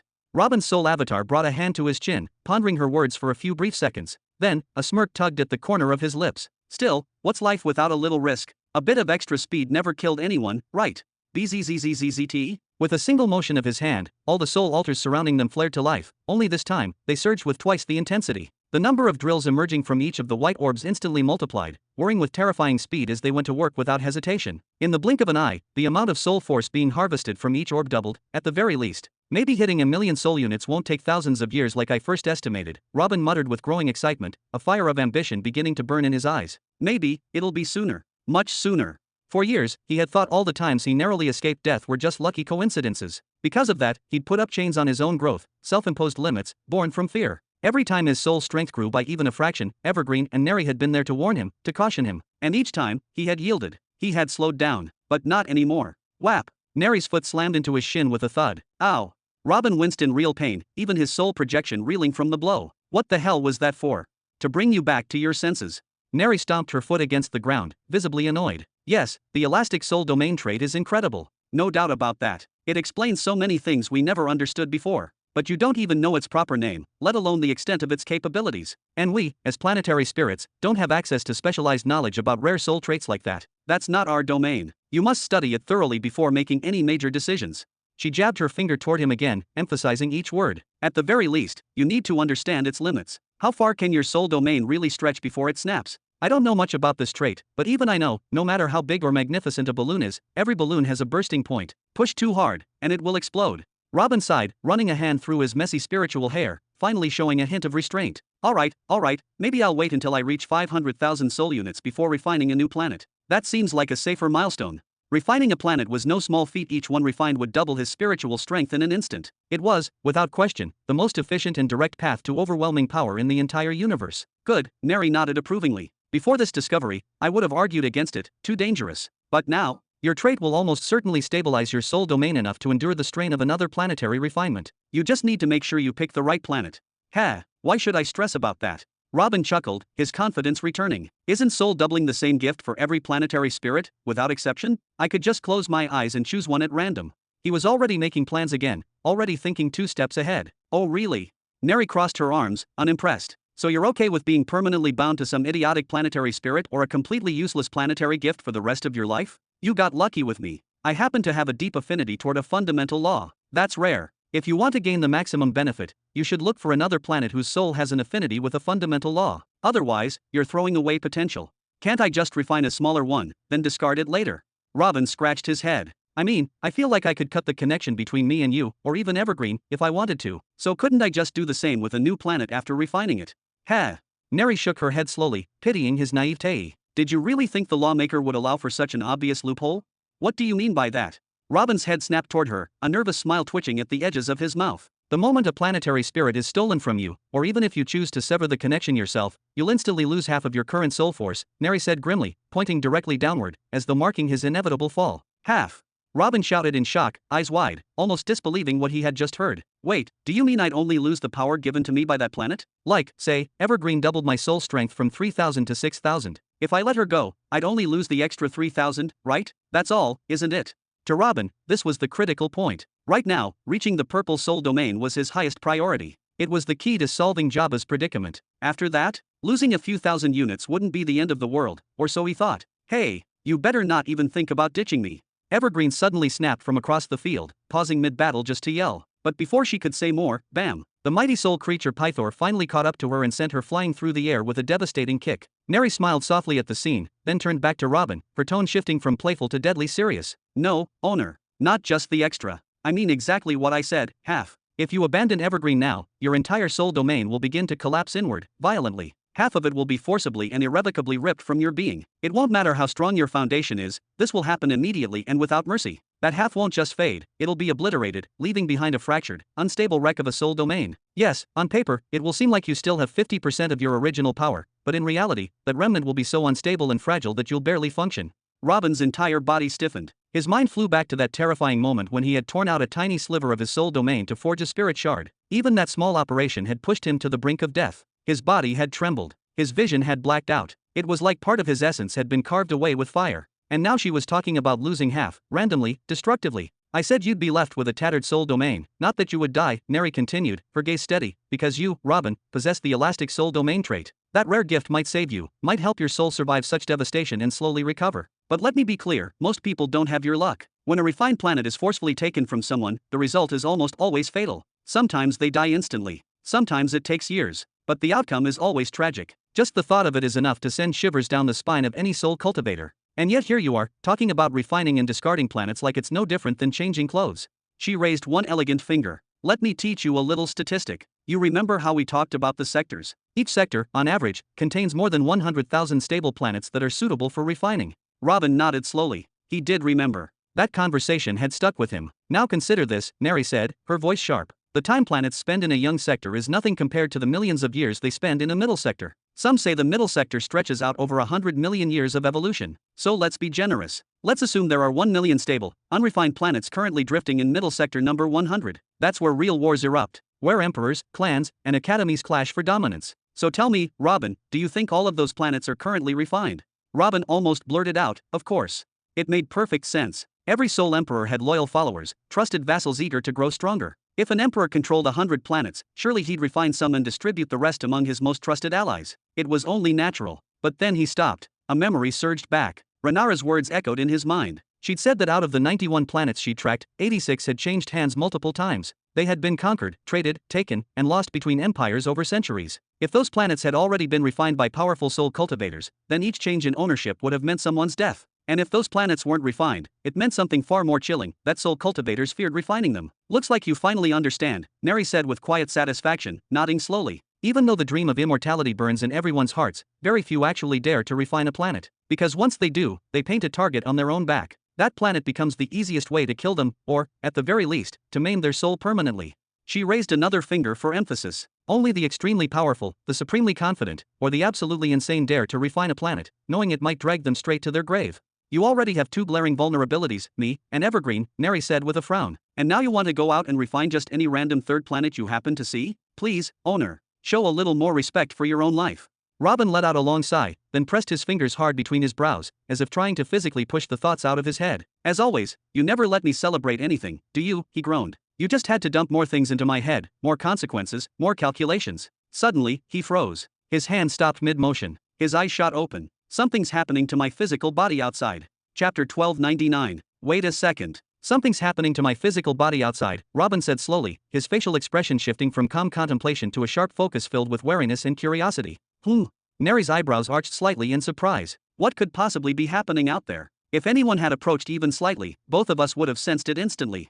Even in his current meditative state, Robin's soul force wasn't something that could be dismissed lightly. In the past, he might have needed to hide or rely on layers of protection and guards just to safely enter his soul domain, but those days were long gone. Now, he could stand tall with the confidence that his awareness extended far beyond the physical, even when not paying attention. No one's physically approaching, that much I can confirm, but there's definitely something odd happening. Robin's brows knit together in concentration. With a simple wave of his hand, a translucent, glowing screen appeared in the air before him. Even though his physical eyes were closed, his spiritual awareness, leaking through the edges of his consciousness, gave him a crystal-clear view of his surroundings. See, there's literally no one in the room. Neri pointed toward the screen, which showed the interior of the room, completely still, silent, and empty. But Robin shook his head, more firmly this time, and his frown deepened. No, there's something wrong. I can feel it. My body is starting to grow heavier, sluggish, almost like. He suddenly cut himself off, and a broad, knowing grin spread across his face. So that's it, he murmured, almost to himself. What? What is it? What are you talking about? Neri leaned closer, her expression now mixed with suspicion and intrigue. Even Evergreen hobbled over, limping slightly and rubbing the spot where she'd been kicked earlier. Her cheeks puffed with frustration as she glared at Robin. I hope someone comes along and kicks you like that one day, preferably twice. Shush. Robin gestured for silence, folding his arms as he watched the screen with a growing, entertained smirk. If I'm right about this, something very interesting is about to unfold right before our eyes. 25 minutes later. There it is, Robin said with calm finality, unfolding his arms and watching the scene unfold like an actor reaching the climax of a play. Creak. The door to the room began to open slowly and cautiously. A head peeked in, nervous eyes scanning the room left and right with visible tension. It was Pisu. Moving with the exaggerated stealth of a child trying to sneak cookies from the kitchen, he began tiptoeing his way inside, oblivious to the fact that his movements were being watched closely from another realm. What in the hell is that clown doing? Neri muttered with open annoyance, her eyes narrowing. Exactly as I suspected, Robin said with a sigh. Just now I began feeling a creeping heaviness throughout my body, like my muscles were being lulled into stillness. And then, about 10 minutes ago, my body entered a forced sleep state. One so deep and unnatural, it felt like I'd been drugged. Even if I had wanted to wake up, I wouldn't have been able to. He paused before continuing. And even after I was completely unconscious, he still waited for another 10 full minutes. He wanted to be sure, make absolutely certain that I wasn't faking it or resisting it with sheer willpower. That tells me he doesn't underestimate me. What kind of effect are we talking about here? Evergreen asked, her curiosity now outweighing her irritation. You didn't eat or drink anything from him, did you? Robin shook his head, slowly and deliberately. It wasn't through ingestion. It was something far subtler. It was sound, inaudible to the human ear. If I'm right, he used a form of subsonic or ultrasonic sound waves designed to trigger deep relaxation and eventually force the body into a sleep-like state, a state bordering on coma. Then he smiled again. It's a fifth-stage sonic attack. If he unleashed it on a small village or even a town, everyone there would be knocked out cold before they even realized what hit them. Fifth stage, the two girls yelled in unison, their voices filled with shock. Yes. And to think, people were saying that most of the humans walking the streets of the inner cities were high-level experts. I thought it was exaggerated nonsense. But apparently, that rumor holds more truth than I gave it credit for. Our dear friend Pisu is a hidden cataclysm disguised as a harmless goofball. Robin lifted a brow, intrigued. What's more, he's been hiding his real cultivation level this entire time. Even I couldn't get a read on him. I assumed he was just barely at the entry level of the martial emperor realm. I had no idea he was this deep.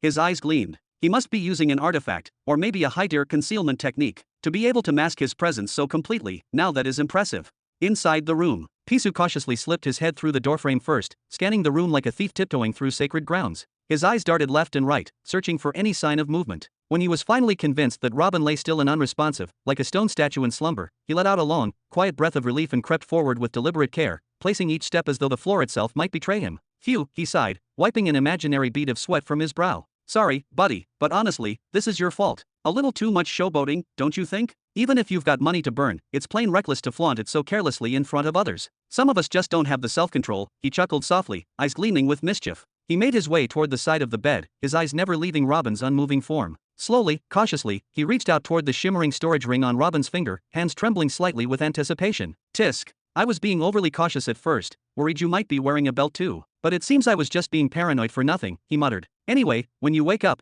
please don't take it personally. Think of it as a donation. I'll make good use of whatever treasures are in here, for the betterment of mankind, of course. Hee. Just as his fingers began to gently tug on the ring, a sudden flash of movement cracked through the air like lightning. Shoo! Robin's other hand, previously still as stone, snapped forward with blistering speed. It shot out like a chainsicle, wrapping firmly around Pisu's wrist with iron strength. Who said you could touch my hand, boy? Robin's voice rang out, smooth and mocking. You haven't even offered me a drink yet. Pisu froze, eyes widening in raw, primal fear. That smile, twisted and sharp, spread slowly across Robin's face like the grin of a predator toying with cornered prey. A chill surged through Pisu's spine, and his instincts screamed at him to act. With panicked reflexes, he raised his other hand, shaped it into a deadly palm strike, and hurled it toward Robin's face with the force of a cataclysm-level expert. It was a devastating blow, one he normally wouldn't dare unleash indoors, but the terror gripped him too tightly to care. That palm strike, infused with fifth-stage sonic waves, could have reduced a reinforced steel wall to rubble. If it landed on Robin's head, it wouldn't just knock him out, it would disintegrate his skull. But fate had other plans. Time seemed to stretch, then shatter.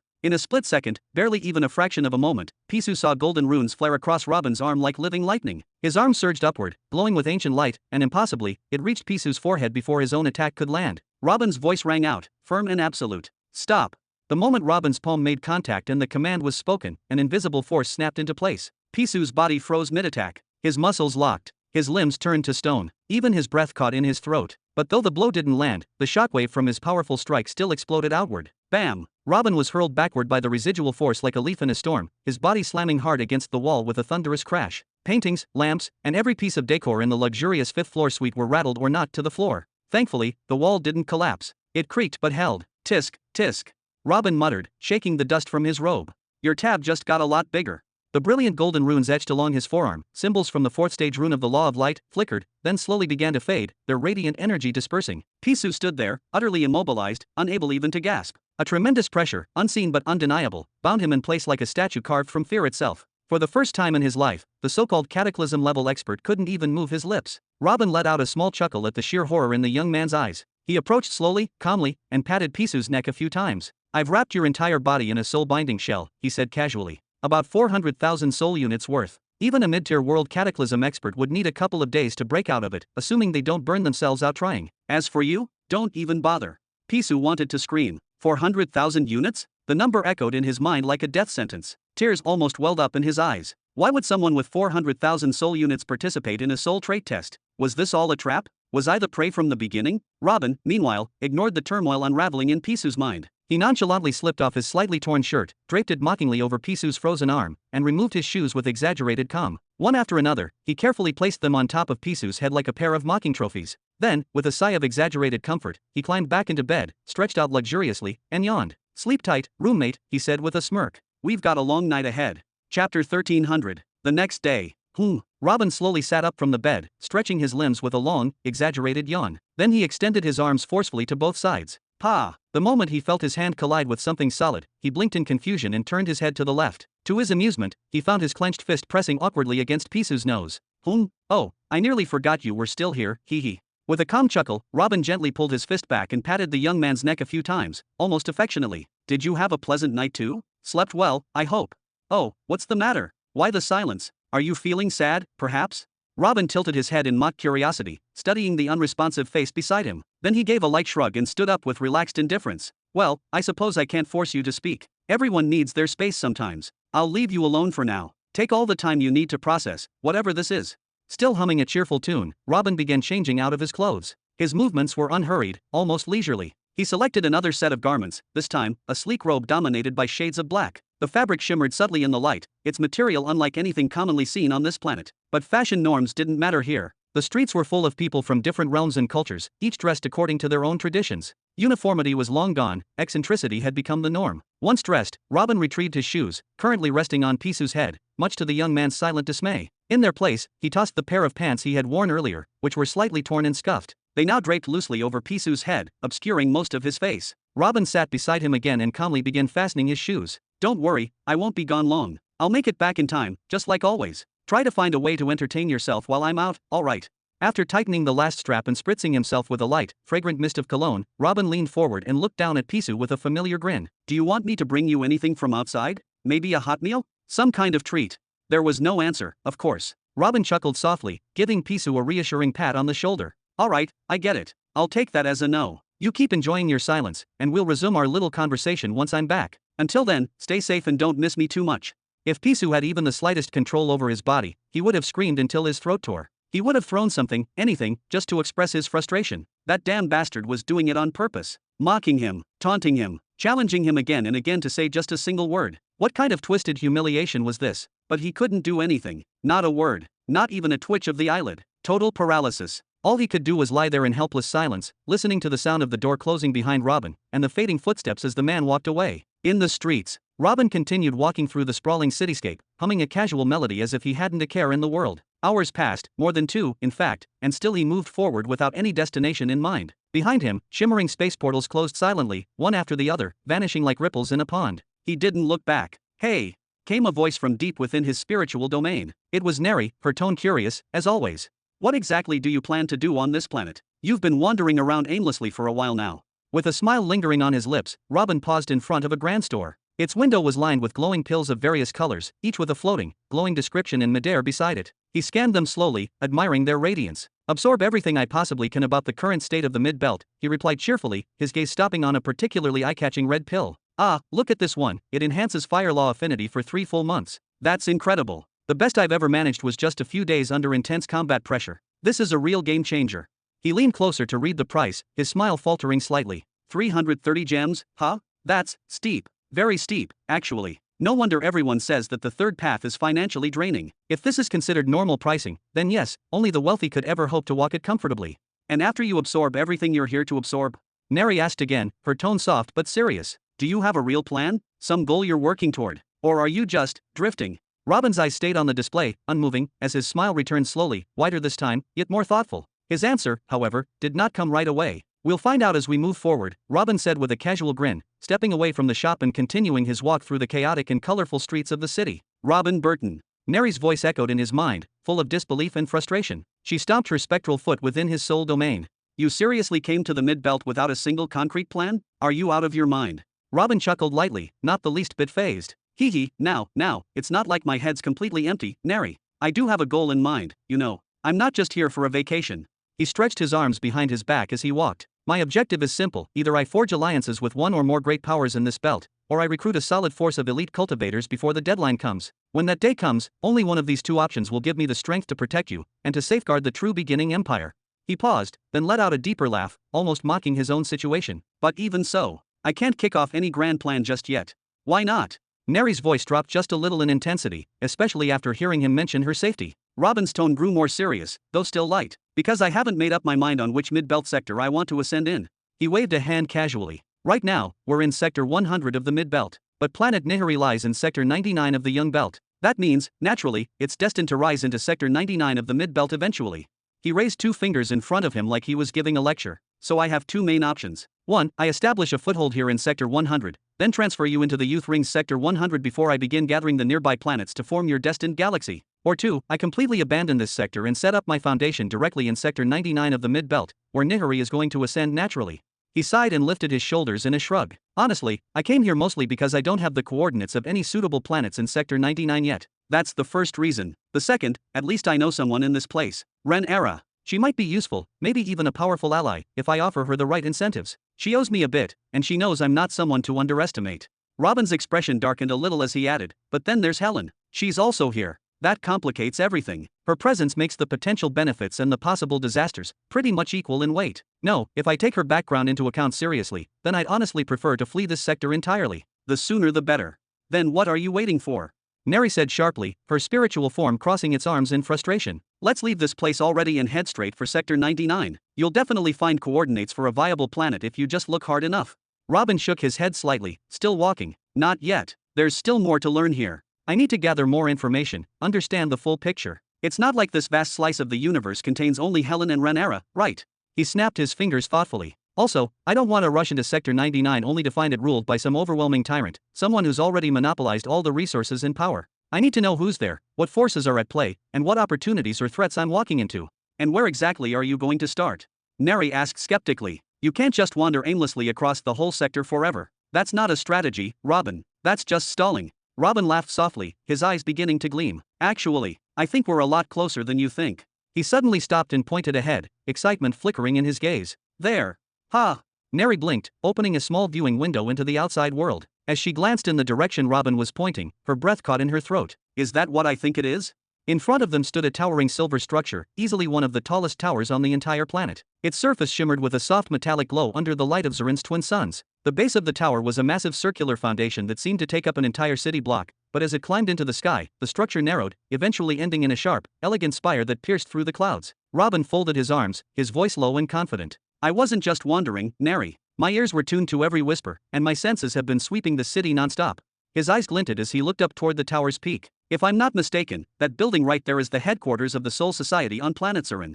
To be continued. Thanks for listening. If you enjoyed this video, hit that like button and subscribe so you never miss an update. Check out the playlist to catch up on the rest of the series. I'll be back with the next part soon, stay tuned.